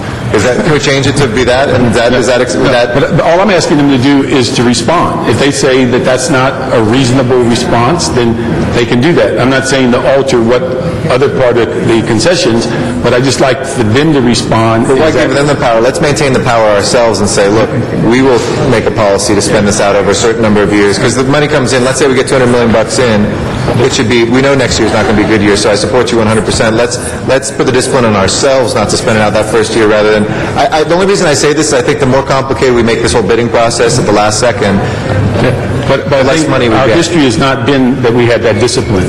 I mean, that's the dilemma. But I just thought if we had the option that they could respond to, it doesn't alter their deal. They can look at the concession agreement and say that is not something that we can respond to and be reasonable, or it drops the cost of the deal down immeasurably. That's something we'd understand. But I think the issue is asking them to respond gives us an understanding of what other options may be there. So I thank you. I just didn't want to take the thing that they're going to walk away. Let them tell us what the value of the deal if they pay us over time. I think, unfortunately, if I could just provide some of the experience of the sales side advisor and what we have tried to communicate to the client over the last year and a half about what's happening in the marketplace. Number one, when we undertook this assignment, our goal was to maximize the revenue that the City of Los Angeles received from the lease of these assets. Over the last 18 months, I think there's been a very complicated discussion of back and forth, a give and take in terms of the CAO, the CLA, and other members of the working group coming up with compromises to the terms that we initially put on the table that respond to the public policy issues that we've heard here today from the different city council members. My concern as your sell-side advisor is threefold. Number one, as I said earlier, there are a number of other deals, just like Los Angeles deal, that are in the market right now. So if you have a KKR or a Morgan Stanley Infrastructure Fund, they can put their money in Pittsburgh, they can put their money in Hartford, they can put their money in Los Angeles, they can put their money in Chicago. I think to the extent that you make this deal more complicated, they will make a decision that they're not going to look at 3 or 4 different alternatives. They may just pass on this deal. And once they pass on the deal, you do not have the same robust competition. You do not have people working against each other to bid the price up. And I think that would reflect poorly on the ultimate price that we may come back to you with a few months from now. The second thing I think is important to share with you is that we've talked with bidders over the last 18 months. Their number one concern in talking to the sell-side advisors, both J.P. Morgan Chase and Loop Capital Market, is the whole issue of political risk. If we're going to make a major investment in the city of Los Angeles, what are we getting into? What are we going to be exposed to in terms of the city council and other stakeholders and decision makers changing their minds, redoing the deal, basically not allowing us to get a fair return on our investment? And I think to the extent that you keep, taking nicking the deal here, taking a piece there, making 3 or 4 different options here, you're sending a signal to the marketplace that you're not serious about this deal, you're not serious about monetizing these assets, you're not serious about doing a financial transaction that works for the investors as well as for the city. And I think following on the position that Mr. Santana made earlier, once we go beyond this point, once the RFP is out in the street, you're going to have people who are going to say, do I want to spend $3 to $5 million to do the necessary due diligence to put in a bid? And to the extent they see uncertainty, to the extent they see dissension, to the extent they see disagreement amongst the body here, I think a number of people will walk away from making that investment. And they say, we'll put our money in another city. And I think you need to take that into consideration as you really look at this issue. And I think you've been well represented by the CAO and the CLA in terms of what we put together in the concession agreement, because what we came to the table initially with was much more aggressive in terms of trying to maximize the revenue. And I think a number of your public policy concerns have been taken into consideration and are reflected in the concession agreement as it stands now. So, as I think Mr. Santana said earlier, it's your decision, it's your final call, but I think you want to be very wary of the number of potential bidders you may push away from this transaction. Thank you very much. Now I'd like to call on for the very first time the Councilwoman of the 15th District, Janice Hahn. Thank you very much, Mr. President. Okay, here we are kind of at the final hour. We've been working on this concept for a long time now. My feeling is that we're doing this to maximize the revenue so that, we don't have to lay off more employees. We're filling the gap in our budget. Are you comfortable with us at this point voting on several amendments of which change the proposal a bit? Would you feel more comfortable if you could, at least I know I would, analyze these amendments and tell us what they do to the proposal? I mean, colleagues, I'm feeling uncomfortable voting on all these amendments right now. I don't know what they do to the final proposal. And we're here to maximize the revenue, and I'm not sure what they do. Would it be appropriate to wait until Friday and have our CAO and CLA analyze these proposed amendments so that, I know you keep saying it's a policy decision, and it absolutely is a policy decision, but we like to make our policy, at least I do, based on the most information and recommendations that we get from our city staff. So are you perfectly comfortable that any of these amendments, if approved, don't fundamentally lessen our ability to maximize revenue on this proposal? I think it would be fair to say that the different amendments will reduce the revenue potential of this transaction. I think it would be unfair and purely speculative for anybody to sit here and tell you that by Friday or by next month or 2 months from now they could do an analysis to tell you by how much. There are approximately 12 to 15 value drivers in this deal, all of which we've scrubbed, which we've talked about, which we've considered, how much do we want to keep, how much do we want to give away. Anybody who is bidding on this asset is going to have a different formula depending upon their perception of reality, depending upon their cost of capital, depending upon how much equity and debt they put into the deal, which will dictate their final bid. The only real arbiter of this issue will be the bids that you receive whenever we receive them. And for anybody to tell you exactly how much this amendment or that amendment reduces the value, I don't think is, an honest response. I think as you look at the marketplace, you see competition, you see the cost of capital, what's happening in the overall economy, you know intuitively that it will reduce the value. It's just impossible to say by how much. But you think we won't be getting could possibly not even be getting our projected goal of $53 million? I don't know if that's the projected goal. I don't know where that number came from. But I do know that it's not just an issue of reducing value, it's also reducing the number of people who are interested in coming to the table. And when you reduce the number of bidders, by definition, you reduce value. And then you also, in addition to that, the people who do decide to play are going to basically discount the value because they see a lot of uncertainty, a a lot of discord and a lot of issues that they, as people who are investing real money in a difficult economy, are issues they don't want to deal with. Well, okay, is there a way you can take a tentative shot at these amendments and give us your initial?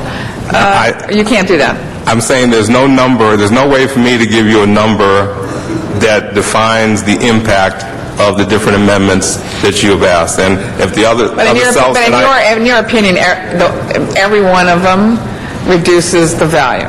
Right, not just reduces the value, but has the potential of pushing people away from bidding, which then reduces the value even more.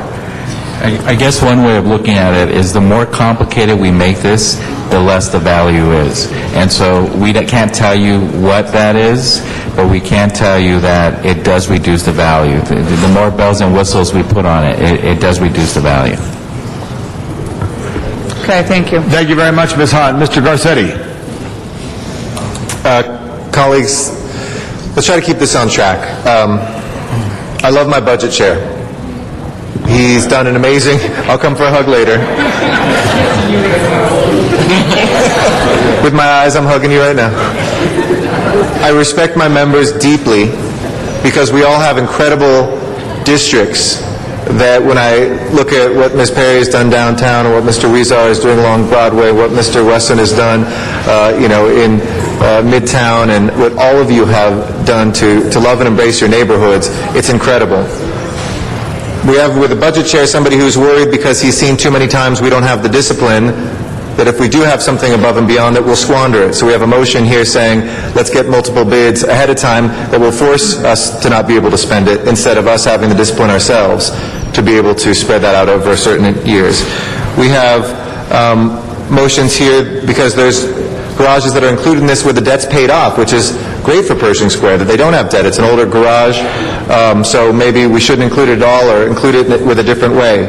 We did make an exception already. It was a small bit of it, but we took Larchmont Village out. So other people are saying, well, why can't I have mine taken out? Or if you're going to judge this one in two ways, I want to have Westwood judged in two different ways, and what's fair for everybody is fair. If we do that little by little, folks, we don't really have anything here anymore. And at the 11th hour to do that, I think the appropriate time for us to do that was when we were thinking about it at the budget time. So we have two routes here. I respect people if they decide today, even at the 11th hour, this isn't the way forward. But this is really about a balanced budget. And a balanced budget isn't just about a balanced budget. It's about the preservation of services, and it's about the preservation of jobs. So we can either, for a balanced budget, try to maximize what the bid is and save those services for the people that we represent, or we can say, look, there's some other policy concerns that we have. We should have maybe brought them up before, all of us, myself included. But here now, we're recognizing we're going for a much lower bid than what this budget was balanced on that we all voted for. And if you do that, you have to have a solution in your back pocket of what you want to cut, who you want to lay off, or what you want to do. But the preservation of those services is critical. Having multiple options, I don't mind having the bidders to some degree saying, okay, here's there, because this has been a speculative art from the beginning. When we plugged in a number, our advisor doesn't know where 53 million came from, CAO, CLA. It was a number that was plugged in. The mayor's budget had it in there. It got plugged in by somebody who doesn't know any better than when Ms. Hahn asked, well, can't you recalculate it? We don't know till we have those bids in hand. But I think it's important for us to either have the discipline right now to say, look, let's see what this comes in. Remember, for those who want to maintain what the price is going to be today in an amending motion, we still retain our control over the prices in each one of these. They're just telling us what would bid if this system went in place, but we still have that option to say, look, I feel really deeply about this given area or that given area, and we're not going to move forward. This just gets us that number. But we can kill this by 1,000 cuts, and that's fine. I'm actually not arguing against doing that. But eyes wide open, be ready for what we have to do to fill that hole if it does come in less. If you feel it was a gross underestimate in the first place, then we probably comfortably can add all these amendments and say, 53 million was a low ball figure anyway, we're going to be getting a lot more money, but I just don't have that expertise myself. This is not something while we're in the budget that I want to repeat from last year where suddenly we balance the budget and now we have a $30 million hole. And we go to our workers and we say, well, we're going to have to prioritize which of you lose your job, or we're going to say which cuts are we going to make. If we felt that way, we shouldn't have done it from the beginning, which I respect some people didn't want to do. But at the end, we voted for this budget together. So please, let's try to preserve that and let's go eyes wide open. Let's keep this as simple as we can. If we need, I think the 1,200, for commercial, let's listen to our advisors. I mean, this is a rare time when I've heard the CLA and CAO saying pretty universally, let me give you feedback on what we're doing here, and let's be cautious about doing that. And we might barrel ahead anyway. I think that would be a mistake. Thank you, Mr. Garcetti. Mr. Smith for a first time. Well, thank you, Mr. Garcetti, and we all love you on the Budget Committee, too. However, you said we have a balanced budget. And the problem is, and as Mr. Parks and I stood here during the budget debate and said to you time and time again, it is now predicated on a false assumption. It is not a balanced budget. It is balanced on $53 million that never existed. Some people on this council said, don't worry about it. We can solve that. We can fix it. What we did by fixing it is force a decision today on one pile of real crap or two piles of crap. And that's the decision we're with today. None of this is good. This is a bunch of bunk. It's a really horrible decision. I stood here a year ago and said we shouldn't even go down this path because it's not good for the city. So now we're looking at a really crummy plan versus a really, really crummy plan, and that's the decision today. If Ms. Perry and others say let's make it as good as we can, because if we're going to have to accept this crummy plan, let's fix it as good as we can and get the most for the city, I have no problem with going down that road, because I don't like being here today and voting on this. I'm really opposed to the whole concept of what we're doing today, and it's really, really an unbalanced budget, and don't please say that it's a balanced budget. It is not. Thank you. Mr. Parks. Thank you, Mr. President. Colleagues, the one thing I'd just like to go over, and I think we heard the term maximizing revenue, but I think when we look at maximizing revenue, what I've gotten out of 3 years of discussion, and we've balanced our budget 3 years in a row on this same P3, is that the issue is we were supposed to defease the bonds. That was number one. We're also looking to enhance the reserve fund. We're looking at the general fund to save jobs. We're looking to put money in some infrastructure, and we're looking to put some money in a rainy day fund. Now, if we don't cover those 5 things, then we've missed the mark. The issue is that when I asked, and I think Mr. Smith, myself, and I reminded Mr. Alarcon that we all have said the same thing about multi-year payout. It just didn't seem to get into the proposal. That's why I did the motion today, because the issue is we would be taking some risk because some business may not survive 5 years and we may not get our money. But I have seen over and over again that every time that we get $3, we spend $6. So the issue is that we don't have the discipline, and if we believe we do, then we wouldn't be in $300 million next year, and we wouldn't have cut 4,000 jobs if we had the discipline over time. And so I think the issue is we have to put some controls in our behavior. In addition, we need to have this money come to us in increments. The other issue is that I've seen hundreds and hundreds of RFPs. I've yet to see a business that's interested in making money walk away because there's a sentence in it.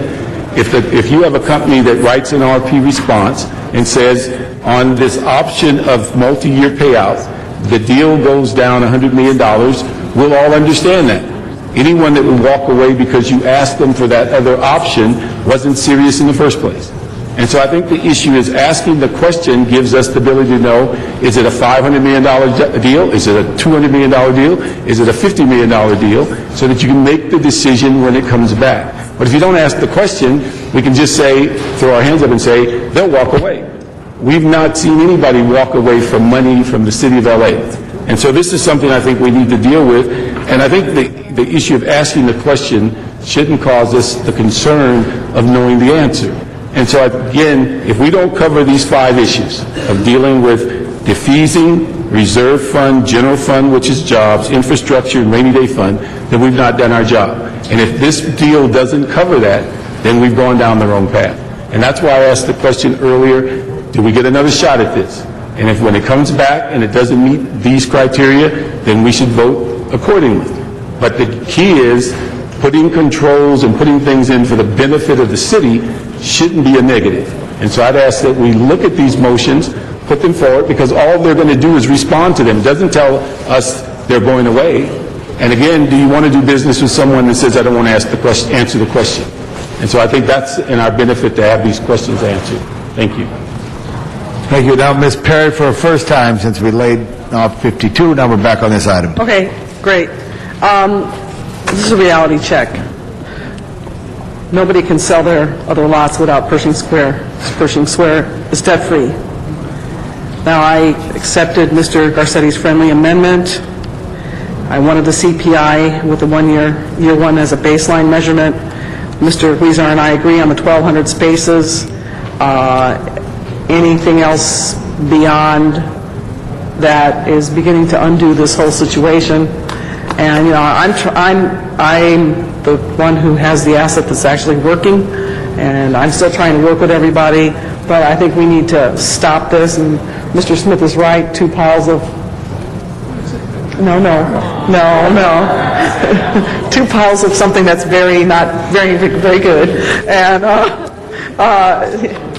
you know, we're trying to work through this, but we keep amending and machinating and bobbing and weaving. We've already got one garage that's been taken out, but I think most people may think that one was so small that it was inconsequential. But if we keep following that thread, there are other ones that are small too.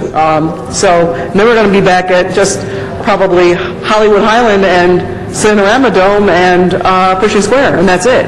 So let's just go with what we got, and it seems like on motions A, B, and C, most people are in agreement now. Maybe we ought to go ahead and vote on that, and then move on, or say we're not going to do it. Thank you very much, Ms. Perry. Or take Pershing Square out. Mr. Weezer. Thank you. And hold on, Mr. Rosendahl just pushed his button for the first time. Mr. Rosendahl? I just want to say that I appreciate Mr. Parks. You know, the more we put on the table and the clearer we are, the more options we end up having when we make the decision when we come back. That's all I want to do at this point, is put it all out there. People can look at it. You know, Bernard makes a lot of sense with what he says. I just wanted to acknowledge what he said. Thank you. Thank you, Mr. Rosendahl. Ms. Hahn, for a second time.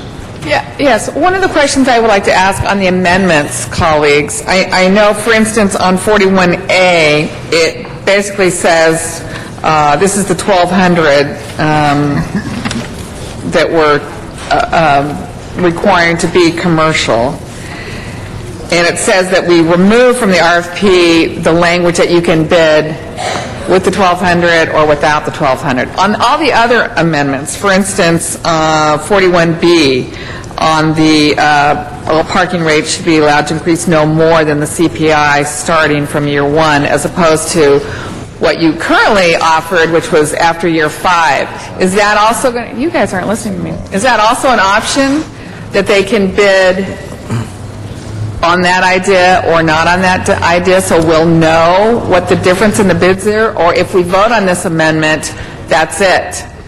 It's now the parking rates cannot be raised above the CPI starting year 1.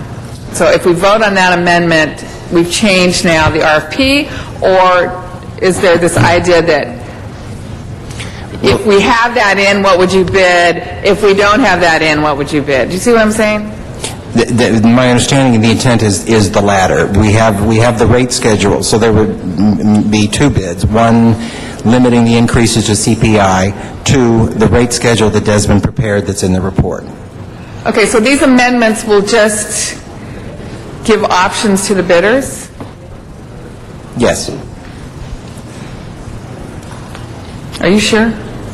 Well, it was the way it's written, but it was amended, I understand, by Mr. Garcetti to make it the option where they would provide us a response to both. It doesn't say that in the motion. Yeah, it doesn't say that in the motion. Mr. Garcetti amended it to include it as... Oh, I didn't hear that. Verbally, yes. So all these amendments will be options? All of them? No. Except for 41A that specifically says... Okay.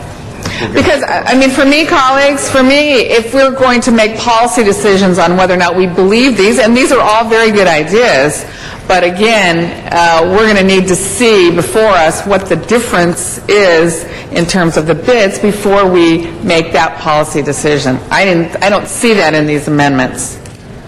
But you're telling me that these are all options, except for 41A. Is that correct, Mr. Garcetti?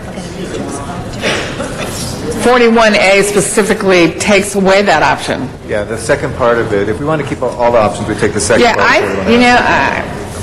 and then, but again, it's a policy issue, but it's a policy issue that comes with a price tag.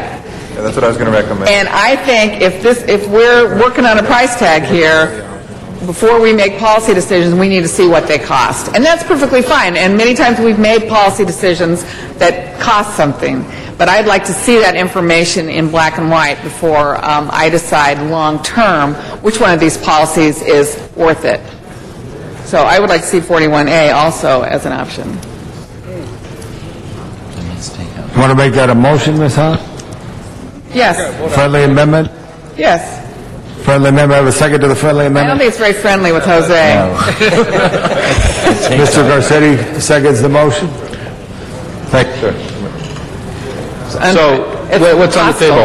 I think it's what Ms. Hahn, if I may, it's saying that if the whole point is to have these multiple options, Right. the only one that closes actually off an option on 41A is that second part that it can have both inclusion and exclusion. Let's make that, we'll make that case afterwards. It would be saying if we're going to come back with options on, for instance, whether it's CPI now or CPI later at Pershing Square, it would be on the inclusion or exclusion.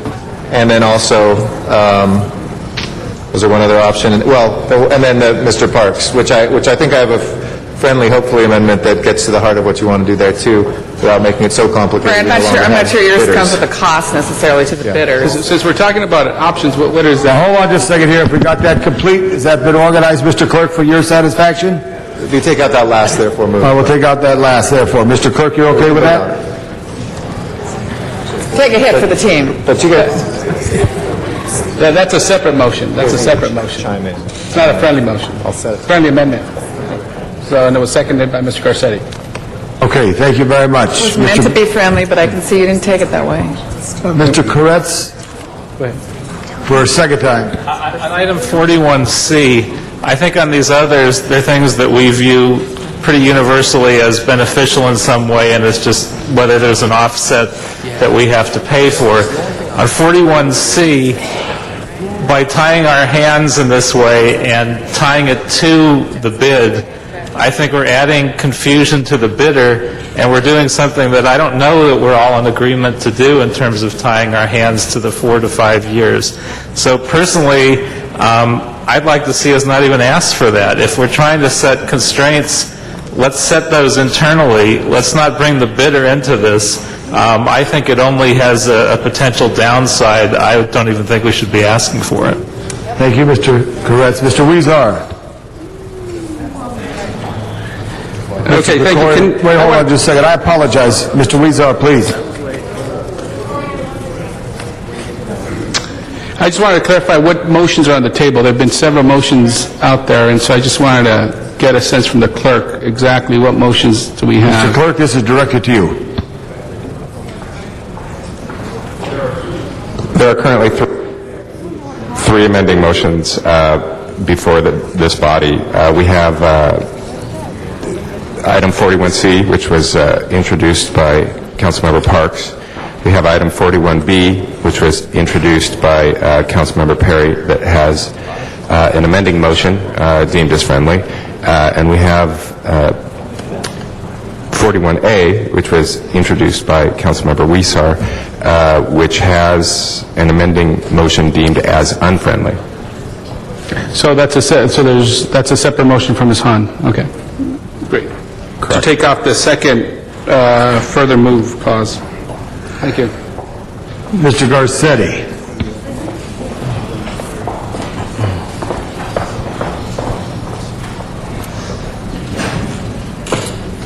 Thank you, Mr. President. I think we're getting close here, colleagues. And Mr. Smith, I was going to, when I pressed the button, it was after you spoke. I don't disagree with a single thing you said. In fact, it's the speech that I'd like to give, and it's the same thing that I stood up at the same time that you did and said the same things publicly and to the press with some of the hesitations.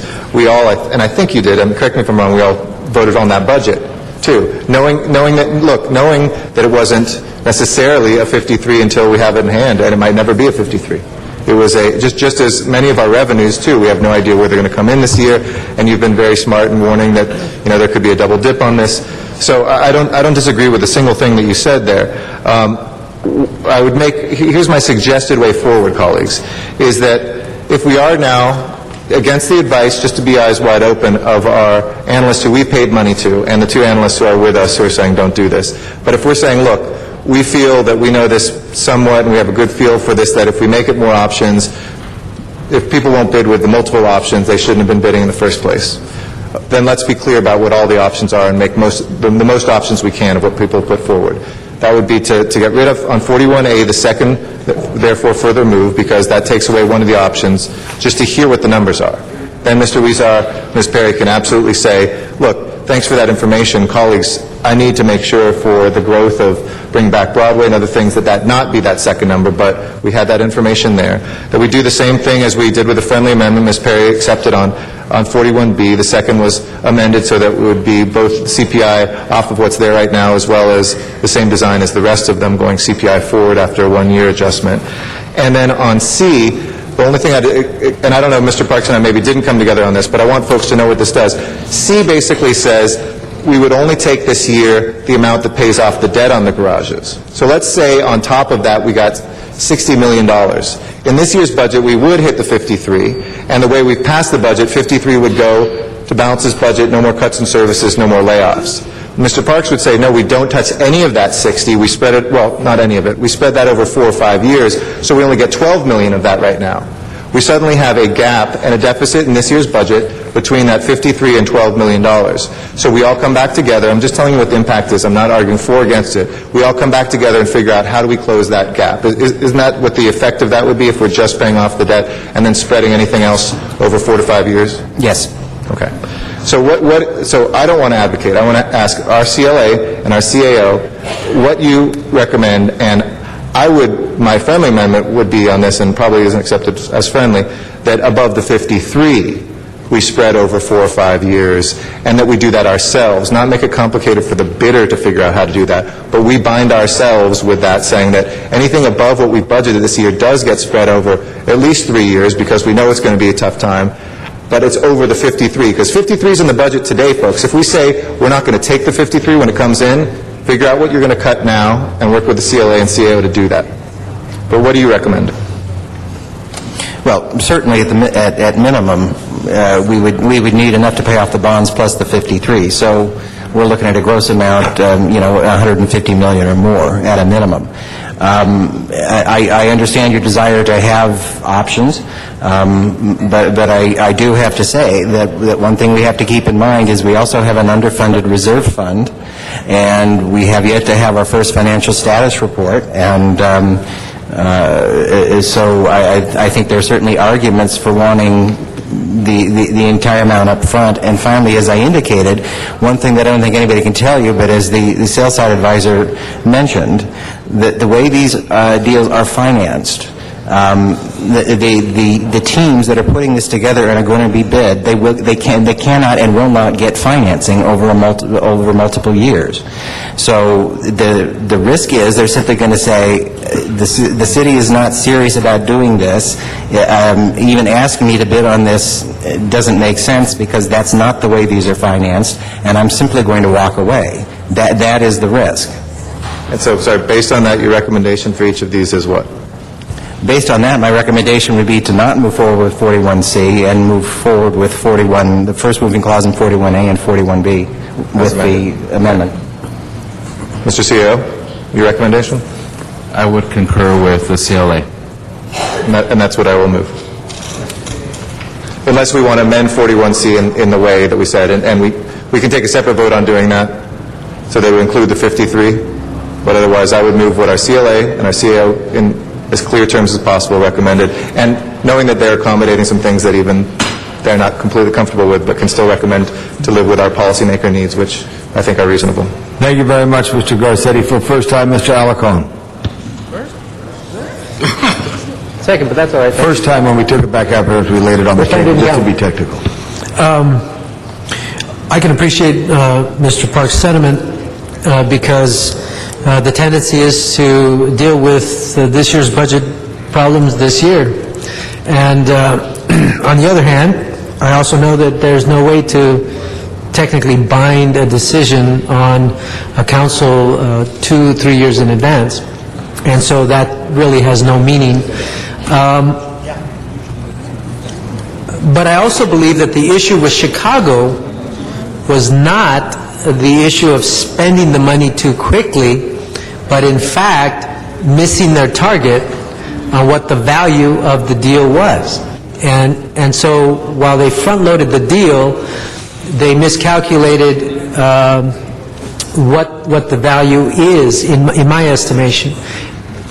The problem would be how we decide to spend the money and the consequences of any gaps that are derived in the next 2 or 3 years is not going to change. If they give us $53 million in 1 year versus $53 million in 5 years, it's not going to change the budget hole that we have over the course of the 5 years.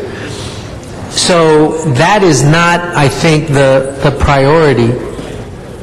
Of course, there is a tendency to maintain projects that would otherwise be cut if we take the larger amount first, and I think that's what Mr. Parks is trying to address. So I respect that, but I think at the end of the day that we can only marshal our own judgment as we do the budget process. I don't think we can lock this money in for 5 years. It's very complicated for the potential bidders to do that, and it might change the amount, might reduce it. I believe it would have an effect of reducing it because they would have to, it would change their financing scheme, and I think it would reduce the benefit they would provide in total. All things considered, I think that the message is loud and clear, Mr. Parks, that we have to be very disciplined as we move forward with the next budget, and regardless of whether it's the 53, 60 million, whatever we get, or whether it's some other pot of 5 million someplace else. And I think, I would hope that we learned that in the last 2 years, that is the larger challenge that we have. This, I don't think, is going to make us make or break us one way or the other. Our decisions will make or break us, and I agree with your concern about spending this money too quickly. And on the other hand, I think we have an opportunity to maximize the benefit by investing that money wisely in terms of paying for things that pay back larger dividends. So I would oppose 41C. I don't have a problem with the other amendments, but I do appreciate the sentiment and the concern, and would rely on the budget chair to keep reminding us of that at every single turn, which I know he will. Mr. Parks. Thank you very much. Richard, the last time I'm going to quote you because you're the one that gave us the quote about spreading it over the 3 years. But let me just say this. I think it's a false argument as we're going forward, and I have to disagree with the CAO and the CLA. If we go as we're going today, you're going to spend roughly $6 million a month between now and the earliest opportunity that you have to recover this money is maybe April. So $42 million of the 53 that we're talking about will be expended if you do nothing, and if you do not begin to solve the budget gap starting October. So that means if this deal comes through and you get 53 in April or May, you will plunk it down and pay for a $42 million deficit, which means that in July 1st, those people you just paid for are off the payroll because you do not have any hope of getting another 53 million starting July 1st. So the key is October 1st, we're going to start having to do things in our budget to resolve a $6 to $7 million shortfall each month. And if you go 7 or 8 months, and say if the money doesn't come in into next fiscal year, you've ended the year with if you do nothing, a $53 million hole that you just moved over to next year that's now 400, now going to 500. And so to talk about not being able to solve this and creating a bigger hole, if we do not, as I said earlier, deal with the 5 issues I've spoken about before, there's no need to go on this deal. And again, October 1st is a key date that this budget says you should start removing about $9 million a month, or $6 million a month. The other issue I think we have to look at Let October come and your revenues drop below the expected amount. Then you do not have any room to recover because you're hovering with a $53 million debt on an unknown debt or recovery in April, May, or maybe June, and then your revenues come in short in October. And so with all these things going on, you are buying a roughly 9 months of pay for some employees if you get $53 million. If you wait until May or June, you'll pay it in 1 month. You will move their date of separation from October to July 1st, and you will end up with no recovery to show what you used the 53 for. It is might as well just drop it in the hole. And so these are things I think we have to look at because our budget is set to start grinding out $6 million a month out of the budgets for these departments as we move forward. So that's what I say to you. We can talk about 53. This deal won't be cut before you will expend 90% of the 53. And so therefore, to say that we have to have it for these, to hold on to these employees, I think is a false figure. So that's what I would advise you, contrary to the CAO and the CLA, this is a momentary fix with no solution for next year. Thank you, Mr. Parks. That was the last speaker on the queue. Everybody may want to follow closely. We have 3 motions before us. Now, we can do this in a number of different ways. Mr. Parks, I assume the amendment that I proposed you didn't accept as friendly, so you want to vote 41C. We can either vote the amendment of your amendment first, which would be to spread that out. But if Mr. Parks doesn't want to do that, I probably would just withdraw it and we'll vote it up or down, the 41C. I just want to make sure people know the motion is asking for the option to be responded to. Right. It's not changing the concession agreement. It's just asking... Well, it says it requires response to do it, right? It doesn't... I mean, we could also do that too. If you wanted to, maybe this would be settled. And excuse me for doing this from the chair, colleagues. If it wasn't to require, if you want to say to provide the option, then I think, I don't know if the CLA CO don't mind it. If the clerk can then bidders could say, look, we don't do it that way and we just reject it. Is there any downside to that? If the clerk can find an appropriate place to put the word option, that's all this is to say respond to it. And if they respond and tell us it's several $1 million short of the other concession, that's all we're looking for. Okay, because that language is slightly different. I don't know if you guys want to respond to that, Mr. Kretz also. But instead of changing it to be amended to require, but to give them the option. With all due respect to the councilman, the problem this presents is that the prospective bidder is going to have to go to his or her bank and say, I now have to provide 3 different options. Therefore, you as my banker are now going to charge me 3 different fees for 3 different deal structures for 3 different options. And if I'm an investor, why do I want to spend that extra money to have the opportunity to give you money? This is not the way these deals are done. The financial discipline that the city needs is its problem. It's not the bidder's problem. And you can't make it the bidder's problem, especially when it starts costing the bidder money. Okay. It's not going to fly. Mr. Kretz jumped on the queue. Again, in agreement with that. Plus, we haven't decided as a policy we want them to pay us over 4 to 5 years. I'm certainly not sold on that policy, so why we'd be asking for something that would add increased costs and complications for something that some of us don't want. I certainly know that I don't at this point. It just seems like a lose-lose for all of us. If we want control over this, let's do it internally. Okay, let's do this cleanest way then. Let's just vote 41C as is. I won't amend. Okay, colleagues, we'll take 41C first. Please open the roll. 41C. Close the roll and tabulate the vote. 4 ayes, 8 noes. Okay, that does not pass. We'll go to 41B as amended. Please open the roll. Close the roll and tabulate the vote. 10 ayes, 2 noes. That does not pass. We'll next go to 41. Sorry, how many ayes was it? Oh, I thought I said 7. That does pass, excuse me. reflect me as a yes vote, Mr. Clerk. Mr. Labange is a yes vote on that. Thank you.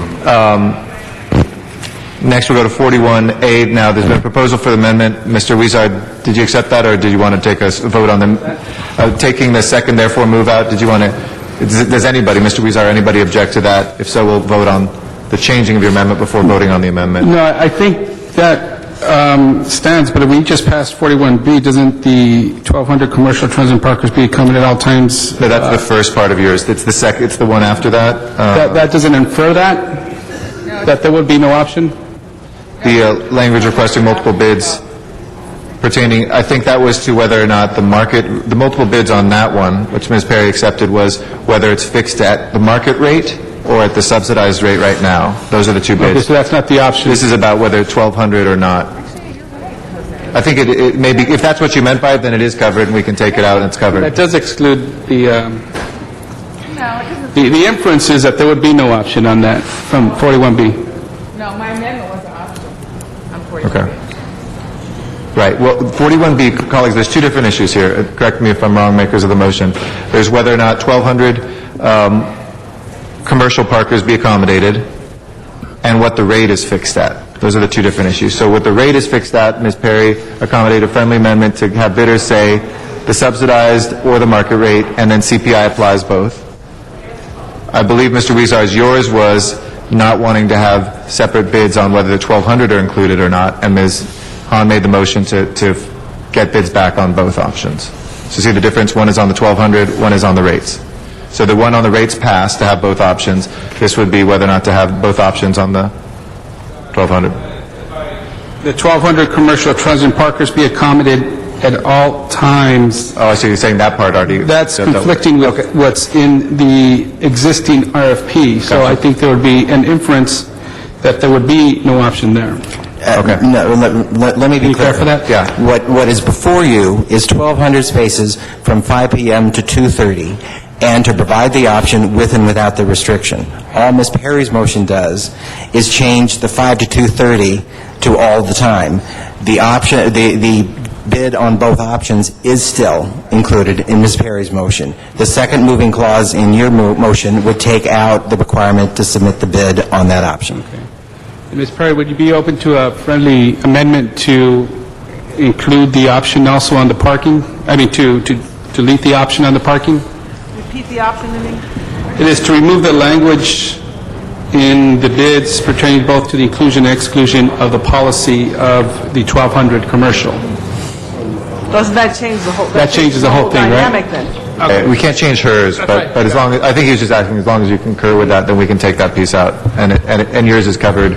Your language holds. You can't change that after it passes. We already voted on it, Correct. 2, and it did pass. Yeah, it did pass, exactly. So I think it's already been done. It was more of an inquiry of opinion. So we'll take that piece out without objection, and we'll vote on the rest of 41A, which kind of reiterates what... No, I object. No? I want to vote on my motion as originally. Okay, so Ms. Hahn's motion, we're first voting on taking out the further move piece of Mr. Weezar's motion. Yeah. Okay? On Janice's motion to amend the amendment. Okay? Please open the roll. Please close the roll and tabulate the vote. 10 ayes, 2 noes. Okay? Mr. Weezar wanted to be recorded Yeah, as a can you no. open the roll, please? Okay. We'll record you as a no. That's an... Could you record me as a no also? Okay. Let's open the roll then again. Please open the roll. Close the roll and tabulate the vote. 8 ayes, 4 noes. Okay. That is approved. 41A, which reiterates kind of what 41B said, we'll take a vote on it as well. Please open the roll. This is 41A as amended now. Close the roll and tabulate the vote. 11 ayes, 1 no. Okay. That passes. Now, as amended, we're voting on 41C. Did not become attached to it. 41B as amended is, and 41A as amended is attached. Okay? Now it's on the overall bid. Please open the roll. Close the roll and tabulate the vote. 9 ayes, 3 noes. Okay? That is approved. Thank you. Go to the next item, please. We'll go forthwith on that without objection. Mr. Parks, you want to take a couple of the closed session items in open? Yes, we would like to recommend to the council that 57, let me get my paper here. 57 be an open session item, that 58 open session, and number 61 as open session. And we haven't gotten to the special agenda. There's one more closed session that could also go open session. Okay. Should we walk through those items, Mr. City Attorney? Yes, Mr. President. If there is no interest in going into closed session on these items, then I'll read. 57, 58, and 61. If council does not want to go into closed session on these, then I'll read the recommendation. Yes, Ms. Before Perry? we go into closed session, or what our next step, I just needed to do a simple technical amendment on 25. Can we, I guess we need to reconsider it. And Hold on one sec. We're just doing other closed session ones in open session. We're not in closed session at all yet, but we'll come back to that as soon as we finish these three that we're voting on right here. Number 25, is that the one, Ms. Perry? Okay, we'll come back to it in just a second. Don't worry. If we can continue on the item. Okay, item number 57, it's a little bit long. Before council is a property exchange with the LAUSD to settle a eminent domain matter.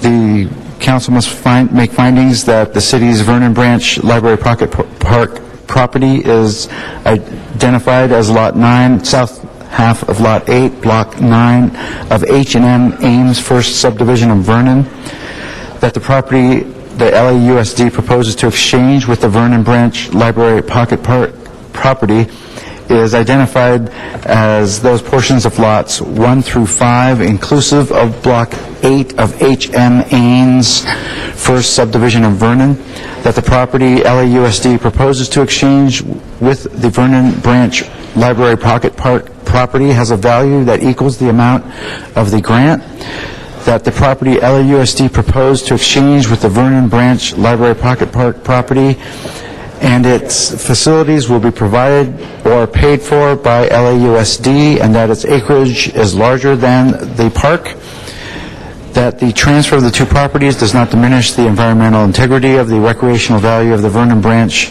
Library Pocket Park, that the property LAUSD proposed to exchange with the Vernon Park property, including facilities, will provide an equivalent or higher level of recreational and environmental services to the current users of the park, that the property LAUSD proposes to exchange with the park property and facilities are in addition to existing city property, and the city has obtained all required state and federal approvals for the transfer of the Vernon Branch Library Pocket Park property to LAUSD. Thank you. Let's please open the roll, close the roll, and tabulate the vote. 12 ayes. Let the record reflect that was the longest description ever given by the city attorney on any case in the 9 years that I've been here. And those 4 Ps in a row on those sentences were brutal. Yes. Okay, item number 58 is a settlement, or actually a payment of judgment in the amount of $248,274.59 plus interest for payment of judgment in the case Kahendi Lang versus City. That's item number 58. All right. Let's go ahead and open the roll on item 58 in open session. Close the roll and tabulate the vote. 12 ayes. That is approved. And then item 61 is payment of $126,000 in settlement of Ezra versus City. Item 61. All right. Let's go ahead and open the roll. Close the roll and tabulate the vote. 12 ayes. That is approved. Item 25, Ms. Perry, if you want to reconsider to do that, please open the roll on reconsideration. 25. Okay, yeah. Close the roll and tabulate the vote. 12 ayes. And Ms. Perry, that's back before us. You have a 25A, I think, that's been circulated? Yeah, it's just a simple addition of Central Avenue as part of this application. Do you want to read it real quick? It hasn't been distributed, just so we have it. Oh, it hasn't been distributed yet? Yeah. Okay. Oh, we'll hold that on the desk for a second then. We'll get it. I think it's... Let's go ahead and call the roll for the special meeting, please. Great. So I had to leave. That's the process. You can leave. How can I leave and I...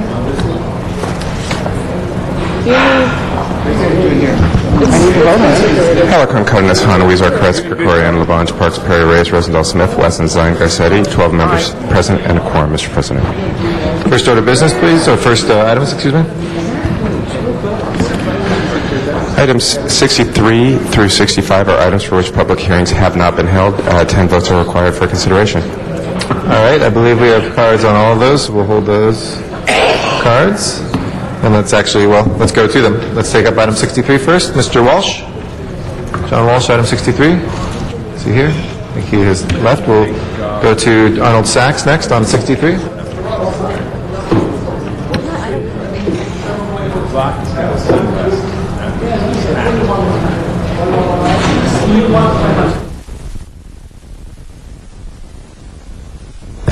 Thank you. Good afternoon, Arnold Sachs. It was actually very interesting listening to the discussion regarding the parking lots and the steps you want to take. But you're talking here about MOU between the technical ranks and the filing, the bargaining with these unions.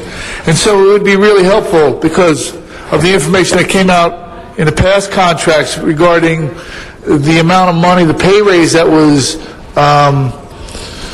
initiated when the layoffs came about, as if you didn't know there were layoffs going to occur. We need to have more kind of open discussion regarding those hidden factors that come into play if something else happens. You could say, well, if there's 6 days of the week that end in Y, then this will happen. Well, then the city, when the public doesn't realize that's going to happen, they end up getting the bill for that. You need to make sure that you are plain in your language when you explain what is going to be given and taken in these contract negotiations, and not leave it for the last 20 seconds before the stuff hits the fan. Thank you. Thank you, Mr. Sachs. If there's nobody from the council who wishes to be heard, we'll take a vote. Please open the roll, close the roll, and tabulate the vote. 12 ayes. That is approved. We'll send that forthwith. Mr. President? Yes, I Mr. could just ask a question to the city clerk. The citizen in the John Farrell Chambers had a question about a hearing on Sherman Way at 21100. Was that on the agenda today? They've been here all morning and they're not familiar with the procedures that the clerk has on the matter on Sherman Way. Do you have that on your agenda? Actually, we're in the special meeting now, so I think council should conclude its business in special meeting. Now, let me ask a question, Mr. City Attorney. There's a citizen waiting. Was there an item on Sherman Way today? Not in the special meeting agenda. How about on the regular agenda? I could answer that during the regular meeting. Wow. Okay. Thank you very much. We can take up 64 and 65. Mr. Walsh, I think, has left. Those were called special for those cards, so we will include those. Please open the roll on those two. Close the roll and tabulate the vote. 12 ayes. Thank you. We can take up 66. Oh, that's closed session? Okay. We can do open session on it? Are we recommending Mr. Parks? Okay. Thank you, Mr. Parks. And Mr. City Attorney? Thank you, Mr. President. Item number 66 is payment of $175,000 in settlement of JDR versus the City of Los Angeles. Thank you. Please, we have a speaker card on this, so let's hear from Mr. Sachs, and then we will take a vote. He waves on it? Okay. Please open the roll then. Close the roll and tabulate the vote. 12 ayes. That is approved. We will adjourn the special meeting, go back to the regular meeting. I think we have 25A has been circulated. Ms. Perry, you ready for a vote? Okay. If there's no objection, we'll accept that as friendly. Please open the roll. Close the roll and tabulate the vote. 12 ayes. That is approved. Next Yes, Mr. LeBlanc. The very fine city attorney informed me now that we're in regular session that item number 11 was that issue on Sherman Way. The gentleman was sitting here all day, and I don't know if we should reconsider it for his ability to speak. So, if you'd like to make that motion, sure, Mr. LeBlanc. I'll make that motion. Okay. Reconsider number 11. Please open the roll. Close the roll and tabulate the vote on reconsideration.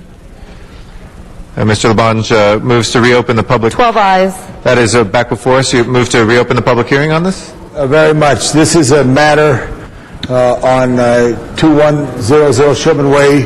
The gentleman has been sitting here all day and unfortunately didn't realize that we already handled the matter with others. If you want to speak at this time to this issue. Hello, my name is Terry Robinson. I'm here to represent my dad, who is the property owner. He's 96 years old, and obviously he couldn't sit here all day.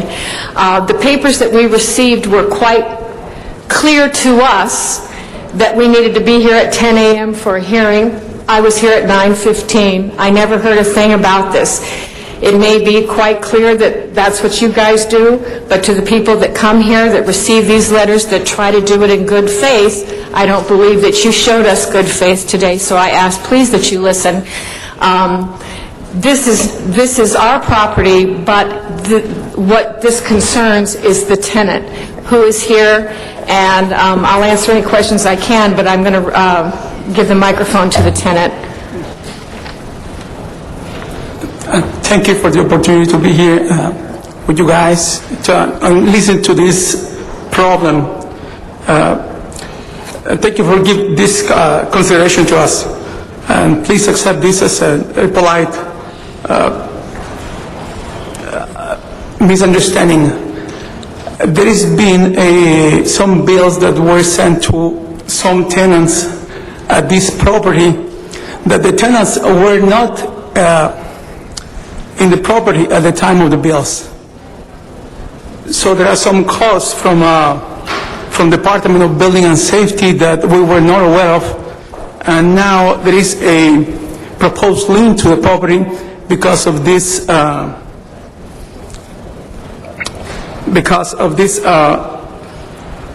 invoices were not paid.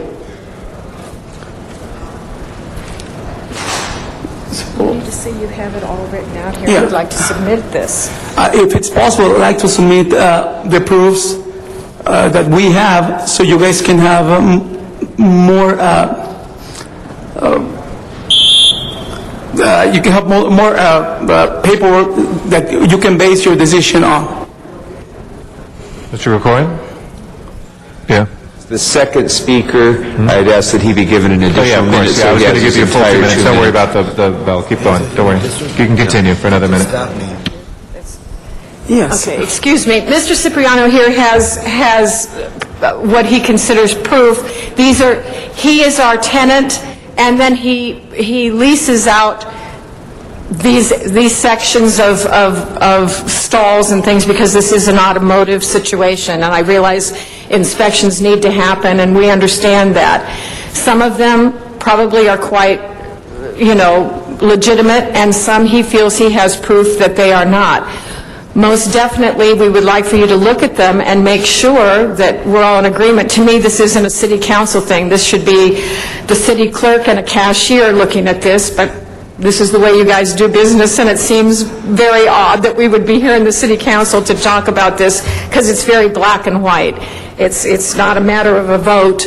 We're here trying to take care of business, and we sort of feel like we can't. We have what he considers proof. I can't talk to that because I'm not the tenant. I'm the owner representing my dad. So if we need someone to look at this, figure out the money and what it is, what we owe, and we'll be happy to pay it. But it can't be a done deal because we feel we have proof to the contrary. I think Mr. Smith and I were both thinking, since it's in Mr. Zine's district, that maybe we could continue it for a period so his staff can look at that.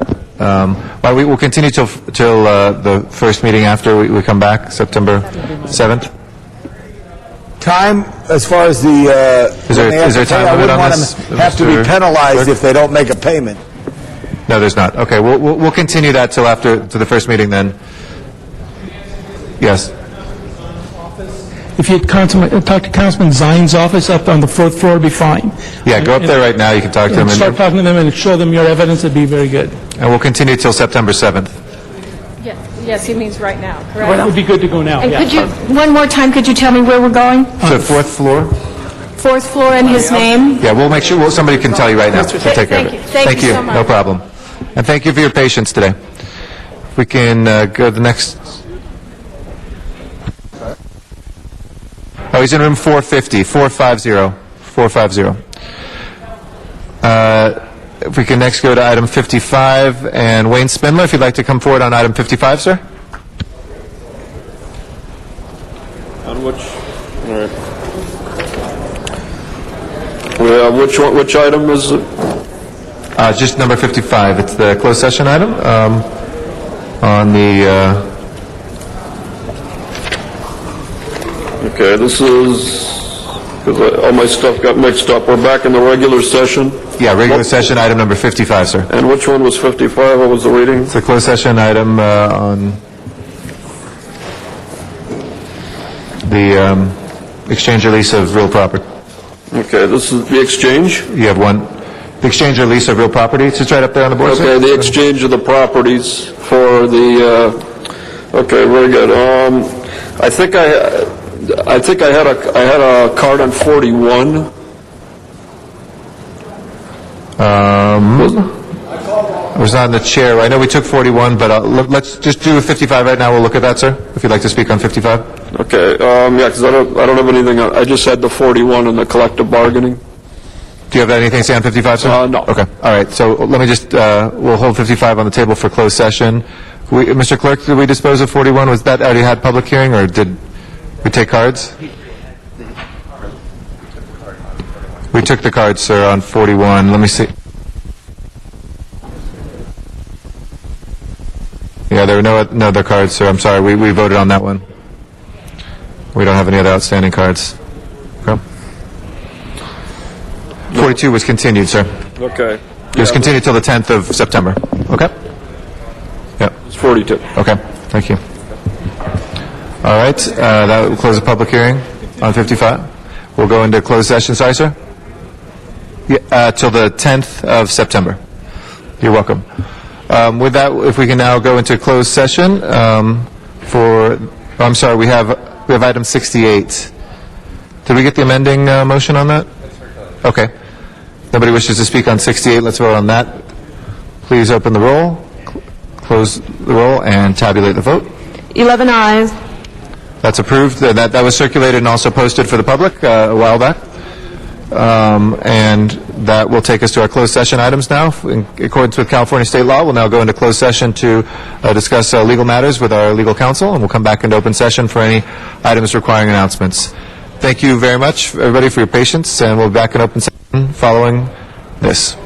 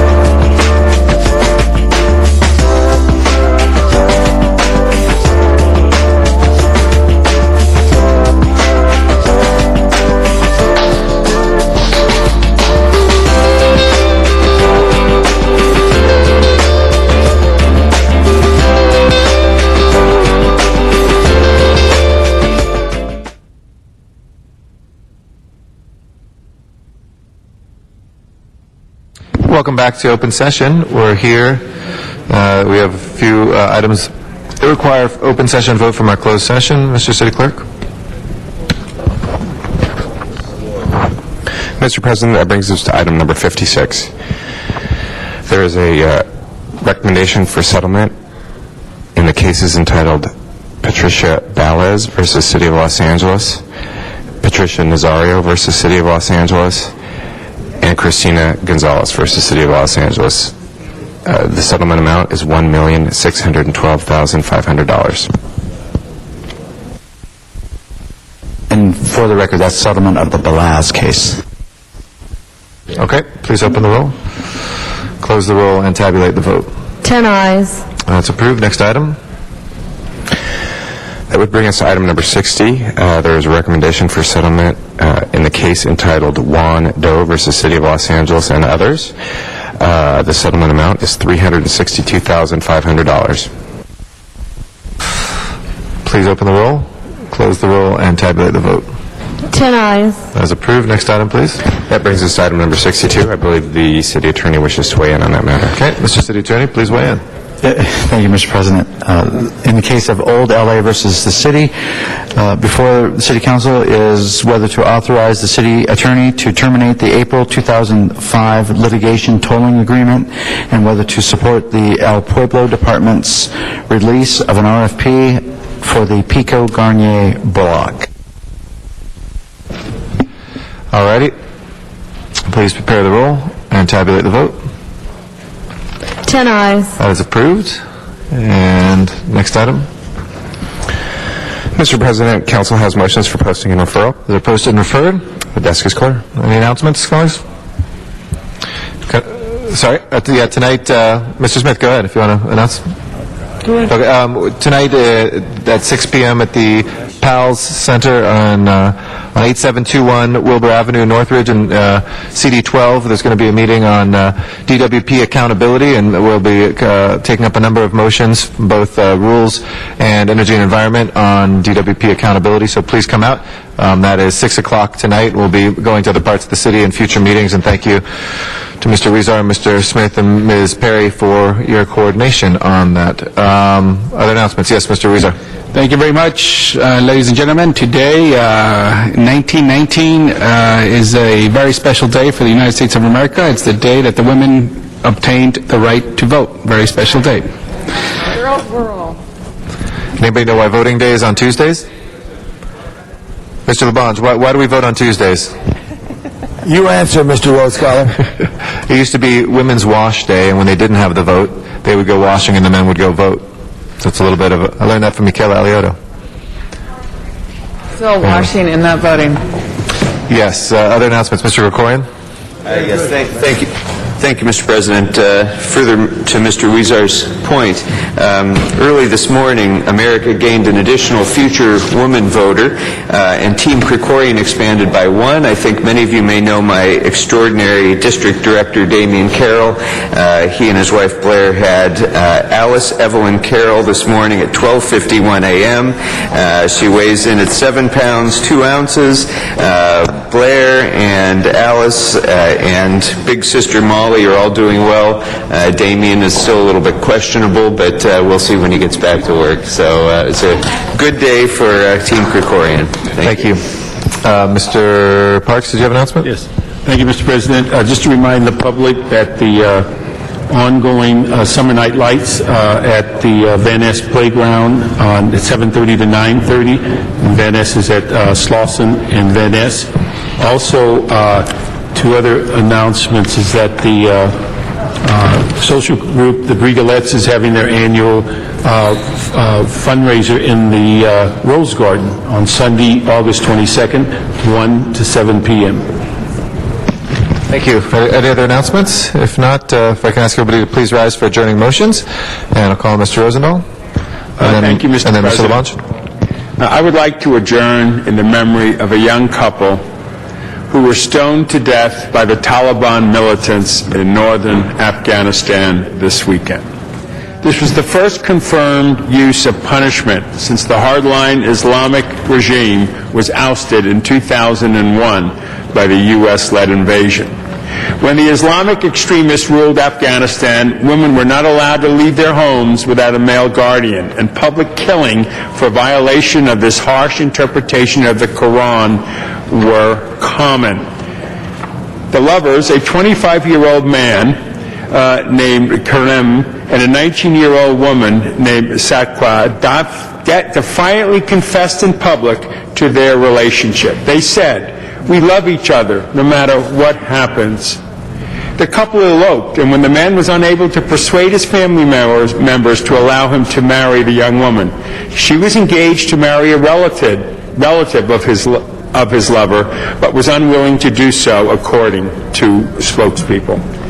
After the Taliban proclaimed the sentence, Sahad was dressed head to toe in an Afghan burqa, and Kanaman was also, who had a wife and 2 young children, were encircled by the male crowd only in the bazaar.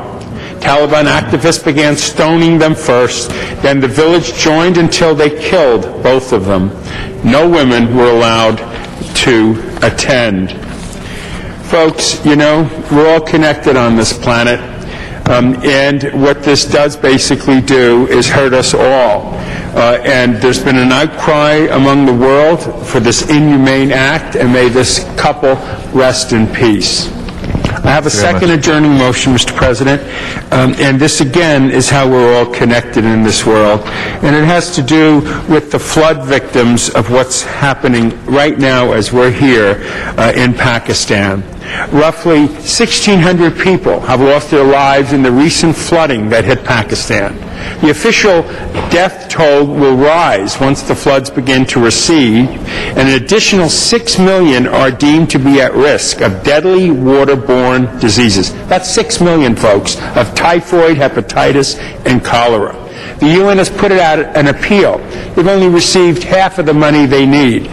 I would just personally urge, we're right next door in Afghanistan, wouldn't it be great if the United States led a world effort to save lives in Pakistan right now that are threatened by the tens of thousands if we don't take action? And may those 1,600 that did die in the flood rest in peace. Thank you, Mr. President. Thank you. Mr. Labange. Thank you. Members, I ask we adjourn in memory of Dan Avey, you may have known, who was a KFWB and KNX reporter over many, many years. He died just recently at 69 years old, longtime reporter and anchor on several Southern California radio stations. Also was involved with the National Hockey League and the NHL and the Kings from 69 to 74. During his career, he also received the Golden Mike Awards 15 times. He's survived by his wife, Michelle, their 3 children, 6 grandchildren, and brothers, Mike and Tom. Dad Avey was a very great reporter for KFWB, and we all should adjourn in his memory. Thank you. If there are no other adjourning motions, Mr. Clerk, we'll send everything forthwith, by the way, colleagues, without objection, and please call the roll. This meeting of Los Angeles City Council is adjourned. Thank you.